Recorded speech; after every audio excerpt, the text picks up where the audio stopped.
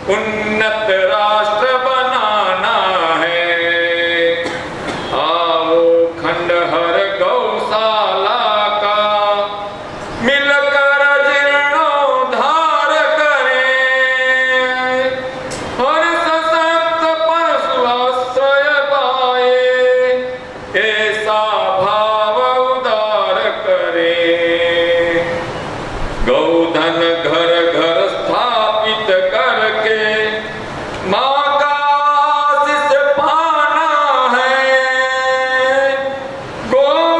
गोपालन संवर्धन करके उन्नत राष्ट्र बनाना है। उजड़ा घाव बसेगा फिर से, कोयल कुहू कूकेगी, बंजर धरती हरी भरी होकर नित सोना उकलेगी। जगत गुरु सोने की चिड़िया फिर हमको कहलाना है। गोपालन संवर्धन करके उन्नत राष्ट्र बनाना है। उन्नत राष्ट्र बनाना है।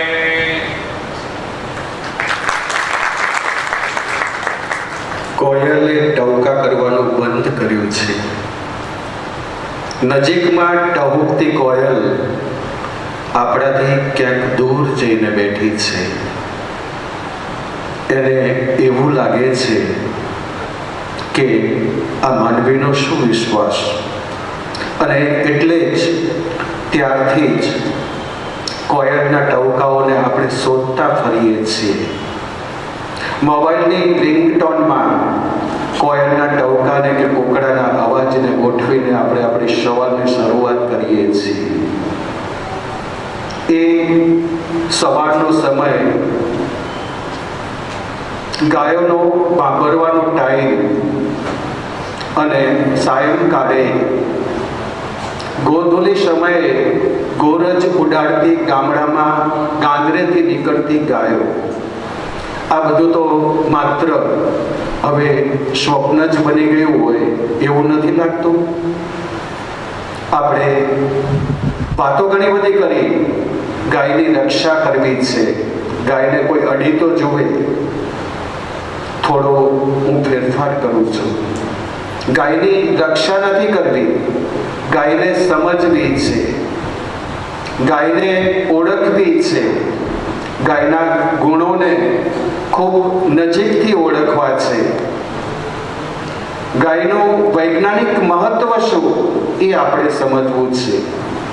ગાયને સાચવવી છે, ગાયને પાળવી છે. ગાયને સાચવીશું તો ગાયની રક્ષા કરવાની લગભગ જરૂર નહીં રહે. આજનો આ કાર્યક્રમ કચ્છ ગૌધન યાત્રાના અનુસંધાને અહીંયા આપની સમક્ષ એક એવી રજૂઆત કરવા માટે એક એવું મહિલા સંમેલન અહીંયા ગોઠવવામાં આવ્યું છે કે જેમાં ભગવાનને આપણે સાક્ષી રાખીશું કે હે ભગવાન, કોયલનો ટહુકો કે મેઘધનુષ્યમાં પુરાતા રંગો, ચકલીનો ચીંચી અવાજ કે વહેતા ઝરણાનો નાદ, આ બધું અમારા હાથથી પરની વાત છે. અને એટલે જ અમે સ્વીકારીએ છીએ કે ક્યાંક તારું અસ્તિત્વ આ પૃથ્વી ઉપર ક્યાંક ને ક્યાંક છે. એનું અસ્તિત્વ તમારી ને મારી બધાની આજુબાજુમાં જ છે. તો આજના કાર્યક્રમમાં એવા ભગવાન અને ગૌ માતાને યાદ કરી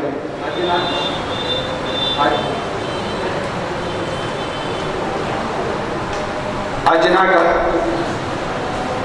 દીપ પ્રાગટ્યથી આપણે કાર્યક્રમની શુભ શરૂઆત કરીએ.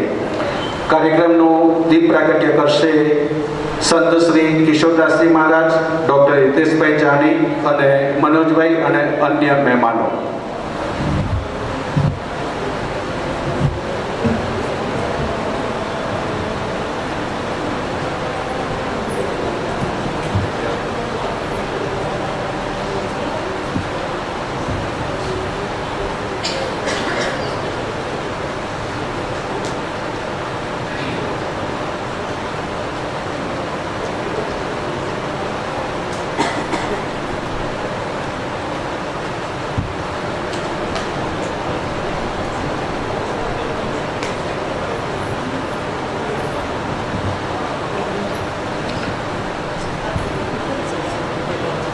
તાળીઓથી આપણે અભિવાદન કરીશું અને આજના કાર્યક્રમને અહીંયા આપણે ખુલ્લો મૂકીશું.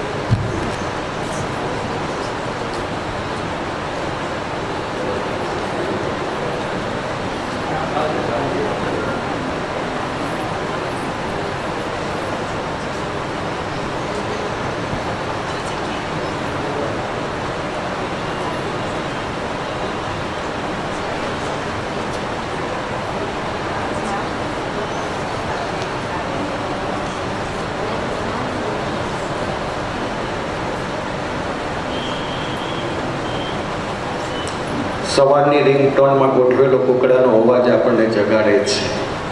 એનું એ જ બાથરૂમ, એનું એ જ ટબલર, એની એ જ ડોલ, એનું એ જ પાણી, એનું એ જ બ્રશ અને એની એ જ ટૂથપેસ્ટથી આપણે આપણા જીવનની શરૂઆત કરીએ છીએ, આપણા દિવસની શરૂઆત કરીએ છીએ.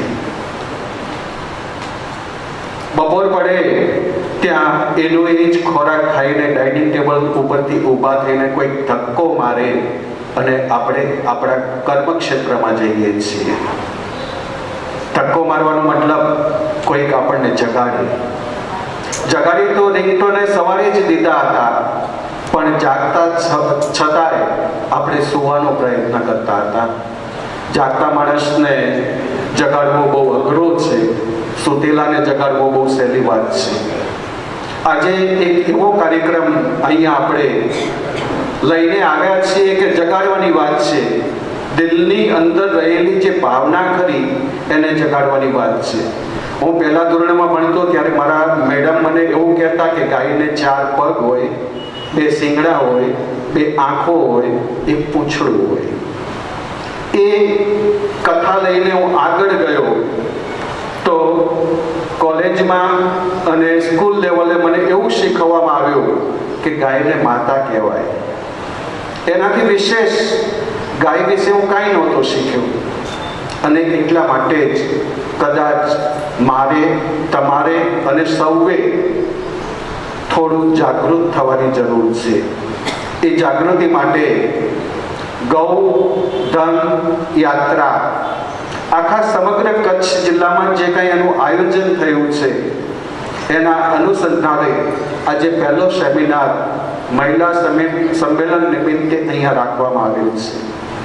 આજના કાર્યક્રમમાં ઉપસ્થિત આમંત્રિત મહેમાનોનું શાબ્દિક પ્રવચન અને આજના કાર્યક્રમને અનુરૂપ 2 શબ્દો આપણને શ્રી મનોજભાઈ સોલંકી કહેશે.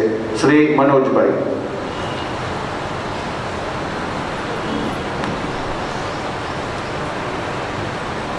નમસ્કાર. આજે ગોદ્રવ્ય વિજ્ઞાન મહિલા સંમેલન નિમિત્તે આપણે સૌ એકત્રિત થયા છીએ અને આપણી વચ્ચે આ કાર્યક્રમમાં મુખ્ય અતિથિ એવા ભુજ કબીર મંદિરના મહંત શ્રી કિશોરદાસજી મહારાજને હું હૃદયથી આવકારું છું આ કાર્યક્રમમાં અને ચરણવંદન કરું છું. તે જ રીતે આપણી વચ્ચે જે એક મહત્વપૂર્ણ જે ગાયનું વિજ્ઞાન આપણા વચ્ચે જે માર્ગદર્શન કરવાના છે એવા માનનીય ડૉક્ટર હિતેશભાઈ જાની, તેમનું પણ હું આપણા સૌ વતીથી હાર્દિક સ્વાગત કરું છું.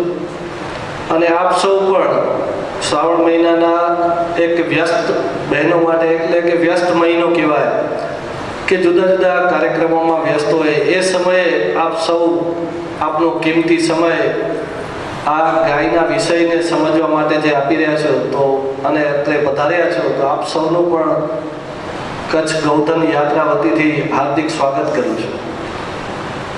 આજે આપણે જે કાર્યક્રમનું આયોજન થયું છે એ એક વિચાર કચ્છ ગૌધન યાત્રા એટલે કે ગાયને લઈને જુદા જુદા ઉપયોગિતાની બાબતમાં જે વિજ્ઞાન રહેલું છે એ વિજ્ઞાન લોકો સુધી પહોંચાડવું એવા હેતુથી એક જે યાત્રાનો વિચાર આવ્યો છે અને એ વિચારના આયોજનના ભાગરૂપે આજે આપણે આ પહેલું જ કે જેમને સીધો ગાય સાથે વધુ નિસ્બત હોય તો એ રસોઈ ઘરને છે, રસોડાને છે અને રસોઈ સાથે સીધા સંકળાયેલા એવા બહેનો માટે આ વિષય અતિ મહત્વનો હોય.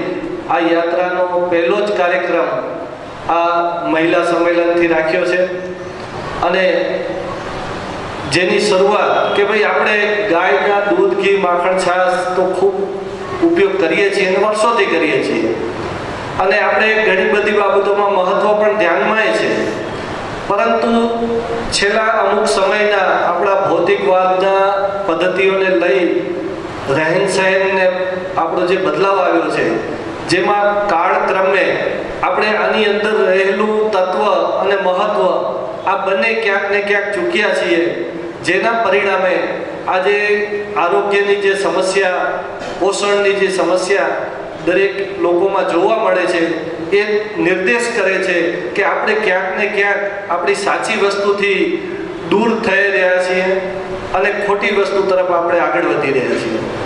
તો સાચી વસ્તુથી આપણે દૂર થવાનું કારણ કે ક્યાંક ને ક્યાંક આપણે એની મહત્તા આપણા જીવનમાંથી ઘટતી ગઈ છે. માત્ર એક પદાર્થ તરીકે જેને ઓળખીએ છીએ, પરંતુ દરેક પદાર્થની અંદર પોષણ આપવાનો એક ગુણધર્મ હોય છે, આરોગ્યની રોગ પ્રતિકારક શક્તિ વધારવાનો એક ગુણધર્મ હોય છે, એ બધા જ પદાર્થોમાં નથી હોતો.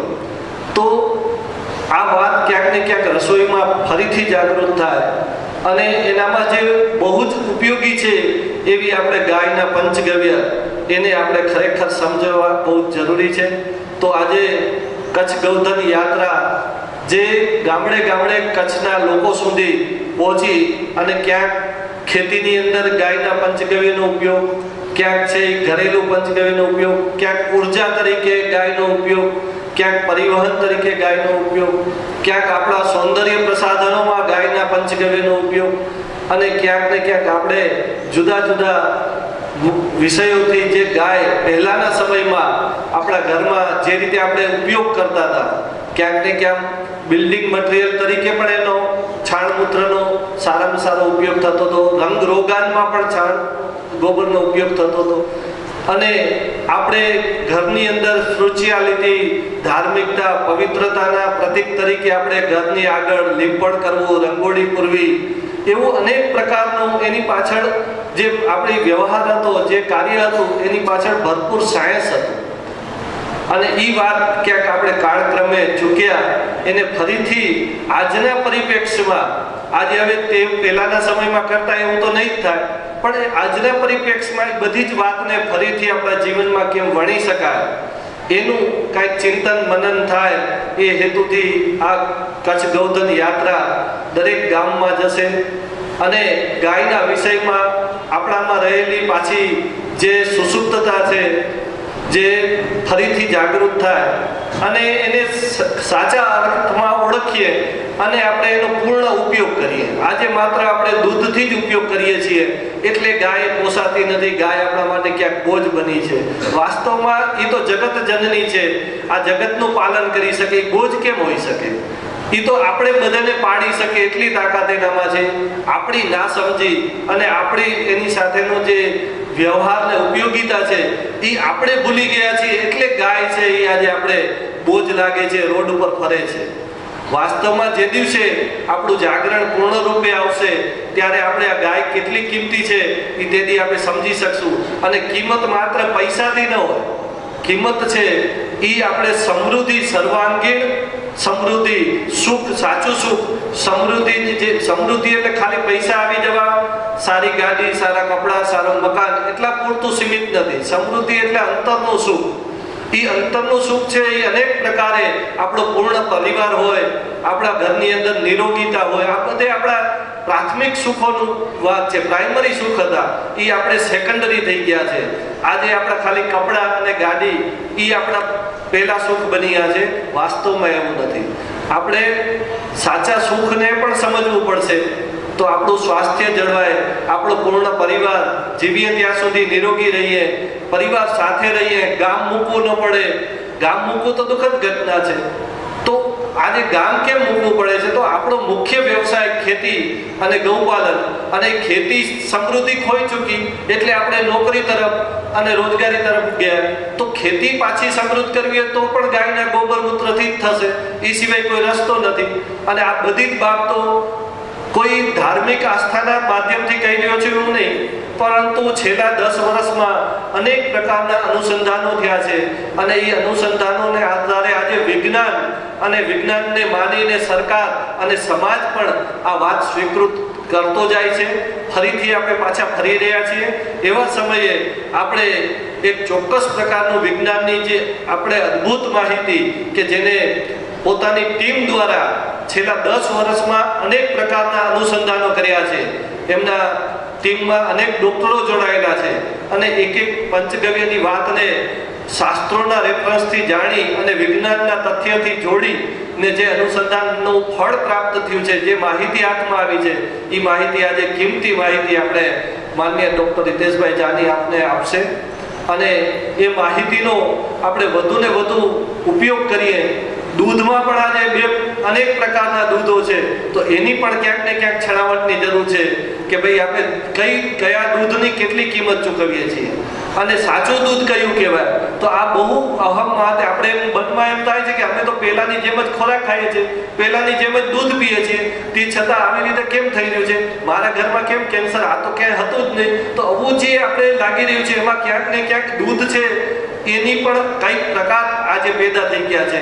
દૂધ પણ અનેક પ્રકારની આપણી સામે આવી રહ્યું છે, પણ આપણે ઓળખ નથી. ધોરું એટલે દૂધ આપણે માની અને બધું આરોગ્ય છીએ. ઘીને પણ ઓળખ નથી. અનેક પ્રકારના ઘી આવે છે. હવે ઘીમાં આપણે ખાઈને તાકાત આવવી જોઈએ, રોગ પ્રતિકારક શક્તિ આવવી જોઈએ. એની બદલીમાં ઘી ખાવાથી આપણો કોલેસ્ટ્રોલ વધે. આ વાત તો માની શકાય એવી નથી, પણ માનવી પડે, કારણ કે આજે ઘી નથી રહ્યું તો ઘીની પણ ઓળખ શું હોઈ શકે? તો આવી બધી બાબતો છે કે જે ખરેખર સુખ માટે હતી, સમૃદ્ધ આપણે પોષણ માટે હતી, સશક્તિકરણ માટેની હતી, રોગ પ્રતિકારક શક્તિ માટે પંચગવ્યનો ઉપયોગ હતો. આજ એ જ પંચગવ્ય એમાંથી ફળશ્રુતિ કેમ નથી આપતું? આપણી રોગ પ્રતિકારક શક્તિ કેમ નથી? આપણે પોષણ કેમ નથી આપતું? તો આવા બધા જ પ્રશ્નોનો જવાબ ક્યાંક આપણે હિતેશભાઈ પાસેથી સાંભળવા મળશે.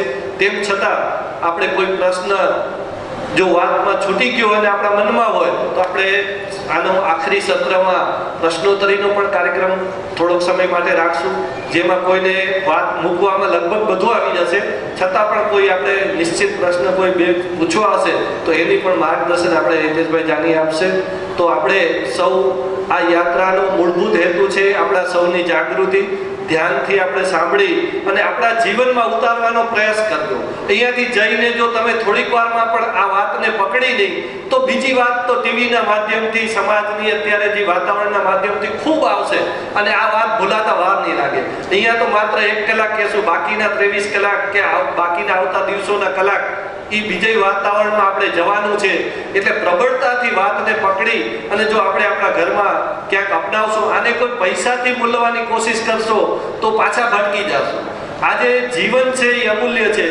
શુદ્ધ હવા, પાણી ને ખોરાક એ જો આપણે સમજશું નહીં તો આપણું જીવન જ નહીં હોય તો પછી આપણે ભૌતિક ને પૈસાને શું કરવાનું? તો પૈસો ત્યારે જ આનંદ આપી શકે, સંસાધનો ત્યારે જ આનંદ આપી શકે, સુખ સુવિધાઓ ત્યારે જ આનંદ આપે કે જો આપણું શરીર છે એ નિરોગી હોય, આપણો પરિવાર સુખી હોય તો જ આપણે આ બધે ફળ છે એ થાય. એટલે પૈસાનો પ્રભાવ પછી ચાલુ થાય. પહેલે છે હવા, પાણી, ખોરાકના દ્વારા આપણું જીવન અને સક્ષમ બનાવીએ, નિરોગી બનાવીએ, એ બહુ મહત્વનું છે. અને એનો આધાર છે ગાયના પંચગવ્ય અને સજીવ ખેતીના ખોરાકો. અને એ બધું જ ગાય દ્વારા જ મળી શકે એવું આજે નિશ્ચિત થઈ ચૂક્યું છે. આપણે ભટકી ગયા છીએ, અમુક વ્યવહારોમાં તણાઈ ગયા છીએ, એટલે આપણે કદાચ એમાં પાછા વળવામાં ટાઈમ લાગશે, પણ આપણે એનો પ્રબળતા અને કન્સિસ્ટન્સી કે સતત એના પ્રયાસ રૂપ રહેવું પડશે, તો જ આપણે આ પામી શકશું. નહીતર તો અત્યારનો જે પ્રવાહ છે, વિરુદ્ધનો પ્રવાહ છે, એને આપણે એની સામે આપણી વાત ટકશે નહીં. અને આપણું જે અહીંયા આવ્યા છીએ, જે 2 કલાક 4 કલાક આપણો કિંમતી સમય કાઢશો, એનું ફળ આપણે મળશે નહીં. તો અહીંયાથી છૂટા પડો ત્યારે આ વાતને સાથે લઈને જજો, એ આશા સાથે. અને કચ્છ ગોધન યાત્રા સફળ થાય એમાં આપ સૌનો ખૂબ સહયોગની જરૂર રહેશે. 6 મહિના યાત્રા ચાલવાની છે. એમાં જ્યારે જ્યારે અમે તમને ક્યારેક બોલાવીએ અને અમુક કાર્ય માટે ક્યાંક ને ક્યાંક તમારી ભૂમિકાની જરૂર પડે તો આપનો સહયોગ મળશે, એ જ આશા સાથે. અસ્તુ. વંદે ગૌ માતરમ.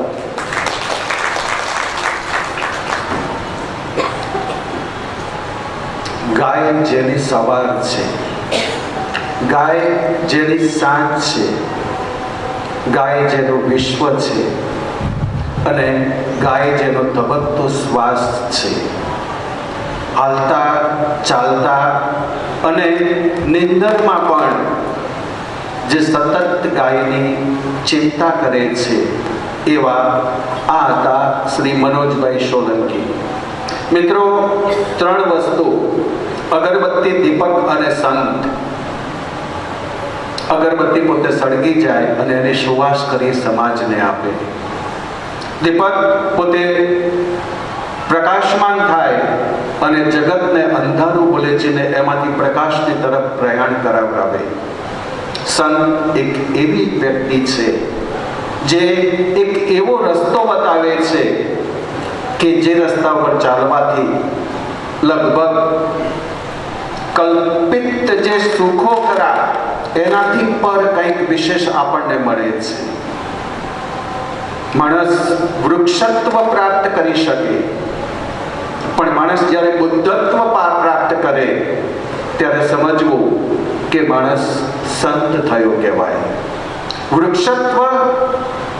વૃક્ષત્વ એટલે શું? તમે તમારામાં રહેલી જે કઈ વસ્તુ ખરી એ બીજાને આપો. તમે ખુદ એનો ઉપયોગ ના કરો અને એ કક્ષાએ પહોંચો ત્યારે સમજવું કે તમે વૃક્ષત્વ પ્રાપ્ત કર્યું છે. અને અહીંયા બુદ્ધત્વ પ્રાપ્ત કરીને એક એવી વ્યક્તિ બેઠી છે કે લગભગ હું કોઈ પણ કાર્યક્રમમાં એન્કરિંગ કરવા જાઉં, કોઈ પણ કાર્યક્રમનું સંચાલન કરતો હોઉં, તો સ્ટેજ ઉપર એક વ્યક્તિ તો મને અચૂક મળે અને એ છે આજના સમારંભના અતિથિ વિશેષ અને સંત શ્રી કિશોરદાસજી મહારાજ. એમને નમ્ર વિનંતી કરીશ કે આપણને આશીર્વચનના 2 શબ્દો કહેશે. સંત શ્રી કિશોરદાસજી મહારાજ.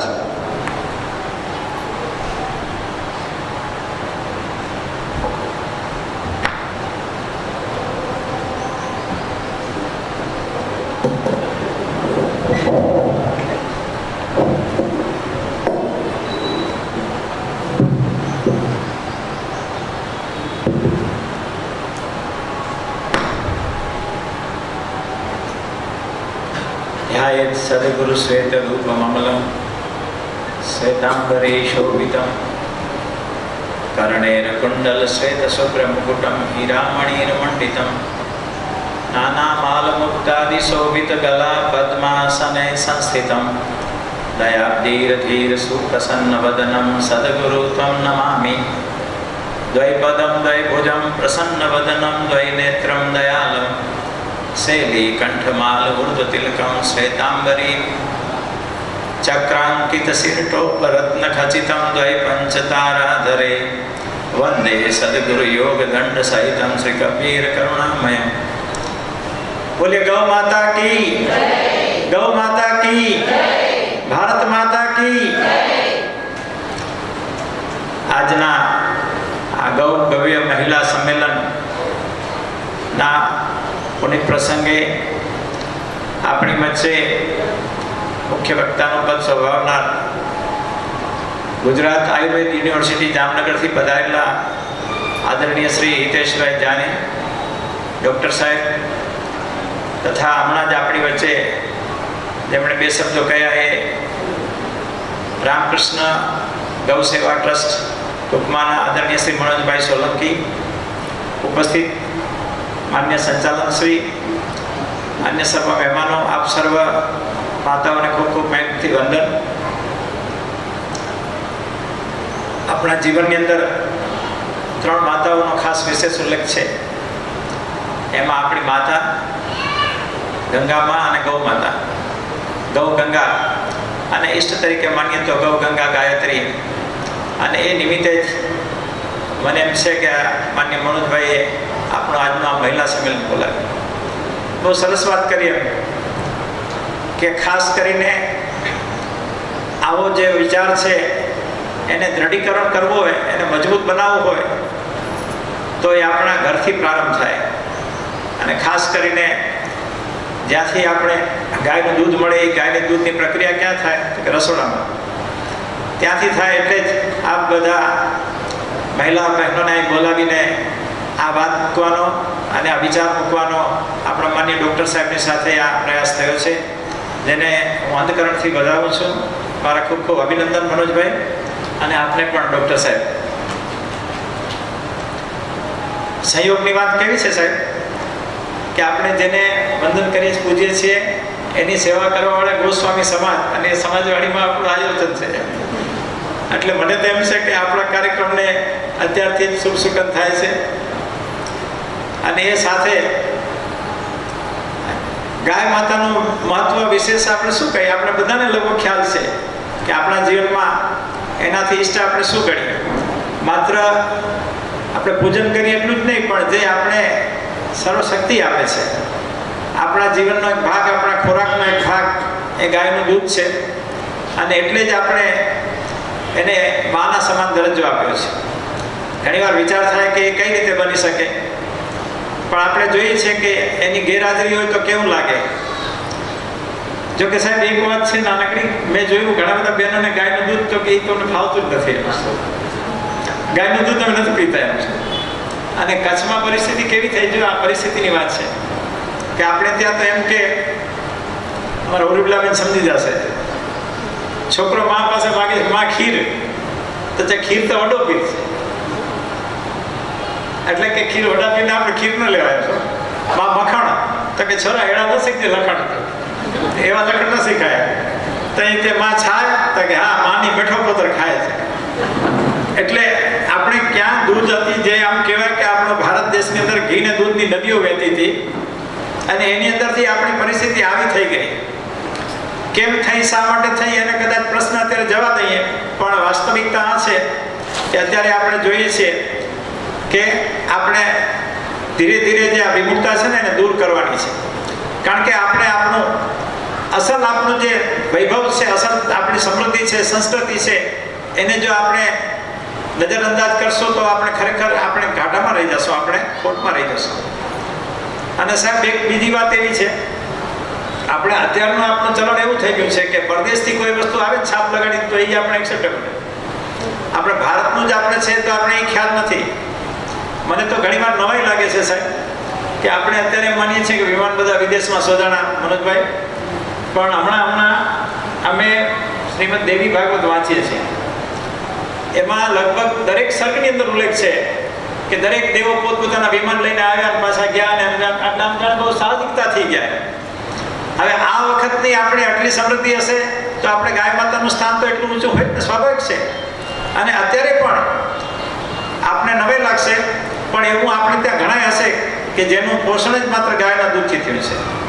સાહેબ વિશેષ દૂરની વાત નહીં કહું, પણ મને ચાનો સ્વાદ ખબર નથી સાહેબ, કારણ કે મને અત્યારે નાનપણથી જ એમ મળ્યું છે. અને એટલે જ એમ માનું છું કે મારા માટે તો એ માનવ સમાન પૂરેપૂરા ખરા અર્થમાં છે. અને હું તો એમ આશા રાખું કે આપણે બધા આ શ્રાવણ મહિનો છે ને, પવિત્ર તહેવાર છે, આમાં આપણા એક એક દિવસમાં અત્યારે સંકલ્પ લેવા જેવો છે કે આજથી ગાયનું દૂધ લઈશ, બીજું નહીં એમ છે. અમારા એક મહાત્મા છે રાપરમાં, એને આપણે પૂછીએ તો કે મેં दूध नहीं लेता हूँ, એટલે આપણે કહીએ શા માટે, तो कि गाय का दूध मिले तो लूँ. मैं कहता यहाँ तो मिलेगा, तो कि बाकी जगह नहीं मिलता इसलिए फिर दूध ही नहीं पीते हैं. પણ આપણે એને બદલે એમ થાય કે આપણે માત્ર ગાયનું જ દૂધ પીશે, ગાયનું જ લેશું ને ગાયનું દૂધ પીશો, આવો સંકલ્પ થાય. ઘણીવાર આપણે એમ થાય કે એ તો બધું મુશ્કેલ કામ થાય, પણ એક વખત આપણા મનથી નિશ્ચય કરીએ તો એમાં મુશ્કેલી નથી. આપણા દેશમાં તો હજી આપણે ઘણી સવલત છે કે આપણે જોઈએ ત્યારે આપણે દૂધ મળી જાય છે.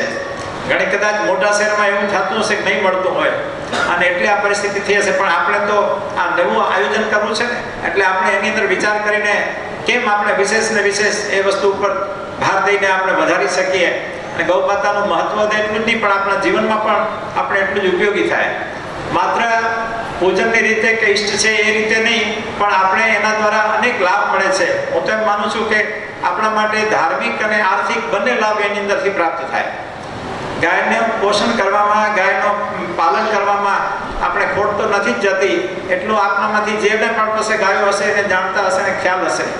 અને ગાયને તો આપવું શું પડે છે સાહેબ, ખોરાકમાં આપણા જેવો ખોરાકથી વિશેષ કાંઈ નહીં, પણ છતાં આપણે બધાને ધીરે ધીરે એક વસ્તુ ખરી, હમણાં એક સર્વેક્ષણ બહાર પડ્યું છે સાહેબ કે ભારતના લોકોને દુનિયાના નંબરની અંદર 800 તરીકે ગણવામાં આવ્યા છે. એટલે આની અસર થોડીક આપણામાં આવી હોય એવું બને.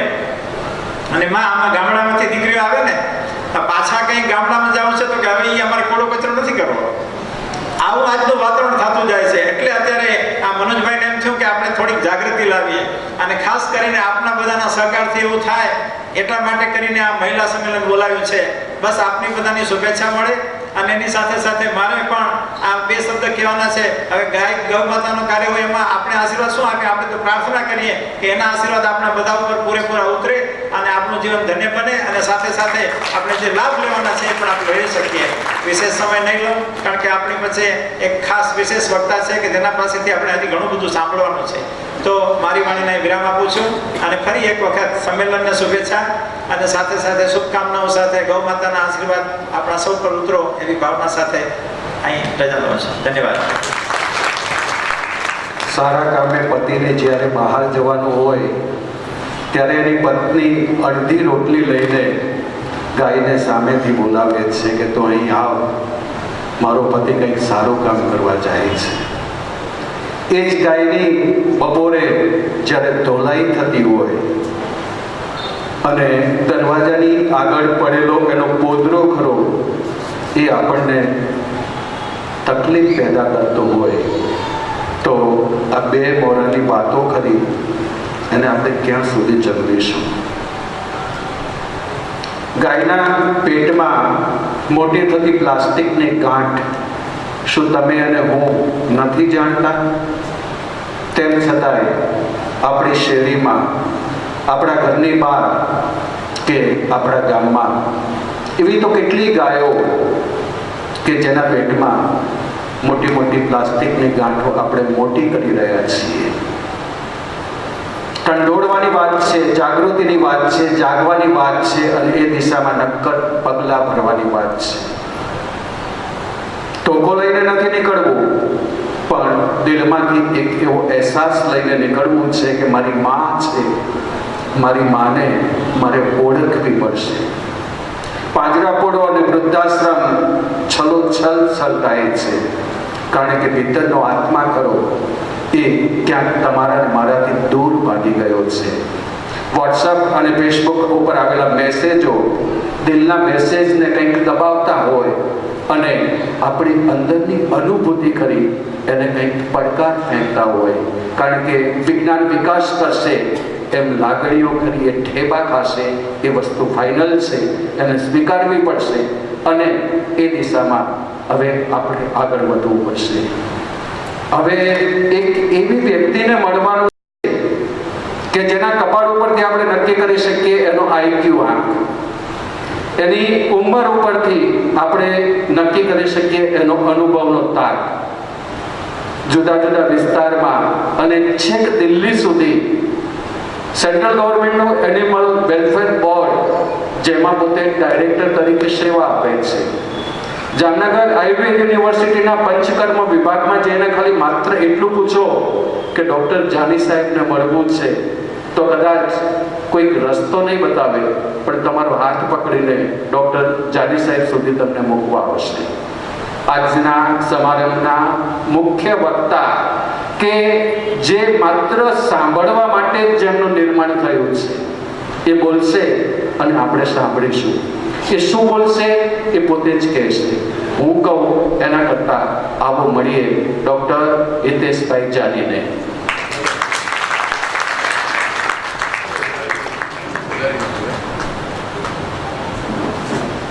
હાલો, સર્વેને નમસ્કાર. સ્ક્રીન પર જોવાનું છે એટલે તમે તમારી રીતે સેટિંગ કરીને બધા બેસી જઈ શકો છો.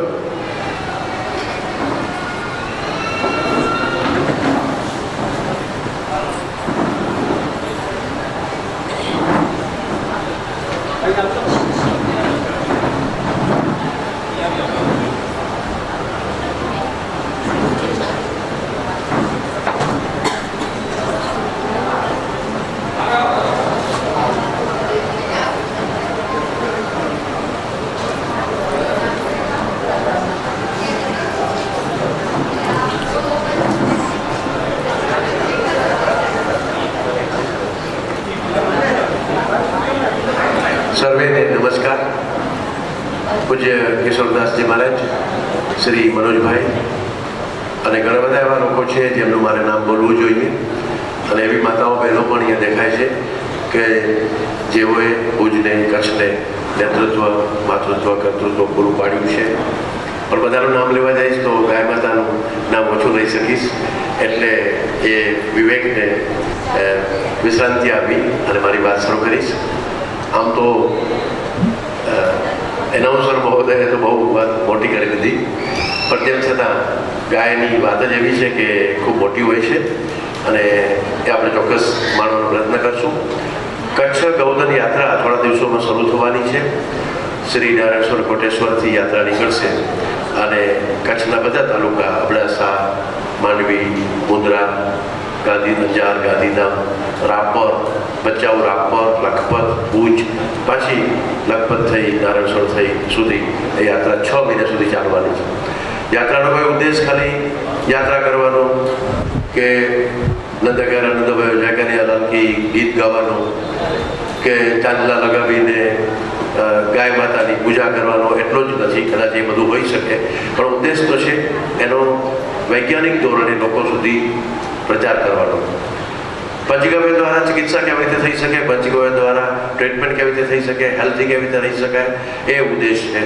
પંચગવ્ય બનાવી કેમ શકાય, પંચગવ્યની ઔષધિઓ કેમ બનાવી શકાય, બહેનો કેવી રીતે બનાવી શકે, યુવકો કેવી રીતે બનાવી શકે, ગામડાના લોકો કેમ બનાવી શકે, પાંજરાપોળ અને ગૌશાળાઓ સ્વાવલંબી કેમ થાય, ગાય તો બધું આપે છે, ગાયને દાન દેતી આપણે કેમ કરી નાખી, ગાય તો આપણે આપનારી છે, તો પંચગવ્ય દ્વારા આર્થિક ઉન્નતિ થાય અને એ ઉપરાંત ઘણા બધા વિષયો જે આગળ પણ તમારા સુધી પહોંચવાના છે.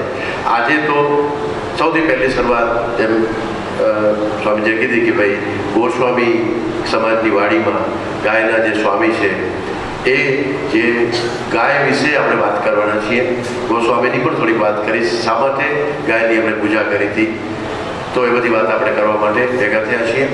ગાય વિશે, ગવ્ય વિશે, પંચગવ્ય વિશે હું આજે જે અમારા છેલ્લા 15 વર્ષના અનુભવ છે, જે રિસર્ચ કર્યા છે, જે એક્સપિરિયન્સીસ છે, એ તમારી સામે શેર કરવાનો છું. અને એ શેર કરવા માટે ખાલી મારી વિદ્વતા બતાવવા માટે કે આ કચ્છ ગૌધન યાત્રા માટે નહીં, પણ તમે તમારા જીવનમાં એનો ઉપયોગ કરો, તમે એમાંથી કંઈક બદલ લાવો તમારી આરોગ્યની સ્થિતિમાં, તમારા ઘરની વ્યવસ્થામાં, તમારા જીવન પદ્ધતિમાં.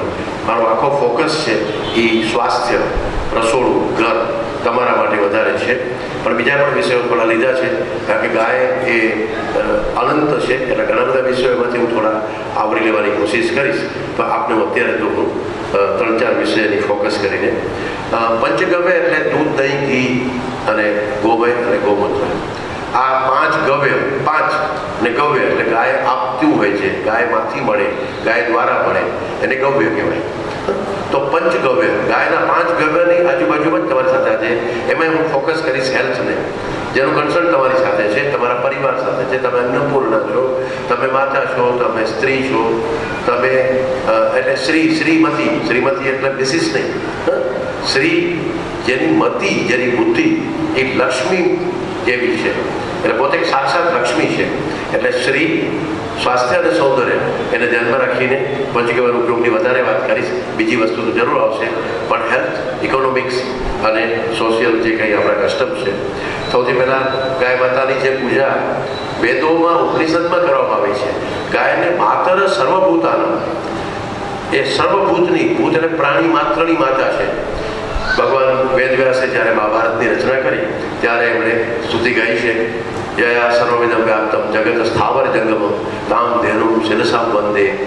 તો ધેનુ માત્રની વંદના એટલે કરી કે સ્થાવર હોય કે જંગમ હોય, ભૂતકાળ હતો કે ભવિષ્યકાળ હોય કે વર્તમાન હોય, આ બધાનું કારણ ગાયને માની છે.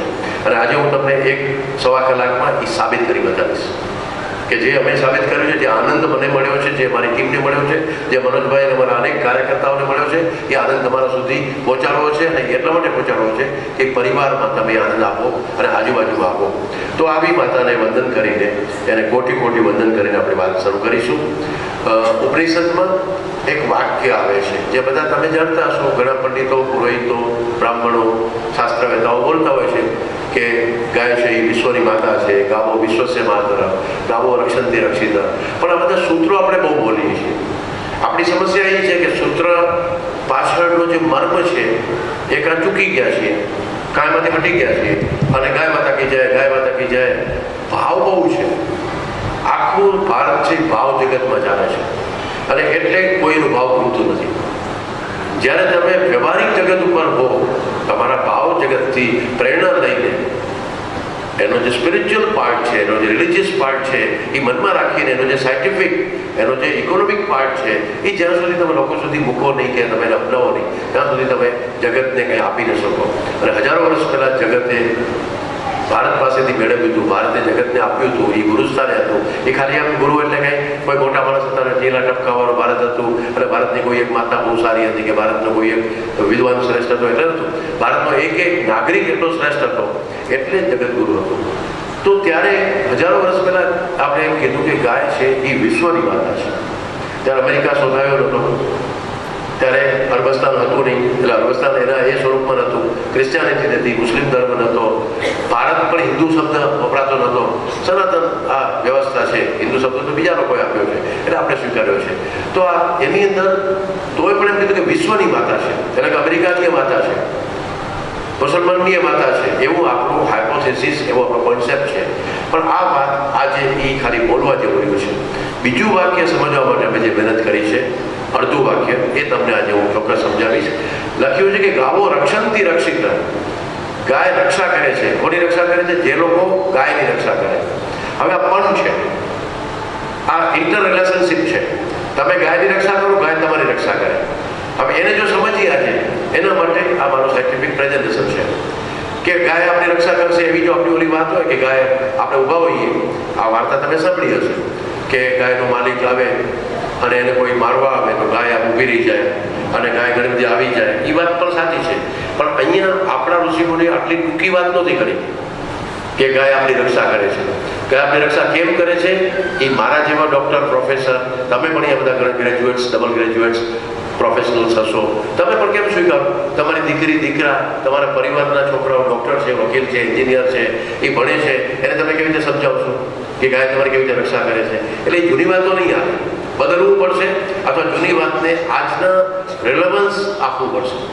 કેવી રીતે રક્ષા કરે છે? અને આ વાત સમજવા માટે છેલ્લા 15 વર્ષથી જે અમે પ્રયત્ન કરી છે એ તમારી પાસે મૂકશું, ત્યારે આખી વાત ફરીથી તમારી સુધી એ પહોંચશે. ગાય આપણી રક્ષા કેવી રીતે કરે છે? ગાયનું દૂધ, દહીં, ઘી, છાશ, માખણ એ આપણું હેલ્થને કન્સર્ન છે. ગૌમૂત્ર અને ગૌમય એ આપણા શરીરના રોગ દૂર કરે છે, કચરો દૂર કરે છે, ટોક્સિન્સ દૂર કરે છે, એ ક્લિન્ઝિંગ કરે છે, અને એ જ રીતે જમીનને શુદ્ધ કરે છે, જમીનને ઉર્વરિત કરે છે, ખેતી કરે છે. તો એ આપણી જમીન હોય, એટલે કે આપણે હોઈએ, હ્યુમન બોડી હોય કે સોઇલ હોય, આ માતા હોય કે તે માતા હોય, ધરતી માતા હોય કે આ માતા હોય, કે એ માતાથી જન્મતા આ માતાના બાળકો હોય, આપણી બધા માટે એ ગાય એ જેને કે આહાર અને ઔષધ બંને છે, પંચગવ્ય. અને એ જ રીતે કૃષિ, વાણિજ્ય, ઇકોનોમિક્સ એ બધાનો આધાર ગાય છે. હું તમને એ સાબિત કરીને બતાવીશ. ભારતે હજારો વર્ષ સુધી આ કર્યું હતું, અને આપણે એટલે ગાયને માતા કહેતા હતા. આજે આપણું હેલ્થ ચરમરાઈ ગયું છે. આપણી જમીન ખરાબ થઈ ગઈ છે, આપણો દેશ બગડી ગયો છે, ઇકોનોમિક્સ બગડી ગયું છે, આપણું સોશિયલ સ્ટ્રક્ચર તૂટી ગયું છે, પરિવાર વિચ્છેદ થયો છે, કારણ કે વચ્ચેથી ગાય નીકળી ગઈ છે. આમાંથી જો ગાય નીકળી જાય તો આહાર આરોગ્ય રહે. ગાય નથી તો ગૌમૂત્ર ન મળે, ગાય નથી તો ગાયનું દૂધ ન મળે. એટલે ગાય હોય તો પછી આ બધાથી એ આપણી રક્ષા કરે. એટલે આપણે ગાય રાખીએ, ગાય આપણી રક્ષા કરે. આ આધાર જો સમજીએ, અમે આને આધાર રાખીને આખી અમારી રિસર્ચ ઇન્સ્ટિટ્યૂટમાં જે કામ કર્યું છે એ હવે તમારી પાસે મોકલ્યું. જીવનનો કોઈ પણ પ્રસંગ લ્યો, પહેલે મંગળ ગાયોના દાન દેવાય, બીજે મંગળ સોનું, પછી રૂપું. તો પહેલે મંગળ કેમ ગાયનું દાન દેવાય?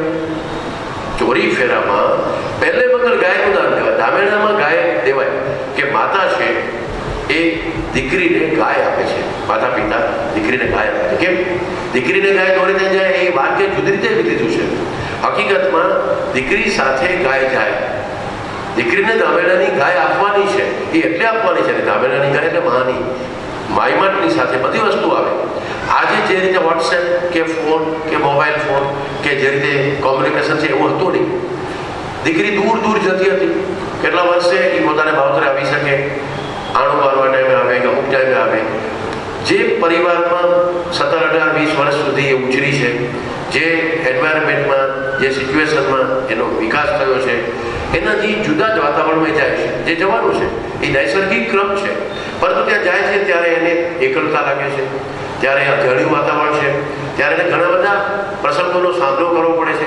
ઘણી સિચ્યુએશનને એને હેન્ડલ કરવાની છે. એ દેરાણી હોઈ શકે, જેઠાણી હોઈ શકે, એ એને ત્યાં નણંદ છે, એની સાસુ છે, એ મહિલા પાત્રો સિવાય એના સામે સમાજ આખો એને ઊભો કરવાનો છે. એટલે એને ઘણી બધી મનોવૈજ્ઞાનિક પરિસ્થિતિમાંથી, શારીરિક પરિસ્થિતિમાંથી પસાર થવાનું હોય છે.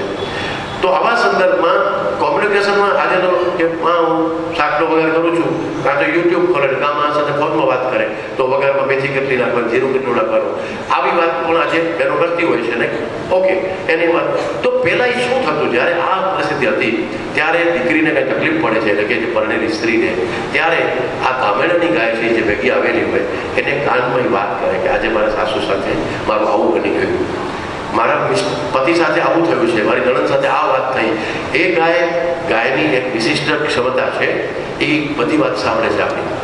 આપણો 84 લાખનો છેલ્લો ફેરો નોટ લિસ્ટ આગલો ફેરો છે એ ગાય છે આપણે, પછી જ મનુષ્ય જાતિ મળે. એટલે આપણી આખી વાત છે એ ગાય માતા સમજી શકે છે. એટલે કે ઓલી છોકરી છે, સ્ત્રી છે, નવી પરણે આવેલી વહુ છે, એ ગાયને કાનમાં વાત કરે, ગાય તરત ઘડી પડે, એને ખબર પડે કે આજે મારી દીકરીને તકલીફ છે. અને એ એટલે મનમાં કંઈ રહે નહીં, બધી વાત નીકળી જતી. અને ઓલી પાછી ખુશ છે, મેં મારી મારે વાત કરી દીધી. એટલે ધામેણાની ગાય હતી, એટલે પહેલે મંગળ ગાયના દાન દેવાય. અને આ વાત જ્યારે કબીર આશ્રમના સંત ત્યાં બેઠા છે, આ વાત મેં જગદીશદાસજી બાપુ એ અમને કરી હતી. એકવાર કબીર આશ્રમ જામનગરમાં 300-350 વર્ષ જૂનો આશ્રમ છે, અને એમની ગાય એમની પછી એમણે બીજા જિલ્લામાં આશ્રમ કરવાનો હતો. આવી વ્યવસ્થા ઊભી કરવાની છે. એટલે થોડીક કબીર આશ્રમ હોય કે કબીરનું સ્થાન હોય એટલે ગાય હોય, એ મને પરંપરાની ખબર છે. તો ગાય એમને થોડી ત્યાં ગાયો મોકલી. મહેસાણા વિસ્તાર, મને કોઈ ગામની યાદ નથી, પણ બાપુએ પોતે વાત કરી હતી. તો 2-3 ગાયો ત્યાં મોકલી. હવે આગળ તો વાહન પણ આવા ગાયને પણ લઈ જવાની, ચાલીને જ લઈ જવાની હતી. આ બહુ વાત મેં વાત સાંભળી છે 20 વર્ષ પહેલાં. એમણે વાત કરી હતી એનાથી 25 વર્ષ પહેલાંની. જગદીશદાસજી બાપુથી એના પહેલાંની વાત એમણે કરી હતી. તો ગાય લઈ ગયા ત્યાં, અને થોડા દિવસ થયા ને સમાચાર મળ્યા ત્યાંથી ભાઈ એક આવ્યો કે ભાઈ ગંગા નામની ગાય હતી, એ ખાતી નથી. કારણ કે બાપુ સાથે એટલી ટેવાયેલી હતી, એ જ એને જમાડે, એ જ એને ચારો આપે, એ જ ખવડાવે. તો એ એકદમ પેલી ગાય બસ ઓલી થવા માંડી, નિરાશ થવા માંડી, દુઃખી થવા માંડી, અને એને ગમતું જ નહોતું, કારણ કે બાપુથી છૂટી પડી હતી. તો બાપુને ખબર પડી, બાપુ બહુ દુઃખી થયા. બાપુને ત્યાં પ્રસંગ હતો બહુ, જામનગર કબીર આશ્રમમાં બહુ મોટો પ્રસંગ હતો. બાપુ જઈ શકે એમ નતા, ગાયને લાવી શકે એમ નથી, કે એ તો ત્યાં રહેવાનું હતું. એટલે બાપુએ પત્ર લખ્યો કે મા ગંગા, અમને સમાચાર મળ્યા છે કે તમે ખાતા નથી, તમે પીતા નથી, અમને બહુ દુઃખ લાગે છે. અમે તમને ત્યાં એટલા માટે મોકલા કે ત્યાં નવી વ્યવસ્થા ઊભી કરવાની છે, અને તમારા પગલાં હોય તો બધું સારું થાય. તો તમને એટલે મોકલા છે, તમે ખાઓ નહીં, પીઓ નહીં, તો અમે દેહ ત્યાગ કરશું, અને એ નહીં ગમે અમને. અને અમારે આપણે પ્રસંગ છે. પછી પત્ર આપ્યો મહેતાજીને, ત્યાંની ગૌશાળાના મહેતાજીને, કે આ પત્ર માં ગંગાને કાનમાં વાંચી સંભળાવજો. એ પત્ર વાંચી સંભળાવ્યો, અને તરત ગંગા માતા રડ્યા, અને પછી ખાવાનું ચાલુ કર્યું. આ નિમિત્ત જ્યારે અહીંયા માતૃશક્તિ બેઠી છે ત્યારે હું એ વાત કરું છું. આ પ્રસંગને સાંભળેલો છે અને મેં તો દર નવરાત્રિમાં ગૌશાળામાં રહું છું. છેલ્લા 10 વર્ષથી ચૈત્ર નોરતું હોય કે અશ્વિન નોરતા હોય, 9 દિવસ ગૌશાળામાં રહું છું અને મૌન રાખું છું અને ગાયને સાંભળું છું. ગાય મને સાંભળી શકે છે, તમને પણ સાંભળી શકે. તો આ પહેલે મગર ગાયોના દાન દેવાય એની પાછળ બહુ મોટી ભૂમિકા હતી. આપણે ખબર નથી કે એ શું હતું. તો જીવનનો છેલ્લે અંતિમ ક્ષણ છે તો આપણે કંઈ ગોળોપાસી થયા. ગર્ભાધાન સંસ્કાર અમે તો આખી 16 સંસ્કાર ગૌશાળામાં કરીએ છીએ, જેની રિસર્ચની વાત તમને હું કરું છું. તો એ 16 સંસ્કાર જો ગાય વગર થઈ જ ન શકે તો એ જીવન વ્યવસ્થાની ગાય આપણી વચ્ચેથી વહી કેમ ગઈ? હું કોઈને હાથ ઊંચો કરાવું કે કેટલાને ઘરે ગાય છે અને પછી તમે કાં ખોટો હાથ ઊંચો કરો તો ના પાડો અને સંકોચ થાય. તમારે ઘરે કેટલાને ઘરે ગાયનું દૂધ આવે છે એમ વાત કરું તો તમને સંકોચ થાય. પણ આજે એ વાત પૂરી કર્યા પછી તમને જો એમ લાગે કે ના, જીવનની દરેક તબક્કામાં ગાય છે તો આજથી તમે ચોક્કસ ગાયનું દૂધ ચાલુ કરશો. ગાયના દૂધનો મહિમા અથર્વવેદમાં મેં જે વાંચ્યો છે, સાંભળ્યો, એમ બધું સતમ કંસા સતમ દોગદારા સતમ ગોપા અધિ પ્રશ્ને હસ્યા. અથર્વવેદનો આ શ્લોક છે એમાં એમ કહેવા માંગે છે સતમ કંસા, કાંસાના 100 વાસણ ભરાઈ જાય, દેગડી ગાગર ભરાઈ જાય કાંસાની, એવી એક ગાય દૂધ આપે છે. 100 દેગડા ભરાઈ જાય, એટલે કે 100 ગાગર, આપણે કાંસાની ગાગર હોય ને એ 100 ગાગર ભરાઈ જાય. અને દોવામાં એ 100 ગાગર ભરાય છે ત્યારે એકલો તો ધોઈ ન શકે, એટલે 100 જણા ધોવાવાળા જોઈએ. અને સતત ગોપતારા અતિ પ્રશ્ન હસ્યા, એનું ટ્રાન્સલેશન નથી કર્યું, પણ ગોવાળિયાનો એક ગોવાળ જેના ઘરમાં 100 જણા છે, એક ગાયથી નભી શકે. એક ગાય 100 દેગડા દૂધ આપે, 100 ગાગર દૂધ આપે, દોવાવાળા થાકી જાય, 100 જણા ટૂંકમાં જોઈએ. અને 100 વ્યક્તિઓનો પરિવાર જે ગાયથી ટકે એવી વસુ નામની ગાય, એની અમે પૂજા કરીએ છીએ, એવું અથર્વવેદમાં વર્ણન છે. કેટલા લીટર દૂધ હશે? તો આ એમને બસ ખાલી લખી નાખ્યું છે વેદના ઉપનિષદમાં નથી મિત્રો. 300 વર્ષ પહેલા અકબરે પોતાનું પુસ્તક લખ્યું છે અકબરનામામાં કે 67 શેર લગભગ 30 લીટરથી વધારે દૂધ આપતી ગાય એમને પોતે ભારતની અંદર, એ તો બહારથી આવ્યો, એ બધા લોકોએ જોયું કે ભાઈ ભારતમાં તો 30 લીટર દૂધ આપતી ગાયો એવરેજ આપતી. આજે તો એ 20 લીટર કોઈ દૂધ આપે તો બહુ મોટી વાત લાગે છે આપણને. હું તમને બતાવીશ 15-20 લીટર દૂધ આપતી ગાયો, પણ 2 લીટર 1 લીટર કેમ થઈ ગયું? આપણી અજ્ઞાનતા, આપણી બેદરકારી, આપણી ગેરસમજ, આપણી જેને કહે ને કે ગુનાહિત બેદરકારી, એના કારણે થયું છે. તો આવા અથર્વવેદના સૂત્ર જેમાં ગાયની પ્રાર્થના દેવતાઓ કરે છે, આ પ્રાર્થના મારી તમારી નથી. ઐશ્વર્યવાન જે દેવતાઓ છે એ ગાયની પ્રાર્થના કરે છે કે હે માતા, તમે અમે આવું તમે કામ કરો છો. જ્યારે ગાયની વાત કરી ત્યારે કૃષ્ણ કેમ યાદ ના આવે? લલિત, વિભાસ, ભૈરવી ને આશાવરી, આ 4 રાગ જો ફ્લ્યુટમાં વગાડવામાં આવે તો ગાય વધારે દૂધ આપે. કૃષ્ણ ભગવાને જાજપગા કેમ ન રાખ્યા, તબલા કેમ ન રાખ્યા, હાર્મોનિયમ કેમ ન વગાડ્યું, એમણે વાંસળી જ કેમ વગાડી, મુરલી મનોહર કેમ કહેવાય? કૃષ્ણ ભગવાન બહુ મોટા વૈજ્ઞાનિક હતા, એ જાણતા હતા અને એમણે આ આખી વાત વાંસળીમાં વગાડી. લલિત, વિભાસ, ભૈરવી, આશાવરી. અમારા આ વિષયનું આપણા કચ્છના જ વિદ્યાર્થી માધાપરના છે અર્પણ, ડૉક્ટર અર્પણ મારો વિદ્યાર્થી, અત્યારે એક વિભાગનો હેડ છે. એને એનામાં રિસર્ચ કર્યું, MD PhD કર્યું કે મ્યુઝિકની શું ઇમ્પેક્ટ થાય છે અલગ અલગ સિસ્ટમ ઉપર. તો ગાયની જે લેક્ટેટિંગ ડક્ટ છે, દૂધ ઉત્પન્ન કરનારી ગ્રંથિ, એ દૂધ ઉત્પન્ન કરનારી ગ્રંથિ ઉપર લલિત રાગ જો વાંસળીમાં પહોંચે, અવાજ પહોંચે તો એ સ્ટિમ્યુલેટ થાય, દૂધ વધારે આપે. એટલે કદમના ઝાડ નીચે ગાયને પેલા ભેગી કરે આ બધા લોકો, ગોવાળિયાઓ. કેટલી ગાયો હતી જોજો, કદમનું એક ઝાડ તો કૃષ્ણ ભગવાનનું ઉગવાનું સિમ્બોલિક. એટલે બધા ગોવાળિયા વાંસળી વગાડતા, ગાય જાય ત્યારે, આવે ત્યારે, જ્યારે દોવાનો ટાઈમ છે ત્યારે, અને એ એસેમ્બલી પોઈન્ટ ઉપર એ વગાડતા. એ આખી પ્રક્રિયા હું તમને થોડી વારમાં બતાવું કે કેટલી મોટું રિસર્ચ એના પાછળ થયું છે. તો આ આપણે ખાલી એમ લાગે કે મુરલી મનોહર ને બંસી વાળોને, પણ શું કામ બંસી વગાડી હતી? તો એનું આખું રિસર્ચ થયું ને અમારી આ રિસર્ચને જોઈ લેન્કેશાયર બર્મિંગહામના એક છોકરાએ અમારી આ વેબસાઇટમાંથી જોઈને અમે આનો રિસર્ચ અમે ટ્રાયલ લીધી મનુષ્ય ઉપર. MD કર્યું મારા વિદ્યાર્થીએ, PhD કર્યું. અને સાથે સાથે એટલું જ નહીં, અમે જુનાગઢના હવેલીના કિશોર બાવા છે, એમની વાટલા ગૌશાળામાં 30 દિવસ સુધી અમારા વૈજ્ઞાનિકો, આયુર્વેદ યુનિવર્સિટીના અને કૃષિ યુનિવર્સિટીના એગ્રીકલ્ચરના વૈજ્ઞાનિકોએ સાથે મળીને રોજ અમે લલિત વિભાસની CD બનાવી 75 ગાયો પર રોજ 30 દિવસ સુધીનું સ્ટડી કર્યું કે કેટલું દૂધ રોજ વધે, 75 ગાયનું એવરેજ 30 દિવસે. એ ડોક્યુમેન્ટ અમે કરેલું છે. આજે આજે પણ આ કંઈ જૂની વાતમાં છે એવું નથી. હવે એનું વર્ક અત્યારે કર્યું, એના હોર્મોન્સમાં શું ચેન્જીસ થાય છે, કેમ દૂધ વધે છે, કયા પ્રકારની ગ્લેન્ડ ઉપર સ્ટિમ્યુલેશન થાય છે, અને એમડી પીએચડી 6 વર્ષનો રિસર્ચ કર્યા પછી આપણે કૃષ્ણ ભગવાન શું કામ વાંસળી વગાડી હતી એ ખબર પડે. આ પ્રકારે કૃષ્ણની વાત છે, એ તમે સમજવાનો પ્રયત્ન કરો. લેન્કેશાયરના છોકરાએ રિસર્ચ જોયું બર્મિંગહામના. એ તો જર્સી રાખે છે, એ લોકો તો ગાયની જ ખબર નથી, પણ એ જર્સી પાડનારો છોકરો બર્મિંગહામનો ક્રિશ્ચિયન, એને મજા આવી કે દૂધ વધે તો બસ બિઝનેસમાં રહેશો. તો એણે એક એપ્લિકેશન કરી બર્મિંગહામ યુનિવર્સિટીમાં કે મારે આ લોકો ભારતની વેબસાઇટમાં આપણા કચ્છના જ એક સંત છે, એ ઇસ્કોનના સંત અત્યારે થઈ ગયા છે, એ જૈન છે, સહદેવ દાસાવ એનું નામ છે, પોતે સંજય શાહ કરીને જૈન વાણિયા કચ્છી વાણિયા છે, પણ પોતે ચાર્ટર એકાઉન્ટન્ટ છે. સીએ થઈ ગયા પછી સંન્યાસી થઈ ગયા, અને સંન્યાસી થઈ ગયા અમારો આ રિસર્ચ એમણે પોતાની વેબસાઇટમાં મૂક્યું. એ મૂક્યું એટલે લેન્કેશાયરના છોકરાએ એને રેફરન્સ આપી બર્મિંગહામ યુનિવર્સિટીમાં એપ્લિકેશન કરી કે 12મું ધોરણ પાસ હતો કે મારે એના ઉપર રિસર્ચ કરવું છે. તો એને બીકોમ કે બીએસસી, એમએસસી અને પીએચડી સુધીની બધી સ્કોલરશીપ આ રિસર્ચ કરવા માટે બોલી બર્મિંગહામ યુનિવર્સિટીએ પાસ કરી કે તારે રિસર્ચ કરવું છે ને કર. આપણા દેશમાં આવી કોઈ સમજ જ નથી. આપણે તો ઢીજો મતો જય કનૈયા લાલ કી, નંદ ભયો જય કનૈયા લાલ કી. આપણે ખબર જ નથી પડતી શું કામ બોલીએ છીએ. મુરલીવાલા, બંસીવાલા, હે ગોપાલા, શું કામ પણ ભાઈ? સાયન્સ છે નહીં શોધીએ.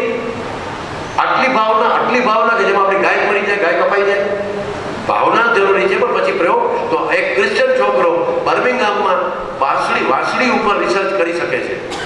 આપણે એ રસ જ નથી, આપણા કૃષ્ણ ઉપર આપણને રસ નથી, આપણે એમાં કઈ વિજ્ઞાન નથી દેખાતું, આપણી ગાયમાં વિજ્ઞાન નથી દેખાતું. એટલે મારી આપને માતા બહેનો વિનંતી છે કે આપણી દરેક વાત છે વૈજ્ઞાનિક છે, એ સમજો અને તમારી નવી પેઢીને આપો. એટલા માટે મેં વાત કરી. નંદ અને ગોકુલની વાત તમને કદાચ ખબર છે કે મને ખ્યાલ નહીં. અમારા રિસર્ચમાં મેં આ એકેડમિક રિસર્ચ છે. નંદ કોને કહેવાય? નંદ કે જેની પાસે 84,000 ગાય હોય ને એને જ નંદ કહેવાય. નંદ એ ડેઝિગ્નેશન છે, ડોક્ટર, વકીલ, પ્રોફેસર, એન્જિનિયર, ચાર્ટર એકાઉન્ટન્ટ. તો જેની પાસે 84,000 કાઉસ છે, ગાય માતા છે, એને જ નંદ કહેવાય. ઉપનંદ, મહાનંદ. આપણે નંદ ઘેરા નંદ ભયો જય કનૈયા લાલ કી. એ નંદ કોણ હતો? કૃષ્ણ ભગવાનના જે પાલક પિતા હતા નંદ બાવા, એની પાસે 1 કરોડ ગાય હતી, એટલે નંદ બાવા કહેવાતા. એમને એમ ન કહેવાય એનું નામ ખાલી અટક જાની ને સોલંકી ને મહેતા ને એવું નથી. ડોક્ટર ને વકીલ ને, ડોક્ટર પાસે કોઈ ડિગ્રી છે એટલે ડોક્ટર કહી છે ને. તો નંદ એને જ કહેવાતું, નંદ નામ નથી. 84,000 ગાયના માલિકને નંદ કહેવાતું. આ તમારી સામે બધું લખાય છે. એમાં 14 નંદ જે જગ્યાએ રહેતા હોય એને ગોકુલ કહેવાય. ગોકુલ એટલે કોઈ ગામનું નામ નથી. 14 નંદ રહેતા હોય એટલે એની પાસે 84,000 ગાયો હોય, એ જે ગામ હોય એને ગોકુલ કહેવાય. જે તમે યાત્રા કરવા જાઓ છો એવા 14 ગોકુલનો જે ટેરિટોરિયલ એરિયા છે, ભૂગોળ થાય, એને વ્રજ કહેવાય. એ વ્રજની પરિક્રમા આપણે કરવા જતા, આજે જ કરવા જાઓ છો, એ કૃષ્ણ ભગવાનને આપણે એમ કે કૃષ્ણ ભગવાન પુણ્ય કરશે. પણ કૃષ્ણ ભગવાન જ્યારે જીવતા હતા ને ત્યારે એ અહીંથી છોડી ગયા. ગોકુલ 11 વર્ષના હતા ત્યારે, પછી તો દ્વારકા આવી ગયા છે. તો કૃષ્ણ ભગવાન તો ત્યારે ભગવાન જ નતા કહેતા, એનો મામાને મારી નાખતો હતો. યશોદાનો તો એ છોરો હતો, નંદનો છોરો હતો. ત્યારે કોઈ ભગવાન સમજ્યા જ નતા. 11 વર્ષ પછી તો એ ગયા નથી ગોકુલમાં. તો ત્યારે પણ આપણા લોકો એ પરિક્રમા કરતા હતા. શું કામ પરિક્રમા કરતા હતા? કૃષ્ણ ભગવાનની પરિક્રમા નતા કરતા. એ ગોકુલની, એ મથુરાની, એ વ્રજની પરિક્રમા કરતા હતા કે જો આટલી બધી ગાયો હોય તો રાખતા કેમ હશે? એ ગાયના દૂધનું શું કરતા હશે? એ ગાયને પાડતા કેમ હશે? એના ચારાનું શું થતું હશે? એ જોવા માટે ભારતના બધા ખેડૂતો આખા દેશમાંથી ત્યાં જોવા જતા કે દૂધનું વેલ્યુએશન કેમ કરાય, દૂધમાંથી બીજું શું બનાવવાનું, દૂધ કેવી રીતે વાપરવાનું, આ ગાયોને સાચવવાની કેવી રીતે. એ પરિક્રમા એ કરવા જતા એટલે સ્ટડી ટૂર હતી. માતા બહેનો સમજાય છે ને સ્ટડી ટૂર એટલે શું? કે સ્ટડી કરવા જતા આપણે. એ 24 કોષી પરિક્રમા પર ચાલીને જવાનું હોય તો એક ગૌશાળા જોતા જવાની હોય. કેટલી ગાયો છે, કેવી રીતે દૂધ આપે છે, છાશ કેમ બનાવાય, માખણ કેમ બનાવાય, માખણનું શું કરવાનું. આ સ્ટડી ટૂર માટે ભારતના આવી 4 મોટી હું તમને આગળ બતાવું છું. આવા ભારતની વ્યવસ્થા હતી. કૃષ્ણ ભગવાન માટે નતા જતા. તમે સમજી લો, કૃષ્ણ ભગવાન જ નતા ત્યારે. એ તો ગોવાળીઓ હતો, એ તો 11 વર્ષનો છોકરો હતો. એ ભગવાન છે જ, પણ ત્યારે લોકો એના માટે નતા જતા, એનાથી પહેલાથી જતા. કૃષ્ણ જન્મેલો હતો ત્યારે પણ જતા. ત્યાં કૃષ્ણ ન જન્મ્યો તો નંદ બાબા હતા જ, કારણ કે એની પાસે 84,000 ગાય હતી. એટલે તમે ધાર્મિક મોરું ઉતારી નાખો. આજે આ ગોસ્વામીની જગ્યામાં તમને વિનંતી કરું છું કે તમારું ધાર્મિક ખ્યાલો છે ને એને વૈજ્ઞાનિક બનાવી નાખો. એને ઇતિહાસ સાથે જોડો તો તમને આખી વાત સમજાશે કે આપણે આ દેશના નાગરિકો છીએ જે દેશમાં ઘી દૂધની નદીઓ વહેતી હતી. હવે તમને બીજું લોજિક જે તમારા રસોડા સુધી વાત પહોંચશે, જે તમારે વ્યવહારમાં હવે કરવાની છે, જે અત્યાર સુધી તમે કદાચ ગોટે ચડી ગયા છો. આપણે ત્યાં બે સૂત્ર હતા, આપ પણ સૌ બધા સંતો પણ એમ કહેતા હશે કે દૂધ વેચાય નહીં ને ગાય વેચાય નહીં. હા, બધી વાત તો મજા નહીં લાગે. ઓહો, દેશ મહાન છે, દેશમાં બહુ સારી પદ્ધતિ હતી. દૂધ વેચાય નહીં અને ગાય વેચાય. તો દૂધ વેચાય નહીં તો દૂધનું શું કરવાનું? અને દૂધ વેચી શકો તમે? જો નંદ બાવાને ઘરે 84,000 ગાય હોય તો કિશોરદાસજી બાપુને ત્યાં 100 ગાય તો હોય, મનોજભાઈને ત્યાં 200 ગાય તો હોય, મારે ત્યાં 4 ગાય તો હોય, આપણે ઘરે 1-2 તો ગાય હોય ને. એટલે ગાયો તો આપણે ઘરે હોય જ, એટલે દૂધ લેવાનું કોઈ ઔચિત્ય જ નથી. દૂધનો ધંધો થઈ જ ન શકે, દૂધ વેચી ન શકાય, કારણ કે બધાને ઘરે પોતાનું દૂધ છે, પોતાની ગાય છે. સમજાય છે? તો પછી દૂધનું શું કરવાનું? એનો જવાબ થોડી વારમાં તમને આપું છું. એનો મતલબ એ હતો કે દૂધ તો લેવું જ ન પડતું, એટલે દૂધ વેચો તો ગોટે ચડી જાઓ. દૂધ વેચી શકતા જ નથી, કારણ કે બધાને ઘરે દૂધ છે, કોઈને દૂધ જોતું જ નથી. કારણ કે બધાને ઘરે ગાય છે, 2, 4, 5, 6 હજાર 7 હજાર ધામેલામાં ગાય આવી છે, બીજી જેઠાણીની ગાય છે, દેરાણીની ગાય છે, દીકરીની બાપની ઘણી ગાયો છે ઘરે. એટલે એ ગાય તો જોતી જ નથી. ગાય છે જ, ગાયનું દાન દેવાય, ગાય વેચાય નહીં. તો ગાય પ્રસંગ છે, 10 ગાય ભેટ આપવાની, 10 ગાય દાન આપવાનું, એ તો મહિમા હતો. એટલે સૂત્ર એવું છે કે ગાય વેચાય નહીં, ગાયનું દાન કરાય. એટલે ગાયનો વધારો કરવાનો છે, પણ ગાય વેચવાની નથી, દૂધ વેચવાનું નથી. દૂધ વેચવું હોય તો વેચી શકતા નથી. તો પછી શું કરવાનું? કારણ કે આયુર્વેદ એમ કહે છે, હવે અહીંયા તમારું રસોડું ને હેલ્થ શરૂ થાય છે કે દૂધ 6 કલાક પછી પીવાય નહીં. દૂધ 6 કલાક પછી પીવાય નહીં. જે દૂધ તાજું છે એ જ પીવાય. કારણ કે દૂધ 6 કલાક પછી તમે પીઓ છો તો એ એનું વૈજ્ઞાનિક કારણ બતાવીશ તમને હમણાં. દૂધ 6 કલાક પછી પીવાય નહીં, કારણ કે એમાં રોગ થાય છે, એમાં બેક્ટેરિયા પડે. તમે કહો અમારે ઘરે તો ફ્રીજ છે, અમે ફ્રીજમાં રાખીએ છીએ. ફ્રીજનું ટેમ્પરેચર કેટલું? કોઈ બીએસસી બીકોમ બીએ થયેલા બહેનો છે, 12મું ધોરણ ભણેલા? ફ્રીજનું ટેમ્પરેચર કેટલું હોય? ફ્રીજનું ટેમ્પરેચર કરતાં યુરોપના 34 દેશોનું ટેમ્પરેચર નીચે છે. એટલે ફ્રીજના ટેમ્પરેચરમાં ફ્રીજમાં ઉત્પન્ન થાય એવા બેક્ટેરિયા ઉત્પન્ન થાય. બારે છે એ બીજા બેક્ટેરિયા ઉત્પન્ન થાય. ભારત છે ઉષ્ણકટિબંધનો દેશ છે, એમાં બારે બીજા બેક્ટેરિયા ઉત્પન્ન થાય. ફ્રીજમાં રાખો તો ફ્રીજમાં બેક્ટેરિયા ઉત્પન્ન થાય. અને યુરોપ ને અમેરિકા તો ફ્રીજથી નીચું ટેમ્પરેચર છે, એમાં ફ્રીજની જ જરૂર નથી. એવા દેશોમાં પણ દૂધ બગડી જાય. સમજાય છે મારી વાત? તમને ઉતરે છે કઈ? એટલે દૂધ ફ્રીજમાં રાખવાથી બગડતું નથી. આ વાત મગજમાંથી કાઢી નાખો. અને કારણ કે સાંજે તો પાછી ગાય બીજી વાર દૂધ આપે છે. એટલે દૂધ તમે અત્યારે સાંભળજો, થાકી જશો તમે. તમે જો જવાબ દેવા જશો, તમે અત્યારે ખોટું કરો છો એ ભાવ મનમાં રાખતા નહીં. સુધારવું છે એ ભાવ પાછો રાખજો. તમને બધી બહેનોને મૂંઝવણ જ થશે. બધાને ઘરે ફ્રીજ છે, બધા આ રીતે કરે છે. તમે જેને તાજું દૂધ કહો છો, કોથળી આવી ગઈ, તાજું દૂધ આવી ગયું, એ તમને ઘરે 7મે દિવસે આવે છે. એ બતાવું છું. જેને તમે એમ કહો છો ને કે તાજું દૂધ આવી ગયું, હાલો કોથળી ખોલો, ફલાણી કંપનીનું દૂધ આવી ગયું, એ તમારે ઘરે 7મે દિવસે પહોંચે છે દૂધ ધોવાયા પછી. એ તમને બતાવું છું. એક વસ્તુ મારે બતાવી છે. અહીંથી નક્કી કરીને જાજો કે કાં હું ખોટો ને કાં તમે આ વાત છે એ કરવાના છો. તો દૂધ વેચાતું જ નથી, કારણ કે બધાને ઘરે દૂધ છે. તો પછી આ દૂધનું કરવાનું શું મારા ભાઈ? તો આ દૂધનું શું કરવાનું એ હવે તમે જોજો. આ દેશ શું કરતો હતો, ભારત શું કરતો હતો. Mathura was big dairy. આ દૂધ બધું મથુરામાં જાય. તરત જ એનું માખણ બનાવી નાખવાનું. દૂધનું દહીં, દહીંની છાશ, છાશનું માખણ, માખણમાંથી ઘી, ઘી છે 1000 વર્ષ સુધી ટકે. દૂધનું વેલ્યુએશન કરી નાખતા. દૂધનું તરત જમાવી નાખવાનું. દૂધ જોઈએ છે એનું વાપરી લેવાનું, તરત જમાવી નાખવાનું. જમાવી નાખીને છાશ કરી નાખો. છાશ પીવાની હોય એટલે પીવાની, બાકી ઢોરને આપી દેવાની, ખેતીમાં વાપરવાની. છાશના ઘણા કામો છે, જે છાશનો વિષય છે થોડીક વાર હું કરીશ. છાશનું આખું ચેપ્ટર લઈશું તમારું. પરંતુ એ પછી તરત જ માખણ છે, એ માખણને તાવી નાખવાનું. 2 દિવસે માખણની શેલ્ફ લાઈફ છે એ 24 કલાક. સવારમાંથી હોય, બીજા દિવસે સવારનો એડ થાય પછી તાવી નાખવાનું. એક દિવસે પણ બહુ માખણ તો તે દિવસે તાવી શકાય. માખણની સેલ્ફ લાઈફ છે એ 24 કલાક. એટલે બીજા દિવસે માખણ તાવી ઘી બનાવી. જેનું ઘણું ઘી છે એ તો મથુરા છે ને ડેરી હતી. મામો કંસ એ ડેરીનો ચેરમેન હતો. એટલે તો આની સાથે મારા માથાકૂટ થઈ ને. દૂધના ભાવ ના આપવાના, ઘીના માખણના બાબતમાં સોદા નહીં કરવાના. આજે જે ડેરી બધું કરી રહી છે, જે તમારી સાથે કરે છે, કૃષ્ણએ જે કરવાનું હતું આજે આપણી આ ડેરી ઇન્ડસ્ટ્રી સામે કરવાનું છે. કૃષ્ણએ કંસ સામે કર્યું. કંસ તો સિમ્બોલિક હતો.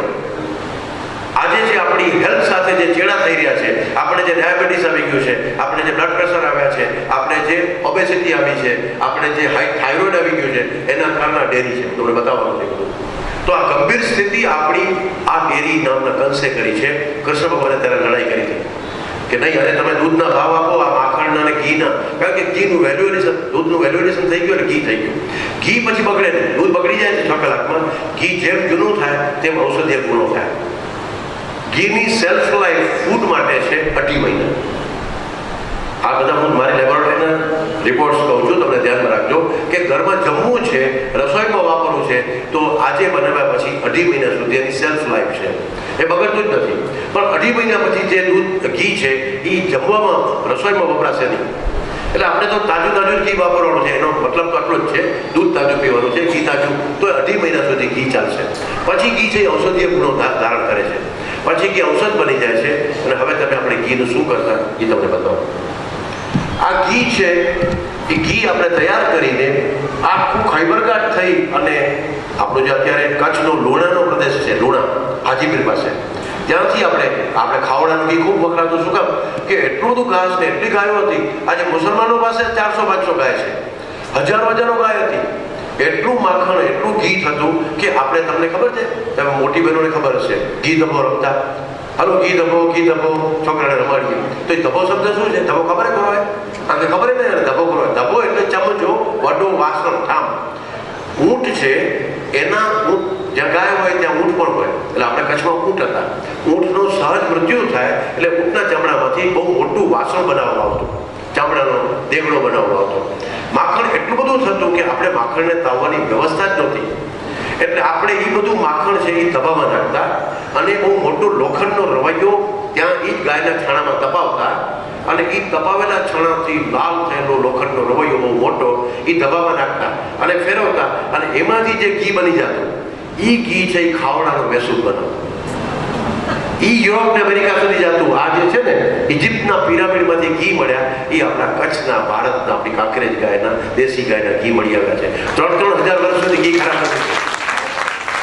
આ ઘી વેચીને સોનું, ચાંદી, હીરા, માણેક, મોતી, તમારે ઘરે જે 10 તોલા, 15 તોલા, 20 તોલા, 50 તોલા સોનું છે ને, ભારતમાં કોઈ જેટલું સોનું ઉત્પન્ન જ નતું થતું. સોનાની ખાણ છે જ નહીં, હીરાની ખાણ છે જ નહીં. તો એ દુનિયામાં બધા કરતા સૌથી વધારે સોનું, ચાંદી, હીરા, જવેરાત ભારત પાસે છે. શું કામ? એ તમારા બાપ દાદાનું છે. તમે કઈ સોનું પેદા નથી કર્યું. આપણા બાપ દાદા, આપણા વડવાઓ હોય દુનિયાભરને ઘી વેચી, કારણ કે ત્યાં ઘી ગાય છે જ નહીં યુરોપ ને અમેરિકામાં. આપણે આ ઘી વેચીને પૈસા કમાતા, કારણ કે ઘી ખરાબ ન થાય. એ ઘીની પોઠું ભરીને જાતી. એ ધબા છે ને, એ ઘી ધબો હજી રમાડજો છોકરાને. એ ધબો યાદ રહેશે તો યાદ આવશે કે ગાય પાછી લાવવાની છે. એટલે ઘી ધબો હજી કરજો, તમે કરજો, ડોસીમાં તમે કરજો, તમારા પોતરાને લઈને હલમુજા પે ઘી ધબો. તો આ છે એ આપણી એક નાની વાત તમારી સામે કરી રહ્યો છું, જે થોડી આજની નવી વાત છે. તમે જે ચિત્ર જોઈ રહ્યા છો, the wellness revolution, A Magsaysay award winner એક પુસ્તક છે, એનું તમે ચિત્ર જોઈ રહ્યા છો. એના લખનાર છે પોલ પિલ્સન. તમે જે ચિત્ર જોઈ રહ્યા છો એને મેક્સેસે એવોર્ડ એટલા માટે મળ્યો, એણે કીધું કે now world is shifting illness to wellness. હવે બીમારીની વાતો જાતી નથી ગમતી. આટલા ડોક્ટર છે, ભુજમાં વધારે ડોક્ટર હોય, ગૌરવ કહેવાય. મને એ કહ્યું, તમે તમારા ઘરમાં ડોક્ટર છો, બોલજો, સાચું બોલજો, બરાબર ને? તમારો દીકરો ડોક્ટર છે તો આપણે એમ કહીએ કે આખું ભુજ માંદવું પડે? આશીર્વાદ દેવાય? હું પોતે ડોક્ટર છું, હું એવા આશીર્વાદ આપીશું. મારા બાપુજીને હું પગે લાગું ને મારા જન્મદિવસે પ્રસંગમાં, તો એ કે તને ક્યાં આશીર્વાદ આપવા? કે તારું ધનધાન્ય ભરેલા એમ કહું તો ગામ માંદવું પડે છે, તને મારે કેવી રીતે આશીર્વાદ દેવાના? મને તો એ જેથી ડોક્ટર છે હું માનવીનો છું. મેં ફોન કર્યો ત્યાં તો આ મોબાઈલ લેતા ડોક્ટર થઈ ગયો, એટલે ફોન કર્યો કે ભાઈ કઈ વાપરી કે ભાઈ હું પાસ થઈ ગયો, ડોક્ટર થઈ ગયો. ઓહો બહુ વૈદરાજ નમસ્તુભ્યમ, તારે નમસ્કાર હો. તારે બાપુજી મને ભાઈ નમસ્કાર. તો એ બહુ વૈદરાજ નમસ્તુભ્યમ યમરાજ સહોદર. તો યમરાજનો ભાઈ છે વાંચતી કે યમસ્તુ હરતી પ્રાણ. યમ તો એ કે પ્રાણ લઈ લે છે, તું પ્રાણમ ચ ધનાની, તું પ્રાણે લઈ લઈશ ને પૈસા લઈ લઈશ. મારા બાપુજી મને આ કીધું કે તું થયો ડોક્ટર, પણ એ કે આપણી સંસ્કૃતિમાં એને તને ધંધાને, એટલે તો આટલી બધી સ્થિતિ છે. આપણે અંદરથી તો ખબર છે કે બહુ ડોક્ટર સારા નહીં, બહુ દવાખાના સારા નહીં, બહુ હોસ્પિટલો સારી નહીં. તો વર્લ્ડની અંદર આ એક વિચાર ચાલુ થયો છે કે ભાઈ ભારત કેવી રીતે સમૃદ્ધ હતો, ભારત કેવી રીતે સુખી હતો. આ પુસ્તકમાં એનો ઉલ્લેખ છે કે ભાઈ હવે ઇન્ડસ્ટ્રી, ફાર્મસી ઇન્ડસ્ટ્રી નહીં ચાલે, હવે આવા ડોક્ટર નહીં થવાય, હવે વેલનેસ ઇન્ડસ્ટ્રી, સાજા થવાની ઇન્ડસ્ટ્રી શરૂ કરો, દૂધનો, ન્યુટ્રાસ્યુટિકલ્સનો, જેનાથી હેલ્થ સુધરે, જિમ્નાસિયમ, તમે એવી ઇન્ડસ્ટ્રી શરૂ કરો જેમાંથી લોકો હેલ્ધી રહે. અને એને મેક્સેસ એવોર્ડ મળ્યો કે now world is shifting illness to wellness. તો એના બદલાનો છે, તમારે પણ બદલવું પડશે. આપણે આપણા મેડિકલ બિલને બદલે આપણે સ્વાસ્થ્ય બધું કેમ મળે, આ એક તમને ખાલી યાદ આપવા માટે કે દુનિયા $1 ટ્રિલિયન વેપાર આનો થયો છે. 2020માં બધા એન્ટીબાયોટિક બંધ થઈ જશે. WHO કહે છે, વર્લ્ડ હેલ્થ ઓર્ગેનાઇઝેશન કહે છે કે આ બધા એન્ટીબાયોટિક બધા કામ નહીં કરી શકે કોઈ, કારણ કે બધા રેઝિસ્ટ થઈ ગયા છે. આ સિદ્ધાંત જ ખોટા છે. તો આ એન્ટીબાયોટિક જો બંધ થઈ જશે તો કરવું શું? તો WHO કીધું કે તમે તમારી ટ્રેડિશનલ સિસ્ટમ ઓફ મેડિસિનનો રિસર્ચ કરો, અભ્યાસ કરો, જે તમારે ત્યાં હતું. એટલે આપણે દેશી, આયુર્વેદ, આંખે ત્રિફળા દાંતે લૂણ પેટને ભરીએ, ચારે ખૂણ જમીને ડાબે પડકે સુવે, એની નાડી વૈદ ન જુએ, તુંબે પાણી જે પીએ, લોટી ટેબર ખાય, દૂધે વાળું જે કરે તે ઘર વૈદ ન જાય. ઈ વાત આ કહે છે.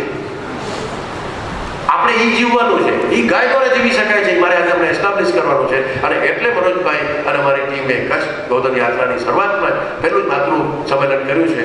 આપણે એને વધારે સમજવા માટે પ્રયત્ન કરીએ. તમે જે ગાય આજે જોશો ને બધી, હું જામનગર ઘણા વર્ષથી રહું છું, એટલે બધા ચિત્રો ત્યાંની અમારી ગીર ગાયના મારી ગૌશાળાને બતાવીશ. ગાયની અંદર જે છે દેશી ગાયના દૂધમાં એવું શું છે ભાઈ કે જેની બધી વાત કરવી પડે, એના માટે સેમિનાર રાખવો પડે, જે તમને નથી મળતું. પાઉચના દૂધમાં, ડેરીના દૂધમાં, બહારથી આવતા દૂધમાં, ભેંસના દૂધમાં, જર્સીના દૂધમાં જે નથી એવું એક તત્વ CL અને BF. આ મારું રિસર્ચ છે. કોન્જ્યુગેટેડ લિનોલિક એસિડ અને વોલેટાઇલ ફેટી એસિડ, આ બે વસ્તુ દેશી ગાયના દૂધમાં જ છે જે કેન્સર સામે રક્ષણ આપે છે. બીજા બધા કેન્સર કરે છે, એ બતાવીશ તમને કે બીજા દૂધ શું કામ કેન્સર કરે, બીજા દૂધ ડાયાબિટીસ કરે, બીજા દૂધ છે તમને ઓબેસિટી કરે, બીજા દૂધ તમારી ગર્ભાશયમાં ગાંઠ કરે છે. કઈ બેન એવી છે જેને ગર્ભાશયની કોથળી 40 થી ઉપરની બહેનો હોય એને ગર્ભાશયની કોથળી સાફ ન કરાવી હોય? કેમ થયું છે? એ થયું છે પેસ્ટિસાઇડ, ફર્ટિલાઇઝર અને તમારા ડેરીના દૂધના પ્રતાપે. તમને ખબર નથી કે તમારા હેલ્થની શું હાલત થઈ રહી છે. તો આ દેશી ગાયના દૂધમાં છે એ વોલેટાઇલ ફેટી એસિડ સેલનો જે DNA ડિસ્ટ્રક્શન છે એને રોકે. વૈદો સામે આ વિષય મૂક્યો છે. અમે કચ્છ ગૌતમ યાત્રામાં 20 પંચગવ્ય ચિકિત્સા શિબિર કરવાના છીએ. જો કોઈ છોકરી બહેનો વૈજ્ઞાનિક હોય, ડૉક્ટર હોય અથવા સ્વયંસેવક હોય, સેવા કરવા માંગતી હોય તો અમારા 6 મહિના દરમિયાન 20 રવિવાર છે. 20 રવિવારમાં તમે આવો અને પંચગવ્ય ચિકિત્સા માટેનો અમારો વૈદો આવશે, ડૉક્ટરો આવશે, તમે ખાલી સેવા આપવા માટે આવો.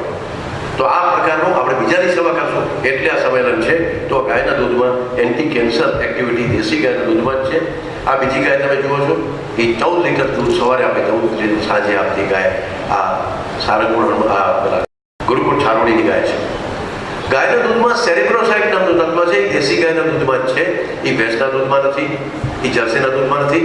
આ સેરેબ્રોસાઇટ શું છે? એ બુદ્ધિ માટેની આખી વ્યવસ્થા છે. પંચમે મન પ્રતિબુદ્ધતર ભવતી, 5મે મહિને બાળક જ્યારે પેટમાં હોય, માતાના પેટમાં, ત્યારે એના સેન્સ ઓર્ગન બને છે. 6ઠે બુદ્ધિ, 6ઠે મહિને બ્રેઇન બને છે. સગર્ભાવસ્થામાં 6ઠે મહિને બ્રેઇન બને છે, 5મે મહિને સેન્સ ઓર્ગન જ્ઞાનેન્દ્રિયો તૈયાર થાય છે. તો ત્યારે મહર્ષિ ચરક એમ કહે છે, હું તો એક મહિનાના દૂધ અને ઘીને બતાવ્યું કે કયા મહિને કેવી રીતે દૂધ લેવાય, કેવી રીતે ઘી લેવાય. પણ બ્રેઇન જે IQ બનાવવાનો છે, બાળકનો જે IQ છે, બુદ્ધિ આંક છે, એ ગર્ભમાં 87% સેટ થઈ જાય. જન્મ પછી બુદ્ધિ આંક 13%થી વધારે વધતો નથી અને એ 12 વર્ષ સુધી. 87% જે બ્રેઇન ડેવલપમેન્ટ છે એ માતાના ઉદરમાં જ થઈ જાય છે, ગર્ભાવસ્થામાં જ થઈ જાય છે.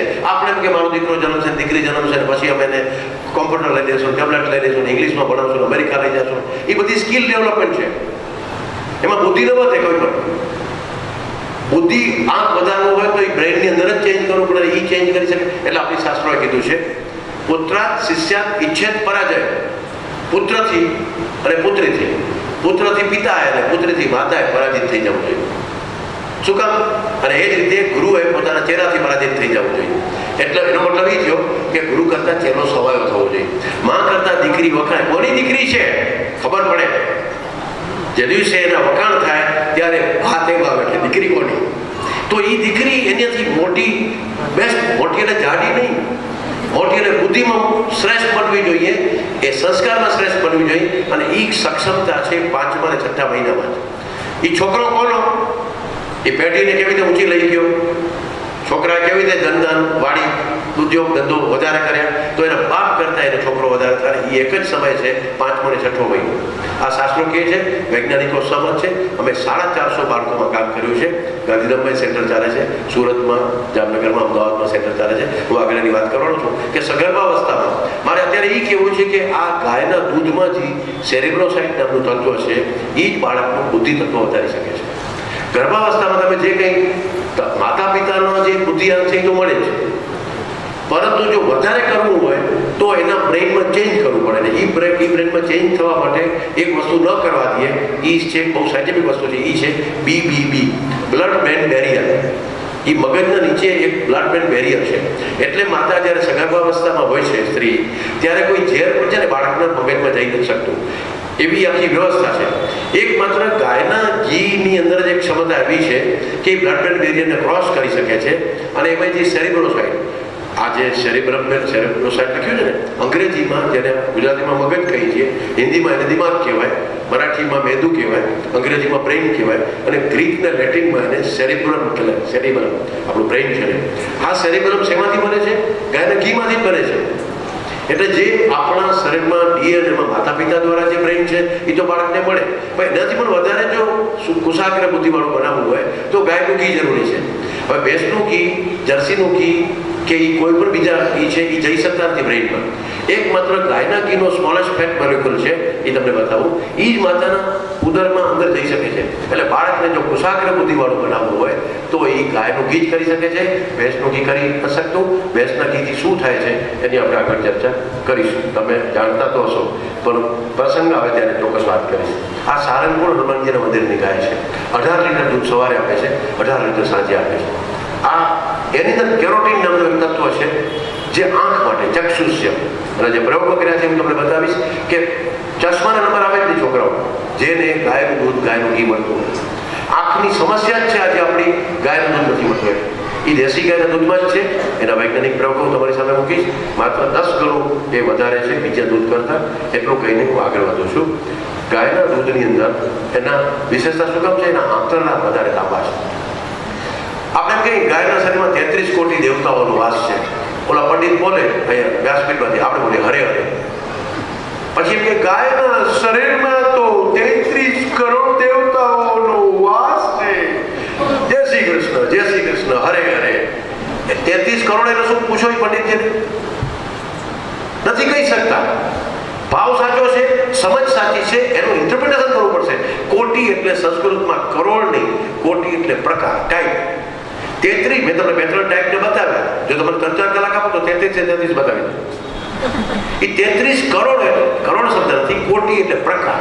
33 ટાઈપના દેવતાઓ એટલે કે બેઝિક એલિમેન્ટ છે, તત્વ છે, ગુણવત્તા છે.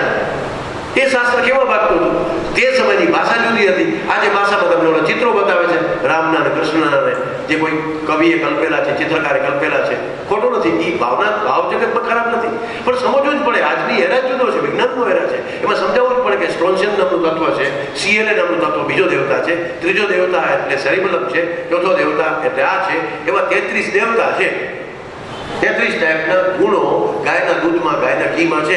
એ સમજવા માટે આપણી બહુ તકલીફ પડે આપણને, ઓલી પંડિતો વાળી વાતો.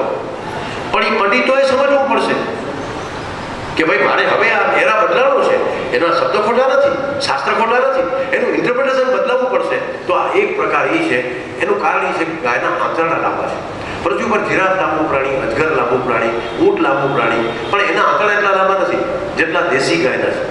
જર્સીના એટલા આંતરડા લાંબા નહીં, ભેંસના નહીં. બધા દૂધ ઉત્પાદન કરનારા કોઈ પણ, આપણે મનુષ્ય છીએ તો આપણા આંતરડા એટલા લાંબા નથી. તો કેમ? ભગવાને એવા આંતરડા એટલા બધા લાંબા બનાવ્યા છે એના કે એમાં અનેક પ્રકારના એન્ઝાઇમ્સ એ ક્રિએટ કરે છે. કેવી રીતે ક્રિએટ કરે છે એની એકાદ વાત આના પછીની સ્લાઇડમાં બતાવીશ. તો એ પોતે ઉત્પન્ન કરી શકે છે, એટલે ભગવાને એના આંતરડા લાંબા બનાવ્યા છે. એની પાચન તંત્ર જ આખું અલગ છે, એ આખું રસાયણ શાળા છે. ગાય માતા એ હરતી ફરતી રસાયણ શાળા છે. એ પોતે પ્રોડ્યુસ કરી શકે છે. એ 35 જાતની વનસ્પતિ દિવસમાં ચરે છે. 11 કિલોમીટર જાય છે, 11 કિલોમીટર પાછી આવે છે. એમાં એ 35 જાતની વનસ્પતિ ચરે છે અને એની બધાનું સિન્થેસિસ કરવાની એના બોડીમાં એના એન્ઝાઇમ છે એ કરી શકે છે અને એના દૂધમાં ગૌમૂત્રમાં એ આવે છે. એટલે આપણને એ હેલ્ધી દૂધ છે, એટલે એ તાકાતવાળું દૂધ છે. એ આપણે સમજવાનું છે. આ 180 ફૂટ આગળ લાંબા ભગવાન એટલે બનાવે. આ તમે ગાય જુઓ છો, 22 લીટર દૂધ સવારે આપે, 22 લીટર સાંજે આપે. તમે એની પૂંછડી જુઓ, તમે એની જૂળ જુઓ, પૂંછ જુઓ. આપણી દેશી ગાય જે છે એની પૂંછ છે એમાં સૂર્યકેતુ નાડી છે, શાસ્ત્ર એમ કહે છે. જર્સીમાં ન હોય, ભેંસમાં ન હોય, મનુષ્યને પણ નથી. સૂર્યના કિરણોમાંથી ગોલ્ડન યલો એન્ઝાઇમ ક્રિએટ કરી સિક્રેટ કરી લે છે, એબ્સોર્બ કરી લે છે અને પોતાના બોડીમાં ગોલ્ડન યલો એન્ઝાઇમ ક્રિએટ કરે છે. એટલે ગાય દૂધ પીળું, દહીં પીળું, છાશ પીળું, માખણ પીળું. અને એ જે ગોલ્ડન યલો એન્ઝાઇમ છે એ બોરોન સલ્ફેટ છે. સોનું છે, સોનું સુવર્ણ છે, બાયોગોલ્ડ છે. એ બાયોગોલ્ડ બીજે કેમ મળે? બાયોગોલ્ડ એટલે નેચરલ ગોલ્ડ. ઓલું છે મિનરલ ગોલ્ડ. તમે જે સોનાનું પહેરો છો એ મિનરલ ગોલ્ડ એટલે ખનિજ ગોલ્ડ છે. પણ બાયોગોલ્ડ છે એ પૃથ્વી પર બીજે ક્યાંય ન મળે. એકમાત્ર ગાય માતા પોતે પ્રોડ્યુસ કરી શકે છે. ગાયને વેદોમાં સૂર્યપુત્રી કીધી છે. એ એમાં જ વિશેષતા છે, બીજા કોઈ પ્રાણીમાં વિશેષતા નથી. અને એ 10,000 લીટરે 1 માઇક્રોગ્રામ આપણે સોનું ધારણ કરી શકીએ છીએ. જુનાગઢની લેબમાં કરી શક્યા. મારો વિદ્યાર્થી હેમંત છે, એના હાથ પડી ગયા બાબા રામદેવને ત્યાં. એનો એ અત્યારે કન્સલ્ટન્ટ છે, પંચગવ્ય બનાવનાર.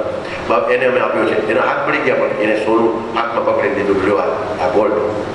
તો ગાયના દૂધમાં એ તાકાત છે, ગાયના મૂત્રમાં એ તાકાત છે કે એ ગોલ્ડ આપણે મેળવી શકીએ છીએ. કારણ કે ગાય પોતે બનાવી શકે છે. એ સિન્થેસિસ સૂર્યની હાજરીમાં એ આ કૂદમાંથી કરી શકે છે. કૂદમાં એક ન્યુરોન પ્લેક્સિસ છે. એ પ્લેક્સિસ અમુક કિરણોને એબ્સોર્બ કરી અને ગોલ્ડ બનાવે છે, જે બીજું કોઈ પ્રાણી ન કરી શકે. એટલે દેવી કીધી છે, એટલે માતા કીધી, એટલે માતાની માતા કીધી છે.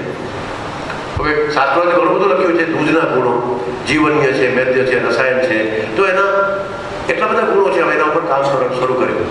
આ બધી મને કેમ ખબર પડી, અમને કેમ ખબર પડી? તો અમે એક ઉપર એક એમડી કરવા માટે ડૉક્ટરને આપ્યું, પીએચડી માટે આપ્યું, એમફાર્મમાં આપ્યું, એમએસસીમાં કામ આપ્યું. ત્યારે અમે આ કરી શકીએ છીએ. દૂધ તો દૂધ જ લાગે. બધા તો અમે ભણ્યા છીએ કાર્બોહાઈડ્રેટ ને ફેટ ને પ્રોટીન ને વિટામિન્સ ને. એવું નથી. તો દેશી ગાયના દૂધમાં એવું શું છે જે શાસ્ત્રોએ કીધું છે, જે આયુર્વેદમાં કીધું છે, જેના કારણે આપણે એને માતા કહેતા હતા? તો આપણે એ ગોતવું પડશે, આપણે એનો રિસર્ચ કરવું પડશે. એ અમે રિસર્ચ કરી અને એક તત્વો બાબતમાં કામ કર્યા, જેનું તમારી પાસે વાત કરી છે. થોડું દૂધને પાત્ર સાથે જરા જોડી લઈએ. કેમ કાંસાના પાત્રમાં જ રાખવાનું? તાંબાના પાત્રમાં રાખીએ તો શું થાય? પિત્તળમાં રાખીએ તો શું થાય? ગમે તેમાં ન રખાય. પ્લાસ્ટિકમાં દૂધ ન રાખી શકાય. તાંબાના પાત્રમાં રાખીએ તો વાયુ દૂર કરે છે. તમે જે પશુપાલક પ્રજા છે એની મહિલાઓ જોઈ છે, મહિલા સંમેલન છે ને મને યાદ આવી ગયું. આહિર, મેર, રબારી, ચારણ, ભરવાડ, એની મહિલાઓ જોઈ છે તમે? એને છૂંદડા ટેકાવવા પડે, એટલું સ્વરૂપ હોય. નજર ન લાગી જાય એટલે એને છૂંદડા ટેકાવવા પડે હાથમાં પગમાં, એટલું સ્વરૂપ હોય. કારણ કે એ ગાય સાથે જ રહે છે. ગાયનું દૂધ દોહે છે, કાંસાના વાસણમાં દૂધ દોહે છે, કાંસાની થાળીમાં દૂધ પીએ છે. એટલે એ અહીંયા લખેલું છે કે કાંસ્ય પાત્રમાં રક્ત પ્રસાદન, લોહી શુદ્ધ કરે છે ને. એટલે એ લોહીનું ઉપરનું તર છે એ ચામડી છે. એટલે સ્વરૂપવાન જો વ્યક્તિ બનાવવું હોય તો કાંસાના પાત્રમાં, અને કાંસાનામાં જ આપણે દૂધ પીતા. દૂધ છે હંમેશા કાંસામાં જ રહીએ. દૂધ અને ઘી બંને કાંસામાં રહીએ. ચાંદીમાં રહીએ એ વાત આગળ કરું તમને કે ચાંદીની કટોરીમાં તમે જો સાંજે સૂર્યાસ્ત થાય તે પહેલાં તમે ચાંદીની કટોરીમાં દૂધ, ગાયનું દૂધ, આ દેશી ગાયનું દૂધ જમાવી દો, દેશી ગાયને દહીંથી. અને સવારે સૂર્યોદય થાય પછી તમારા ઘરમાં કોઈ બેનને, દીકરીને સારા પ્રસંગ હોય, પ્રેગ્નન્સી હોય, તમે એને એ ખવડાવો નાસ્તા સાથે. તો બાળકનું વર્ણ તમે જોજો, ગૌર વર્ણનું બાળક, સુંદર કાળા વાળવાળું, ઘણા વાળવાળું, એવું સ્વસ્થ બાળક જન્મશે. એ ચાંદીના પાત્રમાં રાખવાથી પ્રેગ્નન્સી દરમિયાન કરી શકાય છે, જેનો અમે પ્રયોગ કરીએ છીએ. તો આખી વાત છે એ પાત્રમાં, કયા પાત્રમાં દૂધ રખાય, કેમાં જમાય, એની બધી વાત છે. સગર્ભાવસ્થાની મેં તમને વાત કરી. અમે ગુજરાતમાં અત્યારે સુરતમાં 2 સેન્ટર ચાલે છે. જામનગરમાં અમારું મેઇન રિસર્ચ સેન્ટર છે, ગાંધીધામમાં પણ છે. તમે એનો લાભ લઈ શકો છો કે સગર્ભાવસ્થામાં કયા મહિને કયું ઘી કેવી રીતે અપાય, દૂધ ક્યારે અપાય, હાર્ટ બને ત્યારે કેવી રીતે અપાય, સ્કિન બનતી હોય ત્યારે દૂધ ને ઘી કેવી રીતે અપાય, જ્યારે મસલ્સ બનતા હોય ત્યારે એ દૂધ અને ઘી કઈ રીતે અપાય, કઈ ઔષધિ સાથે અપાય, હાડકા બનતા હોય, દરેક મહિને અલગ અલગ વસ્તુ બને છે. એને ઓર્ગેનોજેનેસિસ કહેવાય. એ મુજબ આખી સગર્ભાવસ્થાની અમે આખી રિસર્ચ જે શાસ્ત્રોએ બતાવી છે એ બધી અમે રિસર્ચ કર્યું છે. જો છોકરાને તમારે બેસ્ટ બનાવવું હોય, ઇન્ટેલેક્ચ્યુઅલ બનાવવું હોય તો છોકરાને તમે ગાયનું દૂધ પીવડાવો. જો તમારે ફિટ રહેવું હોય, 2 બાળકની માતા છે, પેટ કેમ વધી જાય છે પ્રેગ્નન્સી પછી? કારણ કે આપણે માલિશ કરતા નથી સુવાવડ પછી, કારણ કે આપણે નીચેથી છાણાનો શેક લેતા નથી, કારણ કે આપણે ગાયના ઘીની રાબ પીતા નથી, કારણ કે આપણે વાવડીવાળું પાણી પીતા નથી, કારણ કે આપણે દસમૂળ પાક પીતા નથી. સૂતિકા પરિચર્યા 45 દિવસની છે. દરરોજનું પાસેર ઘી જમવું જોઈએ, દરરોજનું પાસેર ઘી.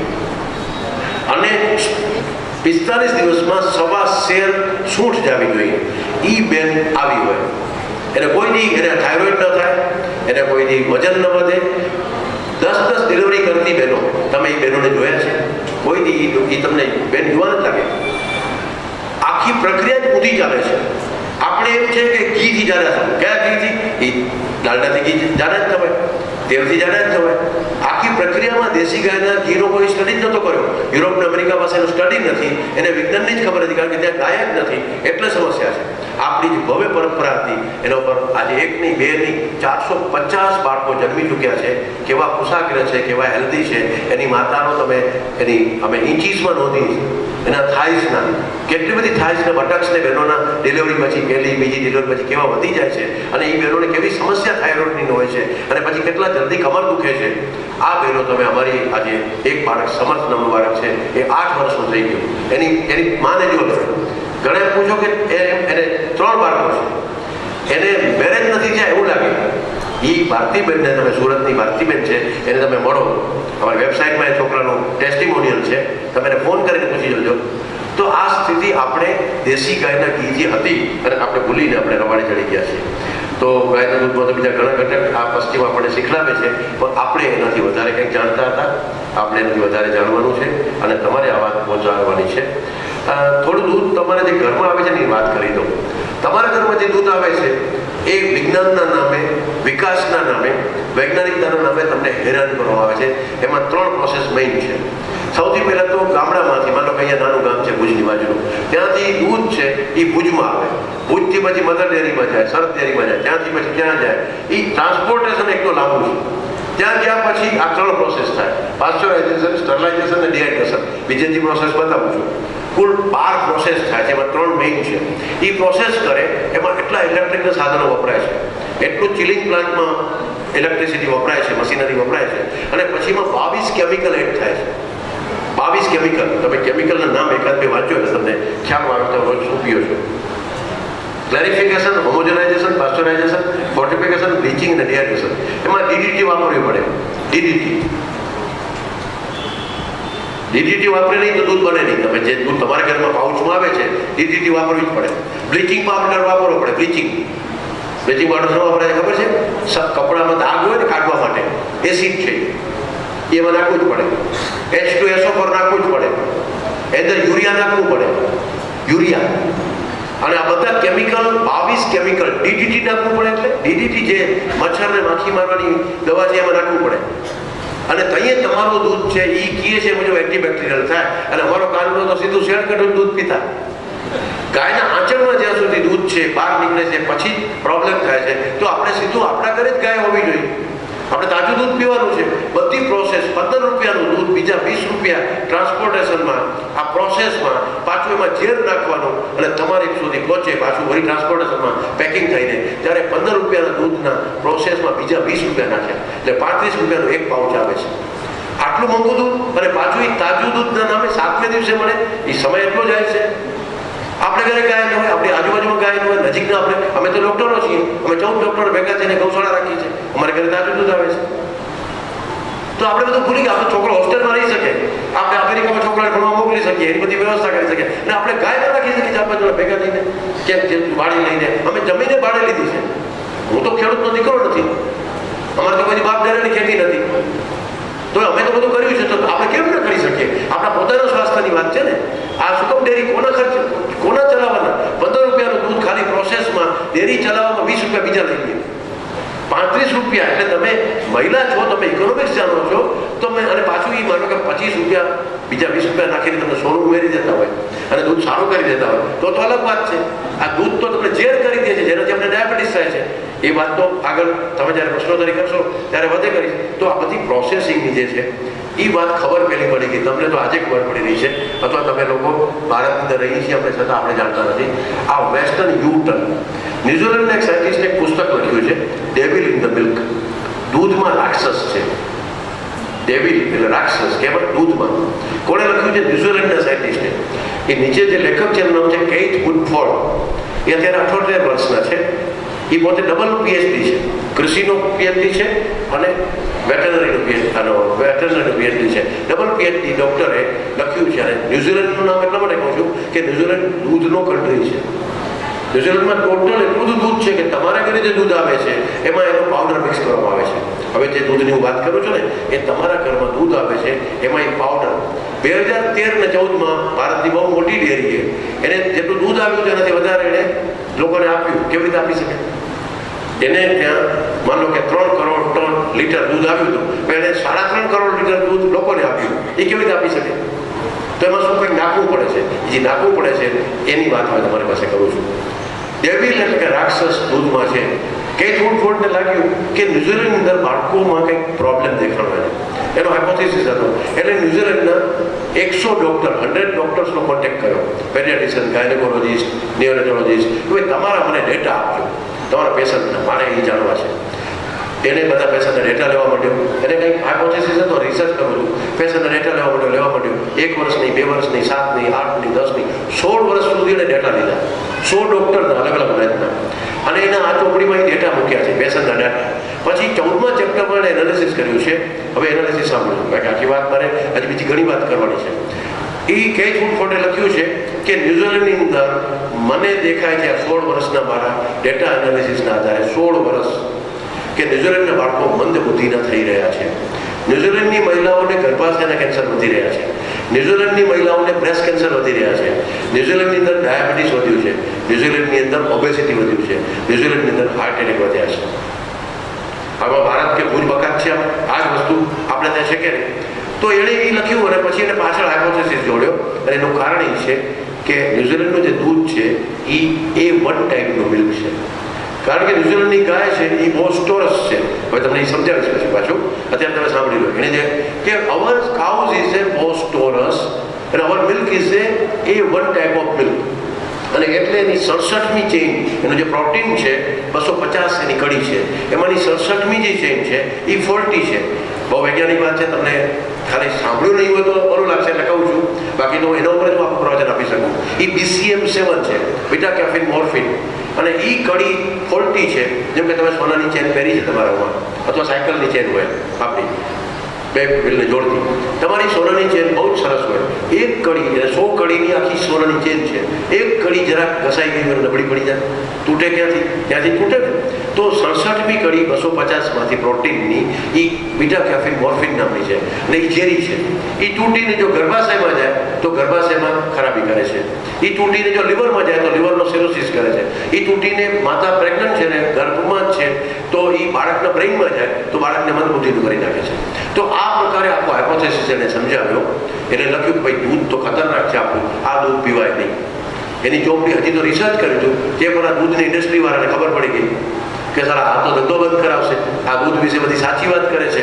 એટલે એણે પ્રાઇમ મિનિસ્ટરને લોકોએ ઇન્ડસ્ટ્રીવાળાને કીધું કે આ વૈજ્ઞાનિક છે ને એને એ અમારો ધંધો આપણો દેશને, કારણ કે 42% ઉદ્યોગ છે ન્યુઝીલેન્ડનો એના ઉપર જ છે, બીજું કંઈ નથી. બહુ ડેરી છે, મોટી ડેરી, દુનિયાભરને દૂધ સપ્લાય કરે છે. આપણે ત્યાં 33% દૂધનો પાવડર અને દૂધ ત્યાંથી આવે છે. અમેરિકામાં 22% દૂધ ન્યુઝીલેન્ડ મોકલે છે. તો બહુ મોટો દૂધનો કન્ટ્રી છે. એટલે તો શું થશે? એટલે આ માણસનું રિસર્ચ છે એને પકડી લો. એટલે એને નજરકેદ કર્યો.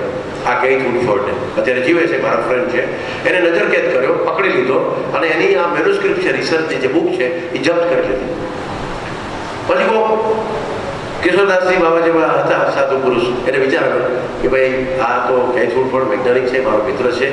ત્યાં પાદરી હોય, આપણે જેમ સંત હોય ત્યાં એક પાદરીનો ફ્રેન્ડ હતો. એને પ્રાઇમ મિનિસ્ટરને પત્ર લખ્યો કે ભાઈ આનું રિસર્ચ શું છે, સાંભળો તો ખરા, જુઓ તો ખરા. તમે સાવ આમ સીધું જેલમાં નાખી દો, કોઈ ઉદ્યોગપતિ કહીએ કે એના અમારે ઉદ્યોગ બંધ કરાવશે અને આપણે એક્સપોર્ટ બંધ થશે તો દેશનું શું થશે, એ વાત સાચી છે. પણ જે આ વાત કરે છે એ વાત પણ કંઈક સાચી હોય, જાણી તો લ્યો. એને પત્ર લખ્યો એટલે એને કંઈ ફૂડફોડને બોલાવ્યો કે ભાઈ તું આવો ને મને કહે. તો કે હું અહીંયા ના આવું તારી ઓફિસમાં, તમને વાત ન કરું. પાર્લામેન્ટમાં આવું તો કે પાર્લામેન્ટમાં તો એના બધા સંસદ સભ્યને બોલાવો. કે પછી બધા સંસદ સભ્ય ખાલી નહીં, જે ડોક્ટરો પાસેથી મેં ડેટા લીધા છે ને એ 100 ડોક્ટરને બોલાવો. પછી જે ઇન્ડસ્ટ્રી વાળાએ મને પકડાવ્યો છે ને બધા દૂધની ઇન્ડસ્ટ્રી વાળાને બોલાવો. જેટલા બીજા સાયન્ટિસ્ટ છે એને બોલાવો, ઇકોનોમિક્સના એક્સપર્ટને બોલાવો, ન્યુઝીલેન્ડના બધા એક્સપર્ટને બોલાવો. મારે એની સામે વાત કરવી છે. મારું જે હું જે કહેવા માંગુ છું કે દૂધમાં ઝેર છે એ એને ત્યાં ન્યુઝીલેન્ડની પાર્લામેન્ટમાં એને રજૂ કર્યું, એને પ્રેઝન્ટેશન કર્યું. તો બધા દમ થઈ ગયા કે વાત સાચી છે, આ દૂધ તો પીવાય નહીં. તો કે તો મિસ્ટર કે હવે રસ્તો બતાવો. પ્રાઇમ મિનિસ્ટરે કીધું તો કે 2 રસ્તા છે. શું રસ્તા છે? તો રસ્તા 2 છે કે ન્યુઝીલેન્ડે એક તો આ દૂધ પીવું ન જોઈએ. તો એ તો આપણે ખ્યાલ આવી ગયો આ દૂધ ન પીવાય. આજે તમને ઘણાને લાગતું હશે ને કે આ દૂધ ન પીવાય, તો ન્યુઝીલેન્ડના તો એ જ ઉત્પાદન કરે છે, એ દુનિયાને આપે છે, એ આ ન પીવાય. કે તો પછી દૂધ ન પીવાય પણ આપણે તો દૂધનો ધંધો કરવો છે, આપણો દેશ જ દૂધનો છે, તો આપણે જીવશું કેવી રીતે? તો એ કે હવે જે છે ને એ તમે જોજો, એ જે ત્યાં બોલ્યો હતો એ તમને મજા આવશે. એને કીધું કે આ છે ને એક પ્રાણી છે જેનું દૂધ આપણે ચાલે છે. હવે આપણી જે આખી વાત છે ને એ અહીંયા શરૂ થાય છે. ન્યુઝીલેન્ડમાં અને અમેરિકા અને યુરોપમાં છે એ આ છે જર્સી બોસ્ટોરસ. એ 23 પ્રકારના ત્યાં પ્રાણીઓ થાય છે. ગાય જેમાં લાગે છે પણ ગાય નથી, અલગ અલગ એની બ્રીડ છે. આપણી જેમ કે ટાંકરે કચ્છમાં છે, આ ગીર સૌરાષ્ટ્રમાં. તો આપણે ત્યાં 37 ટાઈપની ડિસ્ક્રિપ્ટ જે બ્રીડ છે ને 67 એવી નોન ડિસ્ક્રિપ્ટ છે, પણ એ બધી છે એ દેશી ગાયો. આ બધી આપણી આ છે જર્સી નહીં. ઓલી છે બોસ્ટોરસ છે, એનો ડીએનએ જુદો છે, જીન્સ જુદો છે, એ ગાય જેવું દેખાય છે. પૃથ્વી ઉપર 55,000 પ્રાણી છે જે મેમેલ છે, આંચળવાળા. ઉતરી છે એને ગલુડિયા આવે તો એને દૂધ એને માતાને આપે છે, એટલે ગલુડિયા દૂધ પીને મોટા થાય છે. બકરી છે એના બચ્ચાને માટે દૂધ આપે. બધા પ્રાણી જે માદા છે એને દૂધ તો આપે પણ બધા દૂધ એકબીજાને ન પીવડાવી શકાય. એટલે શાસ્ત્રોએ કીધું, આપણા શાસ્ત્રોમાં બહુ ચોખવટ કરી છે. આ વાત ખાલી વૈજ્ઞાનિકને હમણાં શોધાડી જેવું નથી. શાસ્ત્રોએ કીધું કે આટલા બધા પ્રાણીઓનું દૂધ છે તો એ દૂધ ન પીવાય. તમને જો આંખની તકલીફ છે તો બકરીનું દૂધ સારું. જો તમને જલોદર છે, પેટમાં પાણી ભરાય છે, સિરોસિસ ઓફ લીવર છે, તો ઉટલીનું દૂધ સારું છે. જો તમને અનિદ્રા અને કાર્સ્ય છે એ નામનો રોગ છે તો ભેંસનું દૂધ સારું છે. જો તમને હુપિંગ કફ છે તો ગધેડીના દૂધમાંથી દવા શાસ્ત્રકારોએ બતાવી છે. જો ઉન્માદ કે અપસ્માર હોય તો હાથડીના દૂધની વાત કરી છે. તો એક રોગમાં તો દૂધ બતાવ્યા છે એક પ્રાણીના. પરંતુ જો તમને આ બધા પ્રાણી માંદા પડે, બકરી માંદી પડે, ઊંટડી માંદી પડે, પોતે માતા જેનું દાવણમાંથી આપણે 6-12 મહિના સુધી દાવીને મોટા થઈએ છીએ, એ માતાને પોતાને દૂધ ના આવતું હોય. અત્ર ગવ્યમ જીવનિયમ મેધ્યમ રસાયણમ શતક્ષીણ હિતમ બલ્યમ સ્તન્યકરમ પરમ. માને દાવણ ના આવતું હોય, આપણી માને જેને ડિલિવરી પછી માને દાવણ ના આવતું હોય, બકરી માંદી પડે, ઊંટડી માંદી પડે, ગધેડી માંદી પડે, એ ભેંસ માંદી પડે, તો શાસ્ત્રકારોએ કીધું કે એને ગાયનું દૂધ પીવડાવો તો એ સાજા થઈ જશે. એટલે ગાયનું દૂધ છે દૂધની શ્રેણીમાં નથી આવતો, લગાવો તાળી ઠોકો તાળી. એટલે ગાયનું દૂધ છે અમૃત છે, દૂધમાં ના આવે. એટલે વિવેકાનંદજી જ્યારે અમેરિકા ગયા ત્યારે એને પૂછ્યું કે ભાઈ તમે ભારતથી આવો છો? કે હા. સંન્યાસી છો? કે હા. હિન્દુ છો? કે હા. તો કે દૂધ કોનું સારું? તો વિવેકાનંદજી કીધું કે દૂધ તો ભેંસનું સારું. કે તમે હિન્દુ છો, સંન્યાસી છો, અમે તો સાંભળ્યું કે ભારતમાં તો ગાયને માતા માને છે ને તમે ભેંસનું. તમે દૂધનું પૂછ્યું ને તો દૂધ તો ભેંસનું સારું, અમારે તમને મોકલવું છે. તમે પૂછો અમૃત કોને કહેવાય તો હું ગાયના દૂધની વાત કરું. એટલે દૂધ એટલે બાકી બધું. એટલે શાસ્ત્રોએ લખ્યું છે કે અમે જ્યારે અજાક્ષીર બોલીએ ત્યારે બકરીનું દૂધ સમજવાનું, અમે જ્યારે માહિશ ક્ષીર બોલીએ ત્યારે ભેંસનું દૂધ સમજવાનું, અમે જ્યારે પુષ્ટિ ક્ષીર બોલીએ એટલે ઊંટડીનું દૂધ સમજવાનું, અમે જ્યારે કાંઈ આગળ ન બોલીને ક્ષીર બોલીએ એટલે ગાયનું દૂધ જ સમજવાનું. ક્ષીર એટલે દૂધ, કચ્છમાં જોતા ને ખીર, એ ક્ષીર શબ્દ છે. એ ક્ષીર એટલે દૂધ, એટલે ગાયનું દૂધ. દૂધ બીજું હોય જ ન શકે. ગાયના દૂધની ડેરી લખાય જ નહીં, દૂધની ડેરી એટલે ગાયની જ હોય, દેશી ગાયની જ હોય. બાકી લખવું પડે કે ભેંસનું દૂધ અહીં મળે છે અને કેદી પીવાય? 1 દિવસ પીવાય. બોલો હમણાં આવશે બોરચોથના એક જ દી આપણે ગાયનું દૂધ નથી પીતા, કારણ કે આપણે પાપ કરી નાખ્યું. એ પાપ તમને ખબર છે, એની વાર્તા તમે કરો છો. તે દિવસે એ પાપ માટે ભારતની એક હિન્દુ સ્ત્રી, આમ તો આખો હિન્દુ સમાજ યાદ રાખે છે, પણ સ્ત્રી તો એ ભૂલતી નથી કે મારી કોઈ એક વડરાણી, મારી બહુરાણી એટલે વડરાણી એટલે કે સાસુ કોઈક એવી ભૂલ કરી છે કે ગાયના વાછડાને મારી નાખો, સમજ કરતા કાઢો.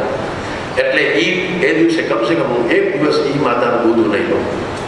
એટલે આપણે મોરચો છે ને, એ આપણે પરંપરા છે કે એ તે દિવસે પછી દૂધ જ પીવું જોઈએ તો બેસ્ટ દૂધ. મારા એકવાર લાઈવ પ્રોગ્રામ ચાલતો હતો દૂરદર્શનમાં, દૂધ વિશે આ બધી વાત કરતો હતો. એટલે એક જણે પૂછ્યું કે સાહેબ ચાય પીવાય કે નહીં, અને ચાય શેની બનાવાય, ગાયના દૂધની સારી કે ભેંસના દૂધની સારી? એટલે મેં ભાઈ હું આમ તો ચા પીવું છું, એટલે હું ચા વિશે હું તો નથી કહેતો, ખાલી ભાષણ આપવું કે ચા સારી નહીં આમ રીતે. એમણે કીધું એનો અધિકાર છે કે ચા પીધી નથી એટલે કહી શકે છે. ત્યારે મેં કીધું હું ચા વિશે બહુ નથી કહેતો, પણ તું પૂછસ કે ચા શેની બનાવાય, ગાયના દૂધની સારી કે ભેંસના દૂધની? તો મેં તો તારે ભેંસના દૂધની ચા બનાવવાનું.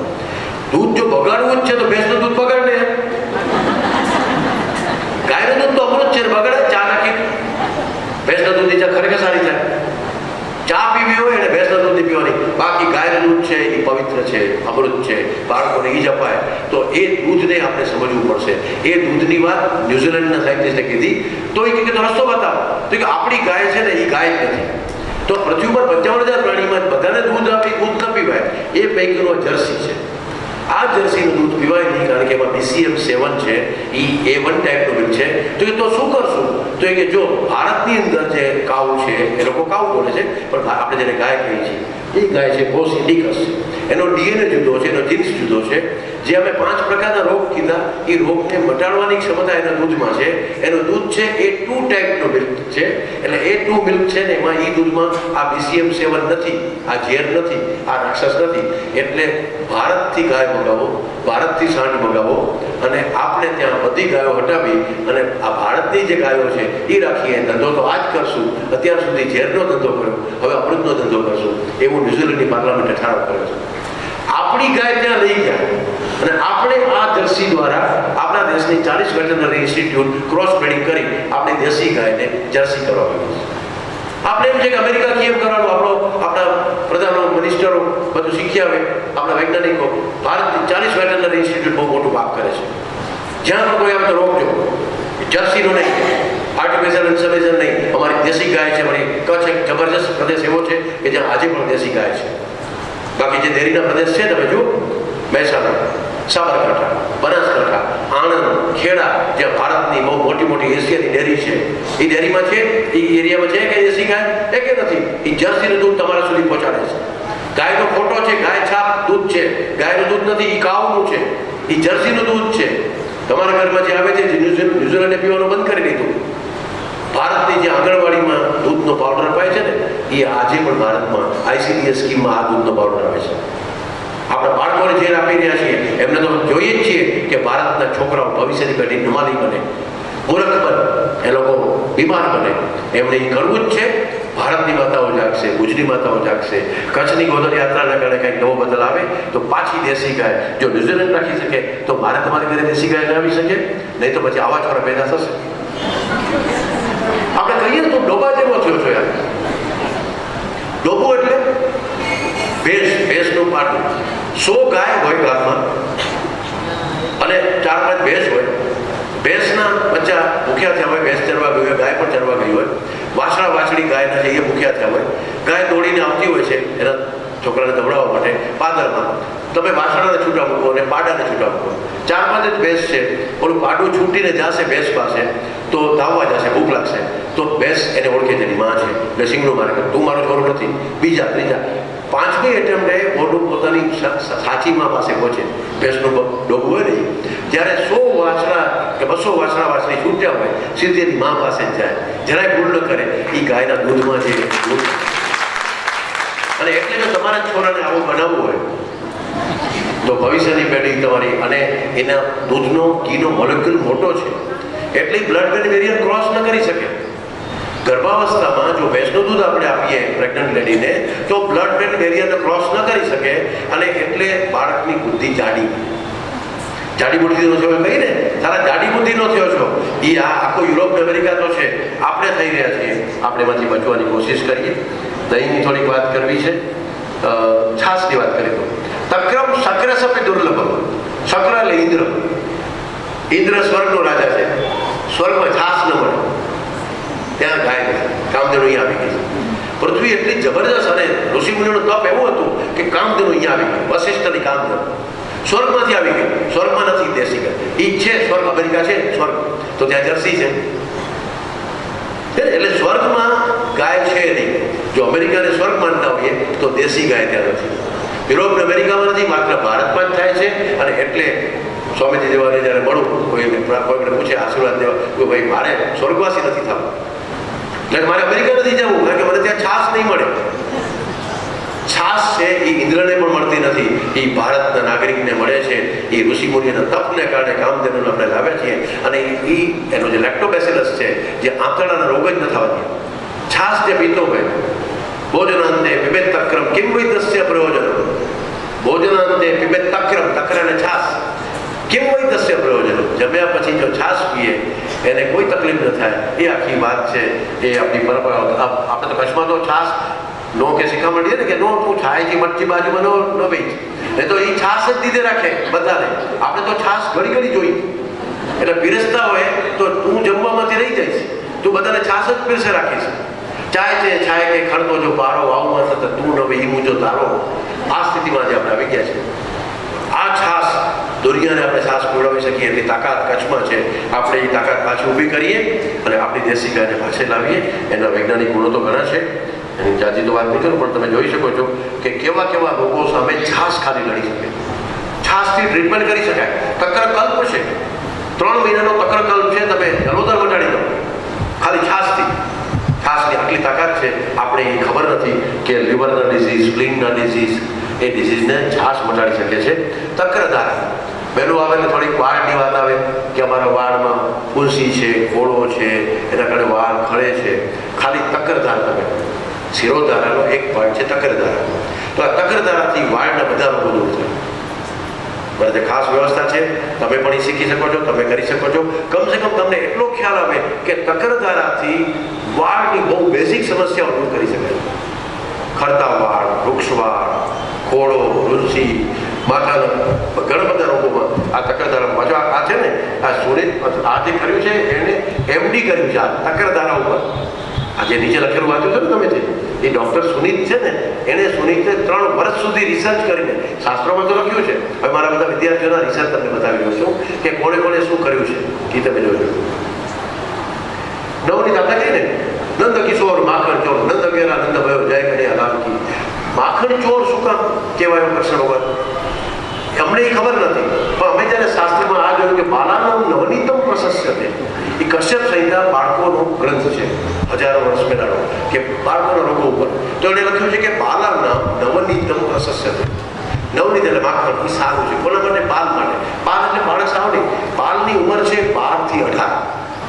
એટલે જ્યારે ગોલોડાઇલ ગ્રોથ છે, જ્યારે હાઇટ વધે છે છોકરીની 12 થી 16 વર્ષ સુધી માસિક સેટ થઈ જાય, પછી બહુ હાઇટ ન વધે. 18 વર્ષ પછી તો હાઇટ ન વધે. જ્યારે છોકરાની 21 વર્ષ સુધી વધે.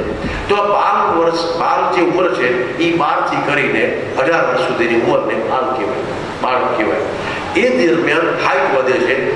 એટલે જ કૃષ્ણ ભગવાન વળી મટકી ફોડનો જે પ્રોગ્રામ છે ને, એ સિમ્બોલિક છે.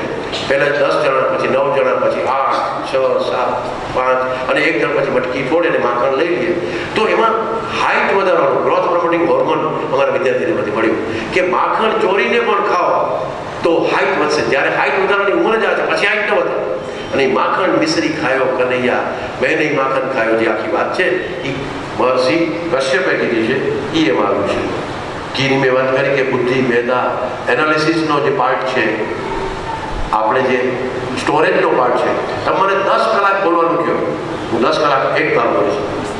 એક માત્ર ગાયના ઘી ના કરે, ગાયના ઘીના નાકમાં ટીપા નાખે, ન અવાજ બેસે, ન પગ થાકે, ન વિચાર થાકે, તમે થાકી જાઓ. અને જો તમે એ ઘી ખાઈને બેઠા હો તો 12 કલાક સુધી બેસી શકો, સાંભળી પણ શકીએ. એટલે સાંભળવાની શક્તિ, બોલવાની શક્તિ, જે વ્યય કરીએ છીએ, જે જ્ઞાનેન્દ્રિયોનો, એ જ્ઞાનેન્દ્રિય છે એ આપણી સ્ટોરેજ કેપેસિટી ખતમ થઈ જાય છે ને, કે હવે સાંભળી નથી શકતા, થાકી જાય.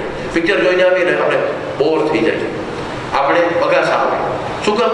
કે એટલું બધું સ્પીડથી દ્રષ્ટિ સાતત્યના સિદ્ધાંત મુજબ આંખ અને કાનમાં પડતું હોય છે કે આપણું બ્રેઇન થાકી જાય. આ બ્રેઇન થાકે છે અને થાકવા કોણ નથી? ઘી થાકવા. પુસ્તક નહીં પુસ્તક કહેશું, વિદ્યા વિદ્યા મસ્તક કહેશું. મસ્તકમાં વિદ્યા ઘરત ગાંઠે ને વિદ્યા પાઠે. પૈસા રોકડા જોઈએ, એ મની ટ્રાન્સફર ને ત્યારે સર્વર ડાઉન થઈ જાય તો આપણે પૈસા લેવાનો, સર્વર ડાઉન ઓલામાં મજા આવે. સામે વાળાને પૈસા દેવાના હોય ત્યારે આપણે સર્વર ડાઉન છે, સર્વર ડાઉન છે, પણ આપણે લેવાના હોય તો એ સર્વર ડાઉન થઈ ના આવે. તો ત્યારે તો રોકડા જ કાઢો, પાકીટ કાઢીને ગરજ કાઢે અને વિદ્યા પાઠે. મોઢે જ હોવું જોઈએ. એ મોઢું ક્યારે નહીં? શ્રુતિ ને સ્મૃતિ. 5000 વર્ષથી જ આપણે લખતા થયા. કૃષ્ણ ભગવાનનો દેહ વિલય થયો, કળિયુગ શરૂ થયો, 5168 વર્ષ થયા, ત્યારે આપણે લખવું પડ્યું. કારણ કે લોકોને યાદ નહીં રહીએ. એ ખબર પડી કે મહર્ષિ વેદવ્યાસે મહાભારતની રચના કરી કે આ પૃથ્વી ઉપર હવે બધાના બ્રેઇન ટૂંકા થઈ ગયા છે. લાખો વર્ષ બધું યાદ હતું, હજી યાદ છે, પણ આપણે હવે નથી યાદ રાખી શકતા. આપણા છોકરાઓને યાદ નથી રહેતું. યાદ શક્તિ ગઈ છે એનું એકમાત્ર કારણ છે કે આપણે ઘી નથી આપતા. ગાયના ઘીની જે ક્વોલિટી છે ને એ બધી આની અંદર છે. હું તમને એના પ્રયોગ જે કર્યા છે મારા વિદ્યાર્થી બતાવું. હવે આના ઉપર હવે ડૉક્ટર નિશાને કામ સોંપ્યું. મારી વિદ્યાર્થીની છે. તમે જો થોડી એવી વૈજ્ઞાનિક બહેનો તૈયાર થશે કે મારે આ શીખવું છે તો હું ડૉક્ટર નિશાને લાવીશ તમારી પાસે. એ તમને બતાવશે. એણે કર્યું 3 વર્ષ સુધી રિસર્ચ કર્યું. એણે 3 ગ્રુપમાં કામ કર્યું, એક સ્કીનમાં, એક બ્રેઇનમાં. તો યાદશક્તિ ઉપર કામ કર્યું 40 થી 60 વર્ષના લોકો ઉપર. 40 અને 60 વર્ષ, 40 વર્ષે આપણે આંખના બેતાળા આવે, પછી મોટી ઉંમર થાય તો મેમરી ન રહીએ, યાદ ન રહીએ. આપણે કહે ને કે આ બધું ભૂલાઈ ગયું, લાકડી ક્યાં છે, છત્રી ક્યાં છે, પાકીટ ક્યાં રહી ગયું, તું મારું આ લઈ જશે ને મારું ઓલું મળતું નથી, રૂમાલ ક્યાં ગયો, કોને ઘરે ગયા હતા, ધણી ક્યાં ગયો, ધણિયાની ક્યાં ગઈ, આ બધું ભૂલી જાય આપણે. એને પૂછે તારું નામ શું છે? આકા ઘરવાળે પૂછતા હોય કે તારું નામ શું છે? ઘરવાળી તરત જ એક નાકનું નશ્ય બીજું દઈ દેવાનું ગાય નાખીને કે પેલા ટીપા નાખો નાખ્યા બી ખબર પડી જાય કે આ તો શ્રીમતીજી વર્ષોથી ભેગા થઈ ગઈ છે. તો તમે એ 40 થી 60 વર્ષના વોલેન્ટિયર ઉપર કામ કર્યું. એ મિડલ એજના લોકોને કોઈ 10 ml ઘી સવારે, 10 ml સાંજે ગાયના દૂધમાં અને એના બનાવવાનું જોશો કે ડૉક્ટર નિશાને કામ કર્યું. અને એ જ રીતે આઈસમાં કામ કર્યું.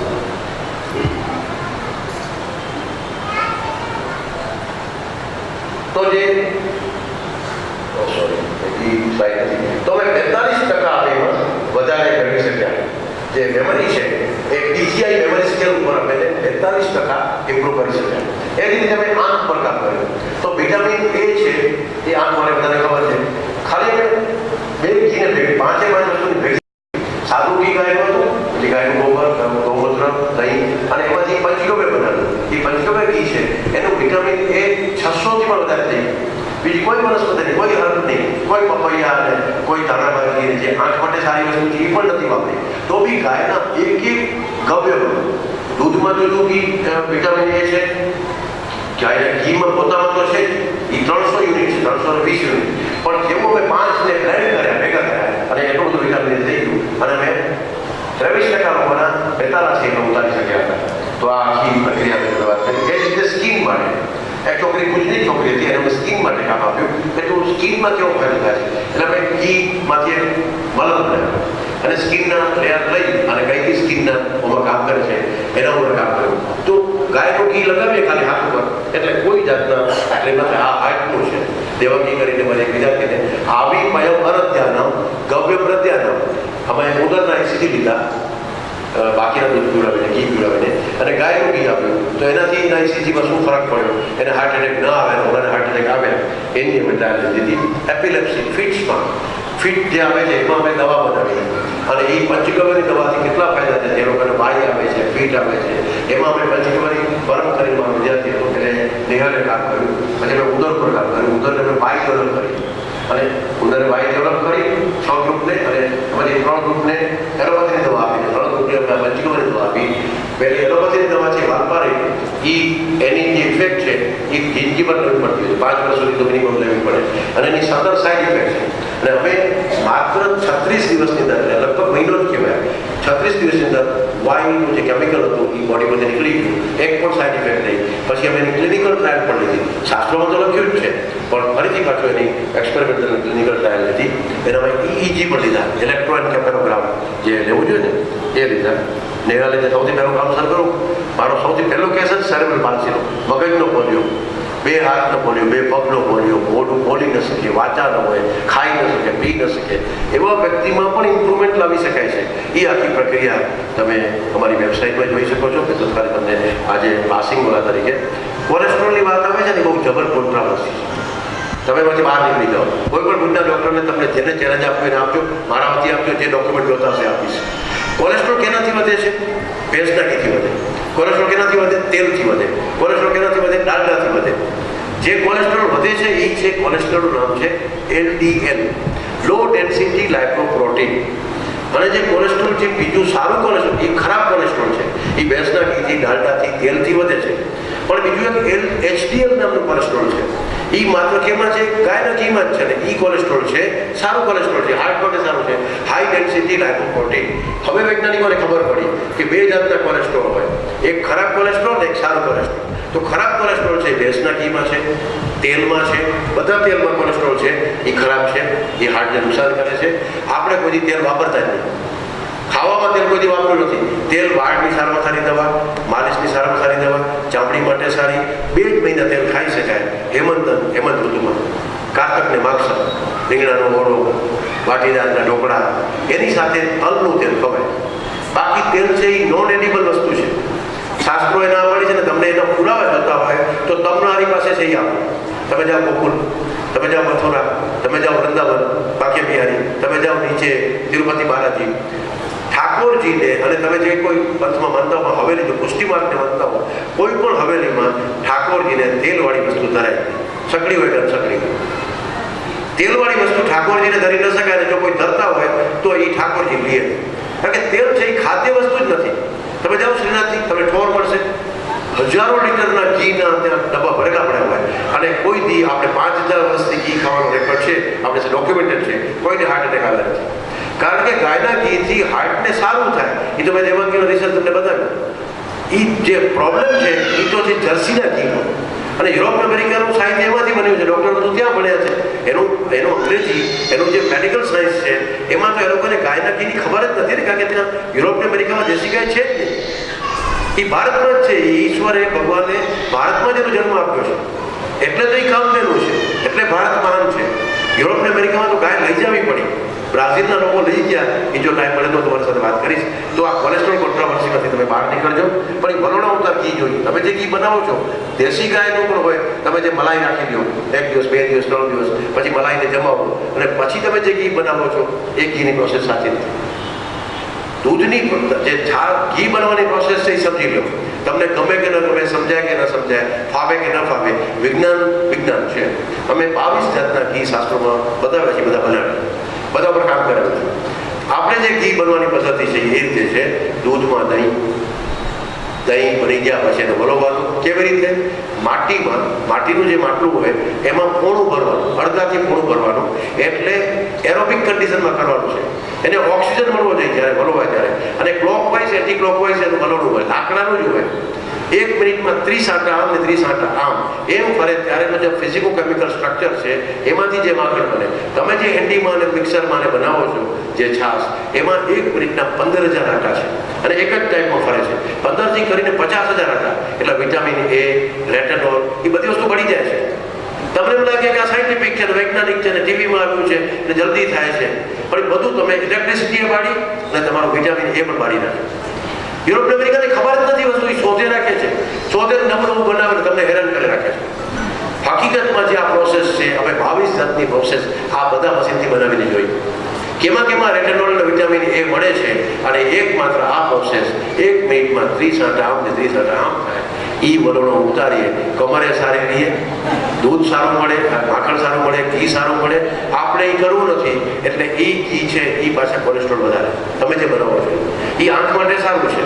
જે મલાઈનું ઘી છે એ આંખના રોગ માટે સારું છે. હવે આપણે તો રૂટીનમાં ખાવાનું છે. તમે કહો તો આટલું જ દૂધ અમારે આટલું કેમ કરવું? નાની માટલી રાખો, નાની ઝીરણી રાખો. પણ તમે એ જ પ્રોસેસથી કરો. તમે ભૂલો નહીં. તમારે જે ઘરમાં સ્વાસ્થ્ય તમે જ લઈ શકશો. તમે જો હેન્ડી, મિક્સર, ગ્રાઇન્ડર, મોનિટર, આ બધા મોબાઈલ બધું લઈ લીધું, એ તમે સ્વાસ્થ્ય અને ખતરનાક. તમારા ઘરમાં જે 3 એવું ઘૂસી ગયા છે, મોબાઈલ, માઇક્રોવેવ અને મોનિટર. તમે માઇક્રોવેવમાં રસોડું આપી દીધું એટલે તમારું હેલ્થ ત્યાં ગયું. તમારી બુદ્ધિ મોનિટરમાં આપી દીધી. અને તમારી યાદ શક્તિ, તમારી સ્મૃતિ, તમારા જીવનના ઉર્મિઓ છે એ મોબાઈલમાં નાખે. ત્રણેય રેડિયેશન આપે છે. તમારું માઇક્રોવેવ છે એ તમારા ફૂડને ખતમ કરી નાખે છે. તમે મોનિટર લઈ છે, કોમ્પ્યુટર છે, ટીવી છે, એ તમારા બાકીનાને નષ્ટ કરે છે. તો કમસે કમ ભારતની મહિલા એનો સભાનતાથી ઉપયોગ કરે. સાધન છે એ આપણું બાપ ન હોય, એ આપણું રમકડું છે. સાધનને વાપરવાનું હોય, સાધનને વિવેકથી વાપરવાનું હોય. સાધન ક્યાં રખાય, કેમ રખાય, છરી કેવી રીતે વાપરવાની, તરબૂચથી શું કપાય, તરબૂચ ક્યાંથી કપાય, તલવારથી કપાય, તો ખબર હોવી જોઈએ. માઇક્રોવેવનો કોઈ એક જગ્યા રોલ છે, પણ અનાજમાં નહીં, જેમાંથી મોઢામાં જાય છે એ માઇક્રોવેવ, એ ઓવન તમને ખતરનાક તમારા શરીરને કરી નાખે છે. આ બધી વસ્તુઓ એટલે તમને છાશ બનાવવાની પ્રોસેસ તમને મેં કીધી એ તમે કરો તો આ કોલેસ્ટ્રોલમાંથી તમે બચી શકો. દેશી ગાય તમને બચાવે. આ બતાવું કે તમને જેના મોલેક્યુલ છે એ આ HDL છે ને, એનો મોલેક્યુલ આટલો ઝીણો છે, હાઈ ડેન્સિટી લાઇપોપ્રોટીન. એ સૌથી સૂક્ષ્મ છે, એટલે હાર્ટને પ્રોબ્લેમ જ ન કરે. એ કેપિલરીમાં ભરાય જ નહીં. પેલા ભેંસના જે છે એ બધા એ મોટા મોટા છે, એમાં ચોટી જાય. ડૉક્ટર ગૌરવ એનો પર વર્ક કર્યું છે. તો મેં તમને કીધું કે ઘી છે એ સંસ્કારનું આખું અમે ગર્ભાવસ્થા પહેલાંથી જ બાળક રીએ તે પહેલાં જ શુદ્ધિ કરવાની હોય. બાળકનું બનવાનું જે બીજમાંથી પુરુષ બીજ ને સ્ત્રી બીજ, એની તો અમે ઘી દ્વારા ફેરફાર કરી છે, ગાયના ગોબર દ્વારા, ગૌમૂત્ર દ્વારા. એ આખી પ્રોસેસ અમે જામનગરમાં કરી છે. તમે અમારી વેબસાઇટ ગર્ભસંસ્કાર.org.in અથવા વેદગર્ભા.com એમાં જોજો તો તમને જોવા મળશે. આના પર મારા ડૉક્ટર સાહેબે આનો રિસર્ચ કરીને આ કામ કર્યું છે. અને આ જે જેનેટિક એન્જિનિયરિંગ છે એ ગાય માતાના ગોબર દ્વારા, ગૌમૂત્ર દ્વારા કરી શકાય છે. ત્રણ જે બીજ ભાગ ને બીજ ભાગ DNA સુધી ચેન્જ કરી શકે છે. DNA-માં ચેન્જ થઈ ગૌમૂત્ર લાવી શકે છે, કારણ કે આમાં વોલેટાઇલ ફેટી એસિડ. આ બહુ મોટો રિસર્ચ છે, અમેરિકાને હજી ખબર નથી. અમેરિકાને આપણે શીખવાડવાનું છે. એ અહીંયાથી હું તમને કહું છું. તો દુનિયામાં અલગ અલગ મહિને, જેમ કે ગર્ભાવસ્થામાં 3જા મહિનામાં હૃદયનો વિકાસ થાય, તો ત્યારે હૃદયનો વિકાસ થાય ત્યારે દૂધ અને માખણ ભેગું કરી નપાય. 5મા મહિનામાં કે જ્યારે એનો બ્રેઇનનો વિકાસ થાય છે ત્યારે દૂધ, ઘી અને બદામ એ રીતે આપવાનું છે. જ્યારે 6ઠો મહિનો છે ત્યારે એનો બ્રેઇનની અંદર એમાં જો પાછા મેમરી પાર્ટ વધે છે, IQ પાર્ટ વધે, ત્યારે દૂધ ને ઘી અને મધુરગણની જીવનથી સતાવણી એની ઔષધિથી આપવાનું હોય. એટલે દરેક મહિને ઘી કેવી રીતે આપવું, મલાઈ જ્યારે 7મો મહિનો છે, લોહી બહુ ભરાય છે ત્યારે તરનો અને સ્વરૂપ બનાવવાનું છે, ગૌરવર્ણનો બનાવવો છે, ત્યારે મલાઈ જે છે એનો ઉપયોગ છે. તો દરેક મહિને એક એક વસ્તુ ગાયનો છે એનો ઉપયોગ છે. ખાલી તમારા માહિતી માટે મેં તમારી પાસે મૂક્યું છે. એના ગ્રેન્યુલ્સ અમે બનાવ્યા છે, કારણ કે આ બધું પહોંચાડવાનું અઘરું છે. એટલે અમે રિસર્ચ કરીને અમારા એક પાર્થ નામના સાયન્ટિસ્ટે દૂધના અને ઘીના અમે ગ્રેન્યુલ્સ બનાવ્યા છે. એ અમે સગર્ભાવસ્થામાં આપીએ છીએ, કારણ કે બાળકને સમર્થ બનાવવું છે. ગૌમૂત્રની વાત ઘણી કહેવી છે, પણ ખાલી એમાં ઓરમ સલ્ફેટ છે, આટલા તત્વો ગૌમૂત્રમાં છે. કેમ ગૌમૂત્રને પવિત્ર કીધું? બકરીનું મૂત્ર પવિત્ર નથી, ભેંસનું મૂત્ર પવિત્ર નથી, જર્સીના મૂત્રમાંથી વાસ આવે છે. તો ગૌમૂત્ર જાહ્નવી તોય, ગૌમૂત્રમાં ગંગાજીનો વાસ છે. આપણે જ્યારે ડેડ બોડી હોય ત્યારે આપણે શું કરીએ છીએ કે દીકરી સાસરે છે, ભાઈ બહારગામ છે, ને કોઈ ઘરે મૃત્યુ પામ્યું છે, તો સૌથી પહેલાં ગોબર અને ગૌમૂત્રનો ચોખ્ખો કરી દઈએ. પછી ડેડ બોડીને ત્યાં રાખીએ છીએ અને ગાયનો ઘીનો દીવો કરીએ છીએ. તો એન્ટીબેક્ટેરિયલ, એન્ટીફંગલ છે એટલે કરીએ છીએ. ગૌમૂત્ર મોઢામાં એટલે નાખીએ છીએ કે દીકરી સવારે આવશે, કચ્છ એક્સપ્રેસમાં, સયાજી એક્સપ્રેસમાં છોકરા આવશે, ત્યાં સુધી ડેડ બોડી સડવા માંડે. જેવો હાથમાં નીકળી જાય એટલે ડેડ બોડી સડવા માંડે. પણ ડેડ બોડી સડે નહીં એટલે ગૌમૂત્ર નાખીએ છીએ મોઢામાં, એટલે ગૌમૂત્રનો ચોખ્ખો કરીએ છીએ, એટલે ગોબર કરીએ છીએ, એટલે ગાયનો ઘીનો દીવો કરીએ છીએ. આ મોટું ડિઓડ્રન્ટ છાંટે ન રખાય. આ આપણી વ્યવસ્થા નથી. આપણે ખબર નથી કે એમાં ફોર્મેલિન છે, એમાં ફોર્મલ્ડિહાઇડ ગેસ છે, એ બધી વસ્તુ છે. ઓબેસિટી દૂર કરે. જે બહેનોને વજન વધારે હોય, ઇંચીસમાં વજન વધારે હોય, એના માટે ગૌમૂત્ર તાજું રોજ 10 ml, ખાલી તાજું ગૌમૂત્ર, અર્ક નહીં. અર્ક છે તો તમારે સભાનતાથી પીવું પડે, પણ તાજું ગૌમૂત્ર દેશી ગાયનું તમારું વજન મને 3 મહિને તમે કહો રોજ સવારે નૈણા કોઠે ખાલી 10 ml તમે ગૌમૂત્ર તાજું લો અને અર્ક જ લેવો પડે. તો પછી મેડિકલ સુપરવિઝન હેઠળ તમે લો, વજન ન બળે તો મને કહેજો. તો એ આ ડૉક્ટર ચિન્મયી મારી વિદ્યાર્થીની છે. ચિન્મયીએ 30 ઓબેસ બહેનો ઉપર કામ કર્યું, માત્ર બહેનો ઉપર અને ઓબેસ બહેનો ઉપર ગૌમૂત્રની કેટલી ઇફેક્ટ. નંબર 3 વર્ષ સુધી એણે રિસર્ચ કર્યું છે. આ એન્ટી કેન્સર છે, TB માટે દૂર કરે છે. વસંતજીભાઈ આપણા કચ્છના રૂડીવાળા, એમણે ઇવન મદનભાઈને ત્યાં પણ છે, તમે આવીને જોઈ શકો છો કે ગૌમૂત્ર એક તાંબાનો રોડ છે અને લીડનો છે, એની સાથે બહાર વધ્યું તો 1.5 પાવર વોટ્સ પહેલાં આપી શકે છે વોટનું. એટલે બલ્બ ચાલી શકે તો ઘડિયાળ ચાલી શકે. ગૌમૂત્રમાં એટલી તાકાત છે. આ ઘડિયાળ ગૌમૂત્રથી ચાલે, સેલ નથી. તો એ ગૌમૂત્ર લાઈવ છે, કારણ કે એ બાયો એનાન્સર છે. એ જીવંત છે. ગાય માતાના ગૌમૂત્રમાં એ તાકાત છે. તમે એ સમજવું પડશે. આપણે જે દીવો પેટાવીએ, હમણાં દીપ પ્રગટ કરતા હતા, રોજ સવારે દીવો કરીએ. હમણાં તમે ઘરે જઈને સંધ્યાકાળ છો દીવો કરો. શું કામ કરીએ છીએ? કે સૂર્ય જ્યારે પૃથ્વી સૂર્યની સામે છે ત્યારે ખાલી અજવાળું જેવું નથી. અનેક પ્રકારના કિરણો સૂર્યમાંથી આવે છે જે એન્ટીબેક્ટેરિયલ છે, એન્ટીવાયરલ છે. એટલે પૃથ્વી ઉપર અનેક બેક્ટેરિયા વાયરસ છે જ, પણ એ સૂર્યની હાજરીમાં જીવી ન શકે, ટકી ન શકે. પૃથ્વી જેવી ફરી જાય એટલે અંધારું થાય, એટલે અનેક પ્રકારના બેક્ટેરિયા અને વાયરસ છે એ એક્ટિવેટ થઈ જાય. એટલે એક્ટિવેટ થાય સંધ્યા ટાઈમ કહેવાય. એ સંધ્યા ટાઈમે તો આ બેક્ટેરિયા વાયરસને દૂર કેમ કરવા? એટલે આપણે ભગવાન પાસે ગાયના ઘીનો દીવો કરીએ છીએ. ગાયનું ઘી જ્યારે પ્રગટે છે ત્યારે propylene oxide, ethylene oxide, formaldehyde gas ઉત્પન્ન થાય. એટલે પછી આપણે ભગવાન પાસે દીવો આપ કરીએ, પછી બેડરૂમમાં ડ્રોઈંગ રૂમમાં ફેરવી પછી દીવો મૂકીએ છીએ. તો શું કામ ફેરવીએ છીએ? એ બધા અંધારાના કારણે સંધ્યા ટાઈમે બેક્ટેરિયા એક્ટિવ થઈ ગયા છે. એ બેક્ટેરિયા વાયરસને ભગાવવા માટે ગાયના ઘીનો દીવો કરીએ છીએ. એવા લમુક જમુક દીવાથી ન થાય. એ તો ઇલેક્ટ્રિસિટી તમારી બાળી નાખે. આ ગાયના ઘીના અંદર જ તાકાત છે. એ વૈજ્ઞાનિકો અમે 1100 લીટર ઘી ઉપર શંકરાચાર્યજીને ત્યાં કર્ણાટકમાં અમે એની ટ્રાયલ લીધી કે એન્વાયરમેન્ટમાં શું ચેન્જીસ આવે છે, ક્યાં ક્યાં બેક્ટેરિયા મરી જાય છે. એટલે આ બધું સાયન્ટિફિક છે, આપણે ખબર નથી. દીવાબત્તી દાણું થયું એટલે કે સૂર્ય ભગવાન, આખી વાત છે, મત્સ્ય પુરાણોની વાર્તા આવે છે. તમે જો વાર્તા સાંભળી હોય એ રીતે તમને જો પંડિતે સમજાવ્યું હતું. એક દિવસ સૂર્ય ભગવાન ઉદાસ હતા. તો સૂર્ય ભગવાન કેમ તમે ઉદાસ છો? ગાય એને પૂછે છે કે પિતાજી, કે ગાયને વેદમાં સૂર્યપુત્રી પણ કહી છે, એટલે ઘણા અર્થ છે, એમાં એક સૂર્યપુત્રી કીધી છે. કે તમે કેમ દાદા ઉદાસ છો? તે હું એટલે ઉદાસ છું કે હું તો એ જગ્યાએ છું, પૃથ્વી ફરે છે ને જ્યારે અંધારું થાય છે ત્યારે મારા બાળકોને ત્યાં રોગો ઉત્પન્ન થાય છે.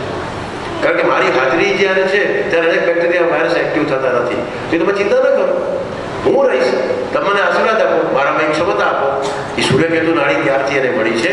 અને એટલે ગાયના ઘીની અંદર પ્રોપલિન ઓક્સાઇડ, ઇથિલિન ઓક્સાઇડ એ દીવો પેટાવીએ ને ત્યારે થાય છે. એને કીધું અમે જ્યાં સુધી પાછા નહીં આવો એ સૂરજ દાદા, ત્યાં સુધી આખી રાત હું પ્રોપલિન ઓક્સાઇડ ડેવલપ કરતી રહીશ, ઇથિલિન ઓક્સાઇડ બહાર કાઢતી રહીશ અને બધા બેક્ટેરિયા વાયરસને બગાડતી રહીશ. એ આ કામ છે. એટલે દીવો કરીએ છીએ આપણે. મોટો કાર્યક્રમ હોય, આટલો મોટો કાર્યક્રમ હોય તો કેટલો બધો ઓક્સિજન છે ઘટે અને કાર્બન ડાયોક્સાઇડ વધે. એટલે ગાયનું ઘી એક 10 ml ઘી એટલે કે 1 ચમચી ઘી, 1 ઇંચ વાટ, 1 ઇંચ લાંબી કપાસની વાટ 1 કલાક સુધી બળે તો 1 ટન ઓક્સિજન બહારથી આવે. તમે જો શ્રાવણ મહિનો ચાલે છે, તમે રુદ્રી કરવા જાઓ, આપણે શંકર મંદિરમાં રુદ્રી કરીએ, અથવા જો કોઈ જૈન હોય તો પ્રતિક્રમણ હમણાં કરશો આપણે. તો પ્રતિક્રમણ કરવાનું હોય કે રુદ્રી કરવાની હોય તો ક્યાં કરીએ? દેરાસરમાં, ગર્ભગૃહમાં જઈને કરવાનું હોય, કાં શંકર મંદિરમાં શિવલિંગ પાસે બેસીને આપણે. હવે શંકરનું મંદિર હોય કે દેરાસર હોય, કોઈ પણ આપણું જે ભગવાનનું જે સ્થાનક છે એ કેવું હોય? સિંગલ ડોર એન્ટ્રી હોય. એમાં આમથી જવાનાથી નીકળે એમ ન હોય, બીજી બારી બારણા ન હોય. તો સિંગલ ડોર એન્ટ્રી હોય એટલે વિજ્ઞાનની ભાષામાં વેન્ટિલેશન ન હોય. વેન્ટિલેશન કે નહીં, સામસામાં બારી બારણા હોય તો જ ઓક્સિજન આવે ને. વિજ્ઞાન એમ સમજાવે છે કે ક્રોસ વેન્ટિલેશન જોઈએ તો જ ઓક્સિજન. અરે તમે રુદ્રી કરવા જાઓ ગર્ભગૃહમાં, તમે સામયિક કે પ્રતિક્રમણ કરો દેરાસરમાં જઈને, તમને કાંઈ તકલીફ ન થાય. કાંઈ ક્રોસ વેન્ટિલેશન નથી, સિંગલ ડોર એન્ટ્રી જ છે. તો કેમ થાય છે? કારણ કે ત્યાં ઉમા માતાજી પાસે કે મહાવીર સ્વામી પાસે એક અખંડ દીવો મળે છે. અખંડ ઓક્સિજન પહેલેથી જ છે ત્યાં. અખંડ દીવો એટલે અખંડ ઓક્સિજન. તમે જે લગ્ન કરીને જાનમાં ગયા, આપણે છોકરીને પરણીને લાવ્યા, બહુને લાવ્યા, ઘર બંધ કરીને ગયા હતા. આવીને આપણે શું કરીએ છીએ? આવીને આપણે કોડાકોડીની રમત રમીએ. કેટલા બધા લોકો વહુને તો રમતા હોય, છોકરાને જઈને વહુ, પણ બધા બહેરાઓ હોય. આટલા નાના રૂમમાં કેટલા બધા રાંધણ તેડ્યા હોય, આટલા બધા લોકો. પણ આપણે શું કરી ગયા હોય? રાંધણના લોટા તેડ્યા હોય ને ત્યાં દીવો કરીને ગયા હોય, અખંડ દીવો. એ અખંડ દીવો અખંડ ઓક્સિજન છે. એટલે એટલા રૂમમાં કંઈ પ્રોબ્લેમ જ ન થાય. આખી વૈજ્ઞાનિક વાત હતી, આપણે ખબર નથી. ઘરમાંથી તો જેવું આપણે છે એ વાયરસ બેક્ટેરિયા રૂમમાંથી કાઢ્યા, પણ ફળિયામાં છે, વરંડામાં છે એનું શું? આપણે એક દીવો પાણીયારે કરતા. આ પાણીયારે દીવો શું કામ મૂકતા? પાણી હોય ત્યાં ફંગસ હોય, જ્યાં જ્યાં પાણી રહે વધારે ત્યાં ફંગસ હોય. ફંગસથી કોને નડે? મહિલાઓને નડે. પાણીનો વેપાર અથવા વ્યવસ્થા મહિલાઓ પાસે છે. મહેમાન આવે ત્યારે પાણી આપવાનું, કપડાં ધોવાના, વાસણ ધોવાના, કંઈ પણ પાણી સાથે મહિલાને વધારે સંબંધ છે, સીધો સંબંધ છે. તો મહિલાઓને ફંગસના પ્રોબ્લેમ બહુ વધારે હોય. એના નખ ખરાબ થાય, પગમાં વાટિયા થાય, પગના નખ ખરાબ થાય, બે આંગળાની વચ્ચે, પગના આંગળાની વચ્ચે એ ફંગલ ઇન્ફેક્શન બહુ જ થાય. એ જ રીતે પેટીકોટનો જે ટાઈ હોય ત્યાં વેન્ટિલેશન થાય નહીં ને ત્યાં ફંગસ રહે. બ્રેસિયર્સની જીપ હોય અથવા તો એક્સિલા હોય બ્લાઉઝના, ત્યાં ફંગસ થાય. આ બહેનોને બહુ ન કહી શકે, ન સહી શકે, ન બહુ કોમન હાલત રાખવું હોય. પણ જો બીજો દીવો પાણીયારે રાખીએ, પાણી પાસેથી ફંગસ લાગી જાય, એટલે ગાયનું ઘી દીવો રાખો. એન્ટી ફંગલ છે ગાયનું ઘી છે ને, એ એન્ટી ફંગલ છે. એટલે માતા બહેનોને તકલીફ ન પડે એટલે પાણીયારે દીવો રાખવાનો રિવાજ હતો. એ આ હતો. પાણીયારે જ નથી, આરો આવી ગયા, તમારા હાડકા સડી ગયા. આરોને કારણે શું તકલીફ થાય છે તો મને ખાલી એકવાર બોલો, લગતી વાત કરશું. પણ એની પાણીયારે દીવો રાખવાનો. બીજો દીવો ત્રીજો ક્યાં રાખતા? તુલસી ક્યાં? છોકરા ટ્યુશનમાં ગયા છે, ઘણી દુકાને ગયા છે, પતિ ખેતરેથી આવી રહ્યો છે, તો ફળિયામાં પણ બેક્ટેરિયા વાયરસ સંધ્યા ટાઈમે ન હોય. તુલસીની ઓરા 3 મીટરની છે. જેવો ગાયનો દીવો રાખીએ એટલે 8 મીટરની ઓરા થઈ જાય. 8 મીટરની અંદર કોઈ બેક્ટેરિયા વાયરસ ના આવી શકે. એટલે તુલસી ક્યારે દીવો રાખતા. આટલી વૈજ્ઞાનિક વાત આપણે ઘરમાં એટલી સહજ રીતે આપણા વડીલોએ, આપણા શાસ્ત્રકારોએ, આપણા દાદીમાએ આપણે બધાને શીખડાવી હતી. આપણે એને વિજ્ઞાનની ખબર નથી. કચ્છ ગોધન યાત્રાનો ઉદ્દેશ જ આ છે કે આપણે ગાયને વધુ સારી રીતે સમજીએ, વધુ શાંતિથી સમજીએ, અને એમાં વૈજ્ઞાનિક આ આખી પ્રક્રિયા કેવી રીતે અગ્નિહોત્ર કરીએ, યજ્ઞ કરીએ. ગાયત્રી શક્તિપીઠના બહેનો બેઠા છે અને આપણે દર વખતે જે યજ્ઞ કરીએ છીએ, વાસ્તુ હોય, જનોય હોય, કઈ પણ પ્રસંગો આપણે યજ્ઞ કરીએ, તો આ યજ્ઞથી શું થાય છે? શા માટે યજ્ઞ કરવાનો? કેમ યજ્ઞ દેવતાને શરણે જવાનું? તો આખી તમને પ્રોસેસ બતાવું. આ જ્યારે યજ્ઞ કરીએ છીએ ત્યારે CO2 plus H2O plus 112,000 calorie ઉત્પન્ન થાય. એટલે HCHO બરાબર O2. એક ગાય માતા પોતે ઓક્સિજન આપી શકે છે, બીજું ઝાડ આપી શકે. એ સૂર્યની હાજરીમાં સૂર્ય હોય ત્યારે ઓક્સિજન આપી શકે, કાર્બન ડાયોક્સાઇડ લઈ લે, અને બીજું ગાય માતા આપણે ઓક્સિજન આપી શકે છે. એ ગાયનું ઘી અને ચોખા અને ગોબર એટલે કે છાણું મળે ત્યારે આપણને O2 આપી શકે છે. આ ભારતે શોધેલું વિજ્ઞાન દુનિયાને ખબર નથી, એની પાસે ગાય પણ નથી, અને આપણે ઓક્સિજન ઉત્પન્ન કરી શકીએ છીએ ગાય દ્વારા. બાકી ઓક્સિજન ક્યાંથી મળે? આપણે તો ઝાડ કાપી રહ્યા છીએ, વૃક્ષારોપણ કરતા નથી. આપણે તો કાર્બન ડાયોક્સાઇડ કરીએ તો ઓક્સિજન તો વાપરીએ છીએ. આ ઓક્સિજન એકમાત્ર ગાય માતા આપી શકે. આ એની ક્ષમતા છે, એને આપણે સમજીએ. ગાયના છાણા શું કામ વાપરતા? ગોરમાની પૂજા કેમ કરતા? ગોબરની આપણે મોડા વ્રત છે ને, નાની છોકરીનું શું કામ મોડા વ્રત રાખતા? આમ તો બોલવાનું છે મોડા વ્રત, ખાલી બોલી છે મોડા કત. એટલે આપણે તો અતપત કઈ ખબર નથી, ગમે બોલવાનું. તો મોડા વ્રત છે એ એટલા માટે છે કે છોકરી મેનાર્કીમાં છે. 10 વર્ષની છોકરી 12 વર્ષ કે 13 વર્ષ સુધી એનો કોઈ એક બોડીની અંદર હોર્મોન્સ ચેન્જ થાય છે. એ હોર્મોન ચેન્જ થાય છે એ સમયે એને મેગ્નેશિયમ સલ્ફેટ ઘટે છે. સોડિયમ ક્લોરાઇડ એના બોડીમાં વધી જાય છે. સોડિયમ ક્લોરાઇડ વધે છે એટલે લોહી ખરાબ થાય છે. સોડિયમ ક્લોરાઇડ વધે છે, મેગ્નેશિયમ સલ્ફેટ ઘટે છે, આયર્ન સલ્ફેટ એટલે કે લોહ તત્વ ઘટે છે. એટલે કરવાનું શું છે? ચોમાસાની અંદર અષાઢ મહિનામાં જ પાછા મોડા વ્રત આવે. એટલે ચોમાસામાં, અષાઢ મહિનામાં, શ્રાવણ મહિનામાં, એ સિમ્બોલિક તમે સમજી લો, ત્યારે મીઠું છે એ ઓછું લેવું. અને કઈ છોકરી ઓછું લેવું? કે જેને હજી મેનાર્કી માસિક એના હોર્મોન સેટ થઈ રહ્યા છે એને. એટલે 5 દિવસ સુધી, એવું 5 વર્ષ સુધી એનું જ્યારે માસિક ચક્ર જે ગોઠવાતું હોય એ દરમિયાન 7-8 વર્ષની થાય ત્યારથી કરી 13-14 વર્ષ સુધી એણે મીઠું ન લેવાનું. 5 દિવસ સુધી તેલ ન લેવાનું. આપણે આજે તેલ બોલવું પડે, પહેલાં તો તેલ લેતા જ નહીં, પણ તેલ ન લેવાનું. એટલે એને એકટાણા કરવાનું, મોરું ખાવાનું. અને બીજું શું કરવાનું? જવારા વાવવાનું. આપણે એમ કે જવારાને પૂજવાના છે, જવારા પૂજવાના નથી. એ જવારામાં મેગ્નેશિયમ સલ્ફેટ છે, આયર્ન સલ્ફેટ છે, લોહ તત્વ છે. એટલે માતા ઉમાને શંકરને ચડાવી અને એ જવારા ચાવવાના છે, જવારાનો રસ પીવાનો છે. એટલે એને લોહી જે બહાર નીકળવાનું છે માસિક, એ ઘટે નહીં એટલા માટે છે. અને ગોરમાને પૂજવાના, છાણના ગોરમાં બનાવવાના. ગોળ એ બનાવી છે, તમે એના તત્વો જોઈ રહ્યા છો, અંદર એવી વસ્તુ છે કે સ્કિનને સારી કરે છે. એટલે ગાયના છાણથી કોઈ વસ્તુ આકૃતિ બનાવો, રમકડું બનાવો તો સારી વસ્તુ બનાવી, માતાજી બનાવીએ, ગોરમાં બનાવીએ. એટલે આપણે કહીએ છીએ ને કે ગોરમાને 5 આંગળીએ પૂજે, ગોરમાને 5 આંગળીએ પૂજે ને સારો વર મળે. આખી વાત એવી છે કે 5 વર્ષ સુધી આ હોર્મોન સેટ થાય ત્યાં સુધી. નહીતર શું બને કે હોર્મોન્સ જો બરાબર ન રહીએ તો એના કાં બ્રેસ્ટ વધારે પડતા મોટા થાય, કાં અવિકસિત થાય, કાં તો એના ઓલા બટક્સ છે એ વધારે થાય, કાં સાવ નાના થાય. ગર્ભાશય એનું યોગ્ય આકૃતિવાળું ન થાય, એને ખીલ થાય, ડાર્ક સર્કલ, રિંકલ થાય. એ બધા એ પ્રોજેસ્ટ્રોન ને ઇસ્ટ્રોજન જે માસિકના જે હોર્મોન છે એના દ્વારા થાય છે. એટલે મોડા વ્રત કરાવતા. આ મોડા વ્રત એટલે છે કે બધું બરાબર સેટ થઈ જાય, છોકરી એટલી સ્વરૂપવાન સુંદર બને, અને ગોબરથી એની જે પ્રોપલિન ઓક્સાઇડ ઉડે એના કારણે એની સ્કિન સારી થાય, એટલે રૂપાળી થાય, એ સૌંદર્યવાળી થાય, એનું શરીર સારું હોય, એની શરીર સંપદા સારી હોય, એટલે એને સારો વર મળવાનો જ છે. વગાડો તાળી વગાડો. એટલે એ આખી શાસ્ત્રોએ કીધું છે કે હિતેશભાઈ નથી કહેતા, હું તો આપણા શાસ્ત્રોને ગોટે ચડી ગયું છે એટલે વ્યક્ત કરવા માટે બસ ભગવાને ગાય બધા તાકાત દીધી કરું છું. બાકી તો તમે કરો જ છો. તમે બધાએ મોડા વ્રત કર્યા છે, જાણ્યા વગર કર્યા છે. તમારી દીકરી ના પાડે છે કે નથી કરવું, અમે માનતા નથી, તો એને આ સાયન્સ સમજાવો. સાયન્સ આ આપણા પરંપરામાં છે, આ વિજ્ઞાન છે. છોકરી તારે સારું સુંદરતા જોતી હોય, તારે મારાથી પણ સારું સુંદર થવું હોય, તારે ઐશ્વર્યા રાયને પણ એને મોડા વ્રત કર્યા કે ખબર નથી, પણ તારે એને જેવું થવું હોય તો આટલું તો કરવું જ પડશે. આ વાત તમે તમારી દીકરીને કહો. એટલા માટે આ સંમેલન એના ઉપર મેં પાછું એમડી કરાવ્યું છે. આજે છે આખી વિટિલિગો સ્કિનના ડિઝીઝમાં ગોબરની અમે દવા બનાવી. કોર્ટમાં લેપ્રસીમાં એક બેનને આચાર્ય સાહેબ અમારે ત્યાં નેશનલ એવોર્ડ વિનર છે, સ્કિન સ્પેશિયાલિસ્ટ. લેપ્રસીના પેશન્ટ એનું થાકી જાય, એ જસભાઈ તમારી પાસે મોકલું છો, અમે તો કંઈક કરી લીધું, તમે કંઈક કરતા હો ને તમારી પાસે પંચી ખબરનું છે. એટલે બધું કાંઈ નહીં બેન, ગામડાની હતી. બધું આવી બેનને બીજું શું કહેવું, બધું છાણા ઉખેડી દે. ગામના બધા છાણા તારા ઉખેડી દેવા. 6 મહિને છાણા ઉખેડ્યા તો આંગળા પાછા નવા આવી ગયા. ખાલી છાણા ઉખેડવાના, દરેકના છાણા હું ઉખેડી દઈશ એવું તું કહે છે. દરેક ઘરે જઈ ગામડાની હતી એટલે મોકો મળ્યો. છાણા ચોંટાડેલા હોય, સુકાઈ જાય એટલે ઉખેડવાના હોય. એ ઉખેડવાના એ બેને નહીં, આપ જેને આંગળાની તકલીફ હતી, આંગળા ખવાઈ ગયા હતા, લેપ્રોસી હતી, એને કીધું.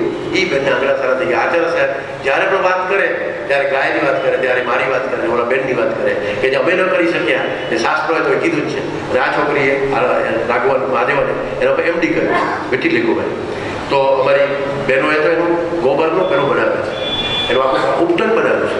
ફેસ પેક, હેર પેક તમે બનાવી શકો છો. હવે સિમ્પલ ફોર્મ્યુલા છે. મને ભાઈ ત્યાં આવો, તમે 3 દી શીખી જાઓ, તમને શીખડાવશે. બહેનો માટેના આપણે નક્કી કર્યું છે કે આ યાત્રા દરમિયાન અમે મહિને 3 દિવસ ટ્રેનિંગ પ્રોગ્રામ રાખવાનો છે.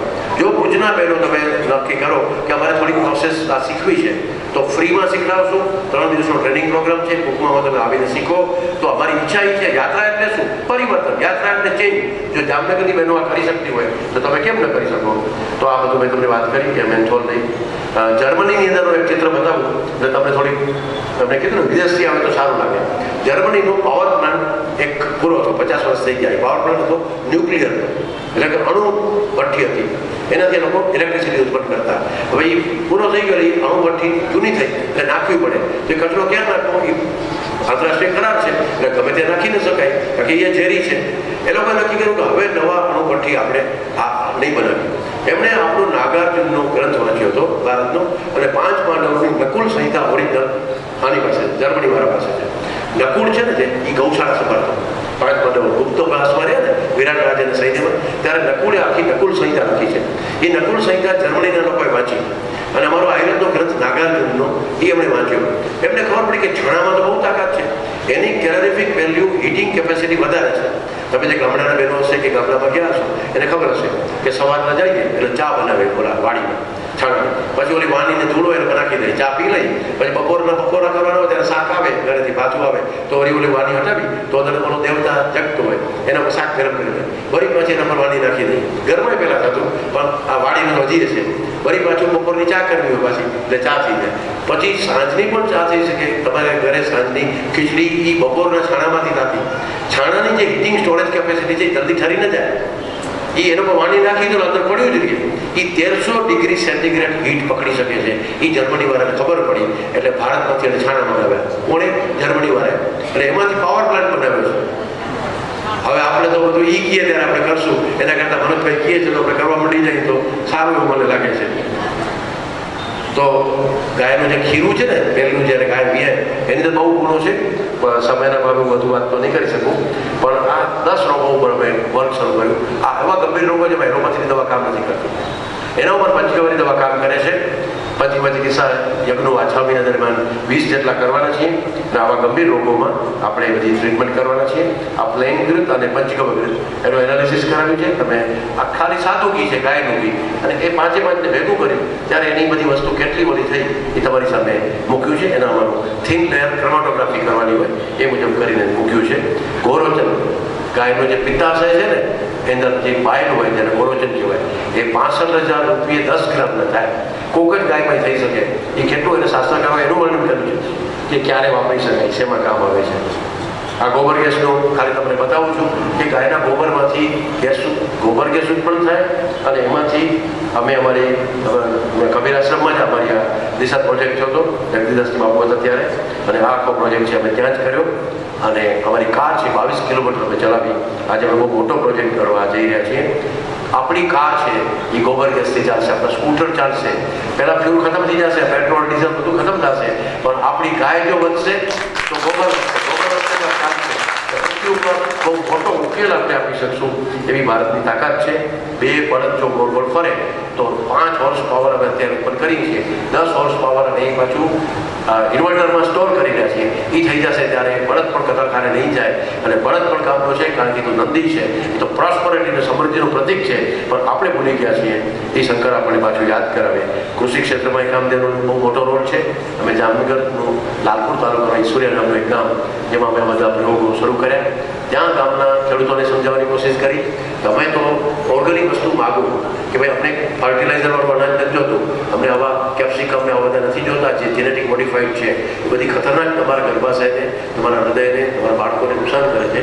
અમે ગામની બહેનોની એક કોઓપરેટિવ બનાવી છે, જે તમે કરી શકો છો. લાલપુર તાલુકાના ઈશ્વરિયા બ્રાઉન કલરની આ છોકરી ઊભી છે, એ કલ્પના, એ મંડળીની પ્રમુખ છે. રજિસ્ટર્ડ કોઓપરેટિવ સોસાયટી છે.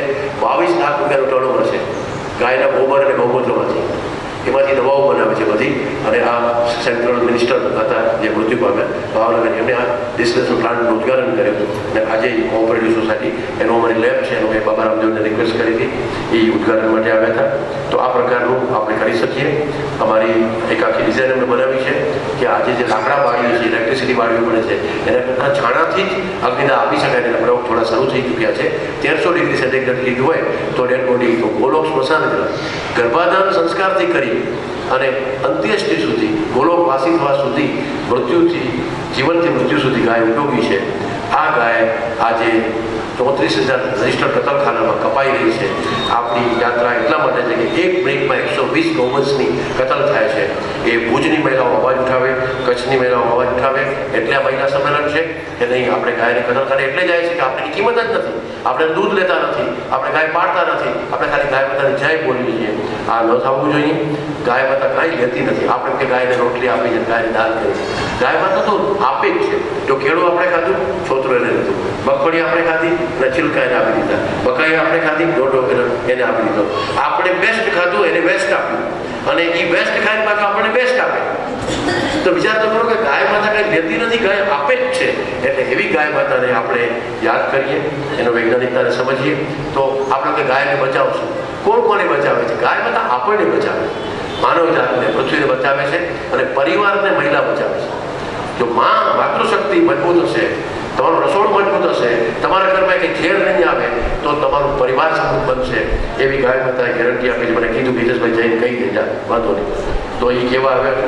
અને આ આટલી વ્યવસ્થા આ યાત્રા દરમિયાન કરવા માંગી છે કે દેશની દિશા બદલવી. કચ્છ દિશા બદલશે, એની એનર્જી વિશે બધા ચિંતન કરશું, એની મેડિસિન બાબતમાં રિસર્ચ કરશું, એની ઉદ્યોગના બાબતમાં યુવકોને ઉદ્યોગ આપશું. ગૌશાળા પાંજરા પોળશે, એ બેકડોર એન્ટ્રી બની ગઈ છે કતલખાની, એને બદલે એ પ્રોડક્ટિવ બને, ખેતી સમૃદ્ધ બને, એની આખી ડિઝાઇન કરી રહ્યા છે. માતા બહેનો છે એટલે 12 વ્રતો શાસ્ત્રોએ કીધા છે. કોઈ પણ ગાયના આ વ્રતો તમે જુઓ છો, કોઈ એક વ્રત તમે કરતા હશો, પણ આ 12 વ્રતમાંથી કોઈ પણ એક વ્રત કરો. આપણને ભગવાન વેદ વ્યાસે આપણે કીધું છે કે તમે આમાંથી કોઈ પણ એક કરો. ગોળચોથ કરો, ગોપાષ્ટમી કરો, જે કરવી હોય. તો ગોસુ ભક્તસ્ય લભતે યદ્યત ઇચ્છતિ માનવ. એમને પ્રોમિસ કરી દીધું કે સુખા, તમને સુખ જોઈએ છે, સુખ મળશે. છોકરો જોઈએ છે, છોકરો મળશે. દીકરી જોઈએ છે, દીકરી મળશે. વિદ્યાર્થીને વિદ્યા મળશે. ધનની ઈચ્છા છે, ધન મળશે.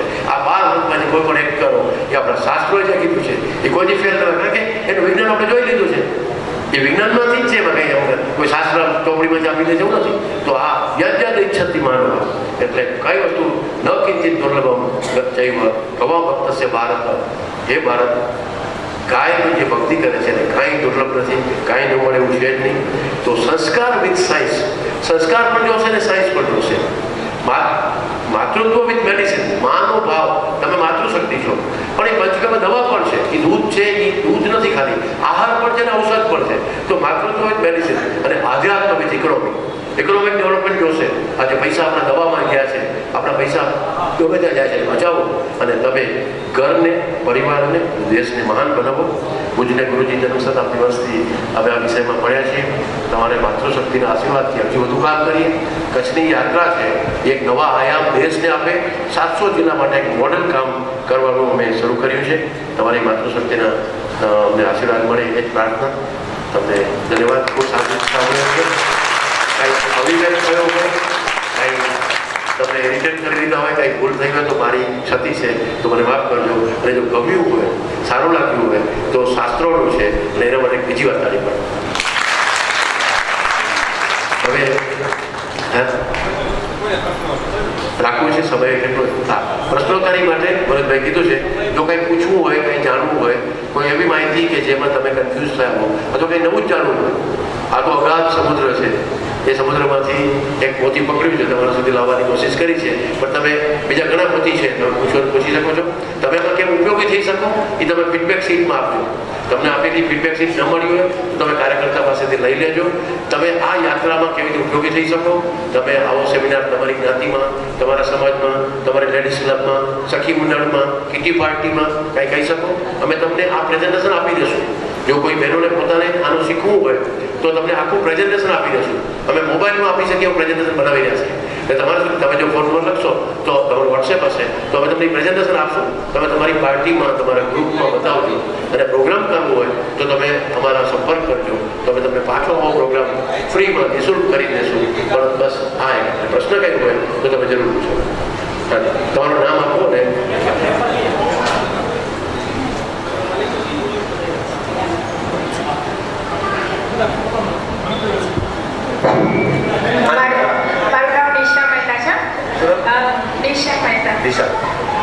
હું એમ વાત કહેવા માંગુ છું કે આપણે ગાય વિશે જાણ્યું પણ તેમ છતાં આપણે બધાનો પ્રશ્ન એ છે કે દેશી ગાયનું દૂધ જ આપણા સુધી નથી પહોંચતું. તો એના માટે આપણે શું કરવું જોઈએ કે દેશી ગાય આપણી આસપાસ હોય અને એ જ દૂધ આપણા ઘરે આવે? તો સારો વિચાર છે દિશાબેનનો. અમારો પ્રયત્ન એવો છે કે તમે જો ફોન નંબર આપશો તમારા તો તમને દેશી ગાયનું દૂધ જોતું હોય તો તમારા સુધી પહોંચે એવી વ્યવસ્થા કરવાની ગણતરી છે કે ભુજમાં આપણે એક ઘરે દેશી ગાયનું દૂધ મળે એનો પ્રયત્ન કરશો ને તમે પોતે કરો તો બહુ. તમે જે દિશાબેને કીધું એ બધાનો અવાજ છે માની લઈ. તો બીજો કોઈ પ્રશ્ન હોય તો જરૂર પૂછી શકો છો. કોઈ પૂછવું છે કોઈ?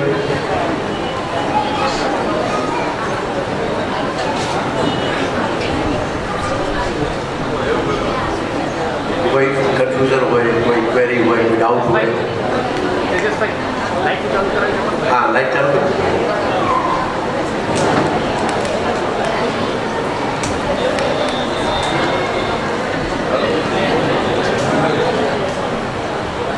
જેટલી તમારે જે કરવું છે એ પછી કરજો. મને કંઈ પૂછવો તો પૂછી લો. આપણે સાથે થોડો સમય છે તો આપણે વાત કરીએ. તમને બધાને મજા આવી કે નહીં? હરે હરે નહીં હો, હરે હરે નહીં, ખાલી હરે હરે નહીં. ગાય દૂધ આવવું જોઈએ. દિશાબેને કીધું હા, એમને આપો ભાઈ.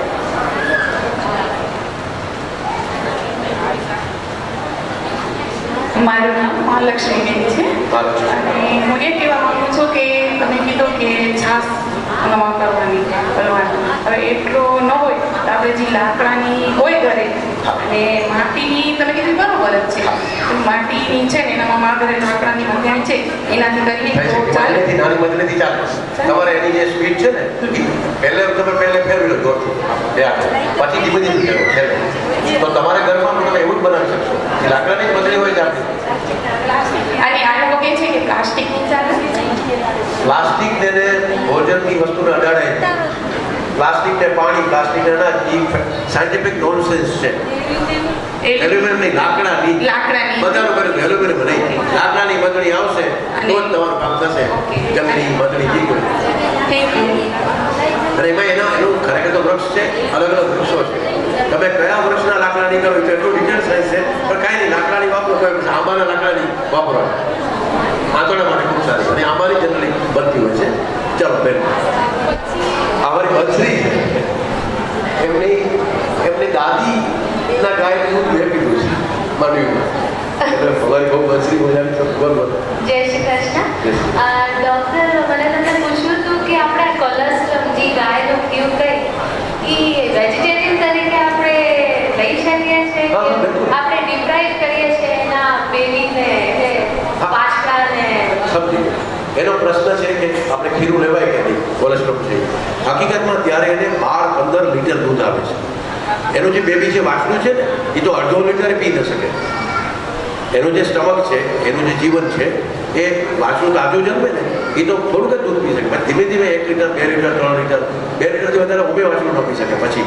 એટલે એને તો 10-10 લીટર ત્યારે આવી શકે. એટલે એને વાછરાને તો આપવાનું જ છે. પછી જે વધે અને એ 12 વાસાનું પછી કોલેસ્ટ્રોલ ઘટતું જાય. પહેલાં 48 કલાક કોલેસ્ટ્રોલ એમાં જે તત્વો મેં જે કીધા એ હોય, પછી તો દૂધ બનતું જાય છે. તો વાછરાને તો એ વાછરને આપવામાં આવે એટલે એને છેરો થાય, એટલે એના આંતરડામાં રહેલી ખરાબી નીકળી જાય. એ દૂધ એને કંઈ ઉપયોગી નથી થવાનું ખરેખર. એમાં જે ઇમ્યુનોગ્લોબિન છે એ આપણા માટે કામ કરે, એટલે તો એ વાત છે. એટલે વાછરાને કંઈ નુકસાન નથી થતું, આપણને ફાયદો થાય છે. અને એ એટલે તો ગાયના 4 આંચળ છે. 1 આંચળ છે, 2 આંચળ એના બાળકોના, 1 આંચળ ધર્મકાજ માટે, લોકો માટે, ભગવાન માટે. 1 આંચળનું દૂધ જ આપણે લેવાનું હોય. ગાયનું દૂધ લેવાનું, આટલું જ લેવાનું. એટલે 4 આંચળ છે. બકરીને 2 આંચળ હોય. કોઈ પણ જાતની આશા કે અપેક્ષા સિવાય સતત 1 કલાક અને 52 મિનિટ સુધી તમારી સમક્ષ વક્તવ્ય આપવું એ પણ ગાય માતાની એક તાકાત જ છે.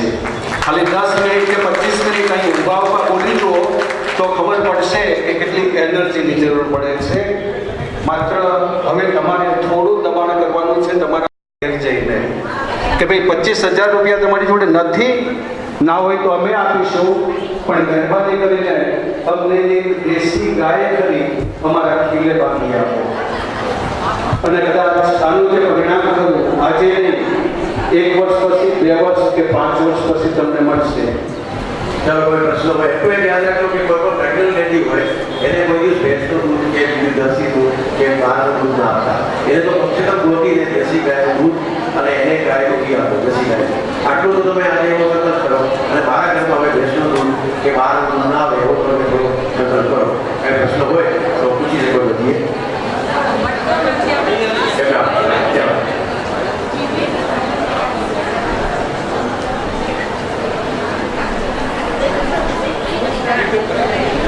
સો પતંજલિનું ઘી ચોખ્ખું અને સારું હોય છે. તમારું નામ શું? મારું લીલાબેન છે. હવે કોઈ કંપની વિશે કે કોઈ બ્રાન્ડ વિશે કે કોઈ વ્યક્તિ વિશે તો વાત કરવી એ કોઈ જાહેર કરવું યોગ્ય ન કહેવાય. પણ એમણે પોતે જ કીધું કે ગાય કા દેશી ઘી, એટલે પછી અમારે તો પોતે જ કહે છે કે કયું ઘી છે. ગાય કા દેશી ઘી, દેશી ગાય તો નથી કહેતા ને. કંઈક ઉભા નથી, બહુ સમજાવે, બરાબર સમજાવે. તમે એને પૂછો તો વધારે કહેશે. હા, બોલો. મારું નામ લીલાબેન છે. આપણે દહીં જે બનાવીએ ને ભટ્ટીમાં વાસણમાં, તો એમાં પછી 3-4 દિવસ પછી ભટકી જાય, ગરમ પાણી ધોઈ પાછળથીમાં વાસ આવે. તો એવું નહીં, ધોવી જ પડે તમને. એમ ગરમ પાણી ધોઈ છતાં પણ પછી વાસ આવે. ના, પણ તમને જોવા માટે ચણાનો લોટ વાપરવો પડે. ચણાનો લોટ વાપરવો પડે. ચણાનો લોટ આપણે 3 રીતે ધોવી પડે. એ ધોવા નહીં, ગૌમૂત્ર નહીં તો ધોઈ જતો, પછી ચણાનો લોટ કીધું, પછી પાછા ગરમ પાણી કીધું, ત્યારે વાસનો નીકળ બહુ આવશે. ઘટી વખત નીકળ જાય. બીજું તો મને સૌથી વધારે સૌથી પાકું વાસ નહીં જોતા ધોવી પડે. ચણાનો લોટ અને હળદર નાખી જુઓ તો પછી પાછા. જય શ્રી કૃષ્ણ. મારું નામ વંશી છે. મારો પ્રશ્ન એ છે કે જે તમે કીધું કે ગાયનું ઘી 6 કલાક જ ઉપયોગમાં લેવાય, સોરી, તો પછી કેવી રીતે આપણે બીજું દૂધ આવી જશે. 4.5 બીજું દૂધ આવે છે. એટલે આપણી પાસે ઘરે ન હોય, દૂધ હોય આપણા સિવાય, તો એ મોટા તો કઈ થાય. એટલે તો ઘરે ગયા નજીકમાં રાખો. આપણી પાસે જો આજે જે તમે પોતે જવાબ જોયો એટલે તો ડેરી આવી છે. એટલે તો ડેરી તમને 7 દિવસે દૂધ પહોંચાડે. ડેરી તો તમારા દૂર છે, એનાથી તો નજીક તમે કાંઈ રાખી શકો ને. ડેરી કેટલી દૂર છે એટલે 7 દિવસે તમને તાજા દૂધ તમને પહોંચાડે છે. તો તમે સાંજે કે સવારે દૂધ તમને મળી જાય. આ વડોદરાની વાડી છે, ઉપરથી 3 કલાક આવી જાય. નારાયણ 1 કલાક આવી જશે. તમે પ્રયત્ન કરો તો દૂધ મળશે. તમે રાખજો કે મારે ગાય દૂધ જોઈ હવે કોઈ પૂછવું છે તમારા પૂછવું છે કે વચ્ચે ઉભા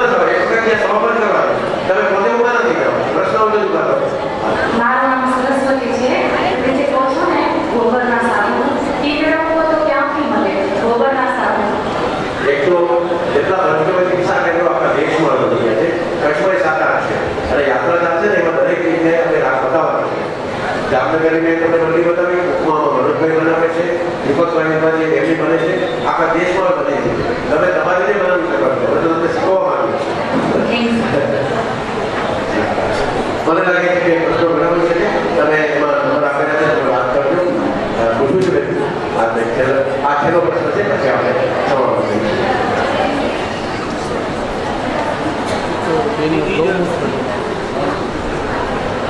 સંગીત જોશી, આ ગર્ભ આપણે જે પ્રેગ્નન્ટ લેડી માટેની આપણે વાત કરી કે એના માટે દૂધની જે છે ગાયનું ઘી ખૂબ જ જરૂરી છે. એમાં 3 માસની ડિટેલ્સ આપેલી હતી. કદાચ આપ બીજા માસ વિશે સમજાવી શકો કે 3 મહિના દરમિયાન આપણે કઈ રીતે એક મહિનાનું છે તો આખું પ્રેઝન્ટેશન બહેનો બેસવા લઈને બોલાવો તો આખી ગર્ભાવસ્થામાં ક્યારે વપરાય એ કાર્યક્રમ ખાસ રાખીશું. અત્યારે તો તમે ગર્ભસંસ્કાર.org.in અથવા વેદગર્ભા.com વેબસાઇટમાં બધું આપેલું તમે જોઈ શકો છો. હું ડિટેલ વાત કરીએ તો થોડો સમય જશે, પણ કંઈક મળી શકે. ખાસ જો તમે નક્કી કરો તો માત્ર પ્રેગ્નન્સી અને ગાય એના ઉપર આખું ગર્ભવતીના એક્સપર્ટ છે, એને બોલાવશો એ તમારું પ્રેઝન્ટેશન સમજો. ચલો મને લાગે છે અમરભાઈ સૂચન કર્યું કે ગૌમૂત્રની જે બાકી ઇફેક્ટ છે ત્રણેય દોષો ઉપર, કારણ કે ગૌમૂત્રની કેવી તાકાત છે કે વાત કરી તો ત્રણેયનું બેલેન્સ કરે છે. તાજું ગૌમૂત્ર જો તમે લેશો તો કોઈ જાતના શરદી, સ્વરેખમ, ગળાની તકલીફ, પેટની તકલીફ, પીઠની તકલીફ, ગેસની તકલીફ કઈ નહીં થાય. એટલે આટલું તમે એક સતત કરો કે તાજું ગૌમૂત્ર મળે એવો એક પ્રયત્ન કરો. નજીકમાંથી લાવી હા નહીમાંથી રદ પડે તો અર્થ લઈને એમાં એટલું પાણી હોય ને એ કહેવાનું. પણ એ પછી 3 મહિનાથી વધારે પાછું ન લઈ ભાઈ 8 થી 1 કરો અર્થ થઈ સ્કીપ સ્ટ્રોક બરાબર છે. તો હવે આપણે એક વખત જ્યારે સમાપ્ત કરીએ છીએ. પછી કોઈ વ્યક્તિગત મળવું હોય તો મળી શકાશે અને કાર્યક્રમ પૂરો હોય. ધન્યવાદ. મારે બધા પ્રેરોડિવ જવાનું છે. ધન્યવાદ. હા, આપણે સમય કરતાં પણ વધારે સમય થઈ ગયો. તમને તમારી રુચિ પ્રમાણે સાહેબે ખૂબ પીરસ્યું. હજી સાહેબ પાસે અને એમની ટીમ પાસે ખૂબ જાણવા જેવું છે. જે ગર્ભવિજ્ઞાનની વાત કરી તેવા જો આપણા મહિલા મંડળો વ્યક્તિગત રીતે સંપર્ક કરી અને જો આયોજન કરવાનું ઈચ્છે તો એના માટે આગળ વિચારણા કરી કંઈ ગોઠવવાનું થશે. પણ આના માટે પૂરતો સમય જોઈએ. 1 દિવસનો શિબિર કે એવો હોય તો આ બધા વિષયો છે ડિટેલમાં આવી શકે. તો આપણે ખાલી આ એક ઇન્ફોર્મેટિવ એક વાત છે, આનામાં જેને ઊંડું ઉતરવું હોય તો ઘણું બધું આપણા સહજ રીતે આજુબાજુ છે એને આપણે જો ઓળખીએ તો આપણે આપણા જીવનમાં ખૂબ સુખ શાંતિ લાવી શકીએ. તો એક વાત એ હતી. બીજી દૂધની વાત છે તો આપણે સૌ પ્રયત્નશીલ રહેશું. ગ્રુપમાં ગૌશાળા પણ બનાવી શકાય. આપણે કદાચ ઘરમાં ગાય ન રાખી શકીએ પણ આપણે ધારીએ તો બધું કરી શકીએ. ગાડી લેવી હોય તો આપણે ઘરમાં જગ્યા નથી, ગેરેજમાં નથી, શેરીમાં નથી તો આપણે ગમે ત્યાં કરીએ. તો આપણે જો ગાય રાખવી હોય તો આપણે કાંઈ પણ વ્યવસ્થા થાય. અને આમાં ક્યાંય તમને અટકો અને કાંઈ મૂંઝવણ હોય તો અમારું ટ્રસ્ટ રામકૃષ્ણ ટ્રસ્ટ છે એ કામ કરે છે અને બીજા પણ અનેક લોકો ગાય ઉપર તો કામ કરવાવાળા છે. આપણી ઈચ્છા હશે તો બધું થશે. ઈચ્છા જગાડવાની આજે તમને જે થોડી હિંટ આવી છે અને ઈચ્છા જગાડવા માટે જે પ્રયાસ છે આપણી ઈચ્છા આગળ વધે તો જ આનું કંઈક ને કંઈક પરિણામ આવશે. રખડતી ગાયમાં પણ આપણે ખાસ ધ્યાન રાખવાનું છે કે ગાયનો ચરો બને ત્યાં સુધી આપણે શહેરની અંદર ન દઈએ. આપણે ચોક્કસ જગ્યાએ દઈએ અને શહેરની બહાર ગાયો આજે ગાયો અંદર શા માટે આવી કે આપણે ચરો ધર્માદાનો ચરો આપણે ગામમાં નાખીએ તો માલધારીઓ રહે છે બહાર, એને ચરો માટે અંદર આવે છે. જો એને ઘર સુધી આપણે પહોંચાડી આવીએ તો આ આપણી અધુરાશ છે એટલે આ પ્રોબ્લેમ. માલધારીઓને આપણે ડાયરેક્ટ દેતા નથી, દૂધની કિંમત દેતા નથી એટલે ચલો પછી ધર્માદા કરીએ. એના કરતાં જો માલધારીઓને પૂરતી કિંમત દૂધ ઘીની મળે તો ગાયો રખડતી નહીં રહે. એ આપણી જ ક્યાંક ને ક્યાંક ખામી છે. આવી બધી બાબતો આપણે ફરીથી જાગૃત કરવાનો સમય છે. એટલે આ જે કચ્છ ગૌધન યાત્રા છે એનામાં ખાસ 2-4 મુદ્દાઓ બહેનોને રિલેટેડ છે. એક પ્લાસ્ટિકનો ઉપયોગ બંધ કરવા માટે આપણે જ લુગડાની થેલીઓનો જો પરંપરા હતી પાછી ચાલુ થાય એવો પ્રયાસ આપણાથી થાય. 2-4 એવા કાર્યક્રમો પણ આપણે જો ધ્યાન દઈએ. આ ચરો પણ આપણે યોગ્ય જગ્યાએ જાય એની ચિંતા કરીએ કે ગાય સુધી પહોંચાડીએ. આપણે અડધે પહોંચાડીએ એટલે ગાય લેવા આવે છે તો આ ચારાનું પણ દાન કરીએ છીએ. દાન પણ યોગ્ય રીતે થાય એનું પણ જોઈએ. દૂધનો ઉપયોગ, ઘીનો ઉપયોગ ઘરમાં ખૂબ વધે. પંચગવ્યનો ગૌમૂત્રનો પણ ઉપયોગ કરીને નિરોગી આવે. રસોડામાં પણ ફૂડ મેનેજમેન્ટ આપવું છે, ઋતુચર્યા પ્રમાણેનો ખોરાક, આવી બધી બાબતો અનેક હજી આપણા શાસ્ત્રોમાં, આપણા પરંપરામાં, આપણા રીત રિવાજોમાં છૂટી ગઈ છે. એ ફરીથી આવે એ જ હેતુ હતો. અને આપ સૌએ આટલો સમય સુધી સરસ રીતે સાંભળ્યા અને જે સહયોગ આપ્યો છે ને યાત્રાને આગળ પણ આપનો સહયોગ મળશે એવી આશા. હવે શ્રી દીપકભાઈ પટેલને નમ્ર વિનંતી કરીશ કે તેઓ આભાર વ્યક્ત કરશે. એના પછી આજનો કાર્યક્રમ અહીંયા સમાપ્ત થશે. રજની પટેલને રજા આપશો. ખૂબ ખૂબ આભાર. શ્રી ડૉક્ટર હિતેશભાઈ જાનીજી જામનગરથી આપણા માટે સમય કાઢીને આવ્યા છે. અને એક જ આહવાનમાં સૌથી વધારે તો મહત્વ રહે છે કે ભુજમાં અમે જ્યારે જાહેરાત કરી તો તરત જ મીટિંગ પહેલી જ મિટિંગમાં 34 બહેનો આવી ગયા ભુજના મહિલા મંડળના, દરેક મહિલા મંડળના. એટલે અમને ખૂબ જ આનંદ થયો. અમને પહેલી જ વખત એમાં થઈ ગયું અમે આ કાર્યક્રમમાં સફળ થશું અને ખૂબ સારો સહકાર મળ્યો છે. આવો જ સહકાર જો તમારો હશે, અમારો પહેલો જ પ્રયત્ન છે આ ગૌધન યાત્રાનો. ગૌધન યાત્રા અંદાજિત 6 થી 7 મહિના ચાલવાની છે આખા કચ્છમાં અને આવા તો ઘણા કાર્યક્રમો કરવાના છે. પણ પહેલા જ કાર્યક્રમમાં સફળતા મળી એટલે અમને જરાક જુસ્સો આવી ગયો છે. આવો જ જુસ્સો તમારા બધા તરફથી મળતો રહે અને સાથ અને સહકાર મળતો રહે એવી અમારી ઈચ્છા છે. પત્રકાર મિત્રોએ પણ ખૂબ જ સાથ સહકાર આપ્યો છે. ટેલિવિઝન ચેનલે પણ ખૂબ જ સાથ સહકાર આપ્યો છે. આ સાથ સહકાર મળતો રહે અને જે સમાજવાડીમાં કાર્યક્રમ થયો એને પણ ખૂબ જ નજીવા દરે, આમ તો ભાડું સારું એવું છે પણ નજીવા દરે કીધું આવો સારો સમાજનો કાર્યક્રમ છે તો નજીવા દરે અમે સમાજવાડી તમને આપશું. એટલે બધાએ ખૂબ જ સાથ સહકાર આપ્યો છે. ઇલેક્ટ્રોનિક સિસ્ટમ, સાઉન્ડ સિસ્ટમ છે, મંડપ સર્વિસ છે, બધાનો ખૂબ જ સાથ સહકાર છે. આવો સાથ સહકાર અમને મળતો રહે એવી અમારી ઈચ્છા છે. ખૂબ ખૂબ આભાર, ખૂબ ખૂબ ધન્યવાદ. ભારત માતા કી, ગૌ માતા કી.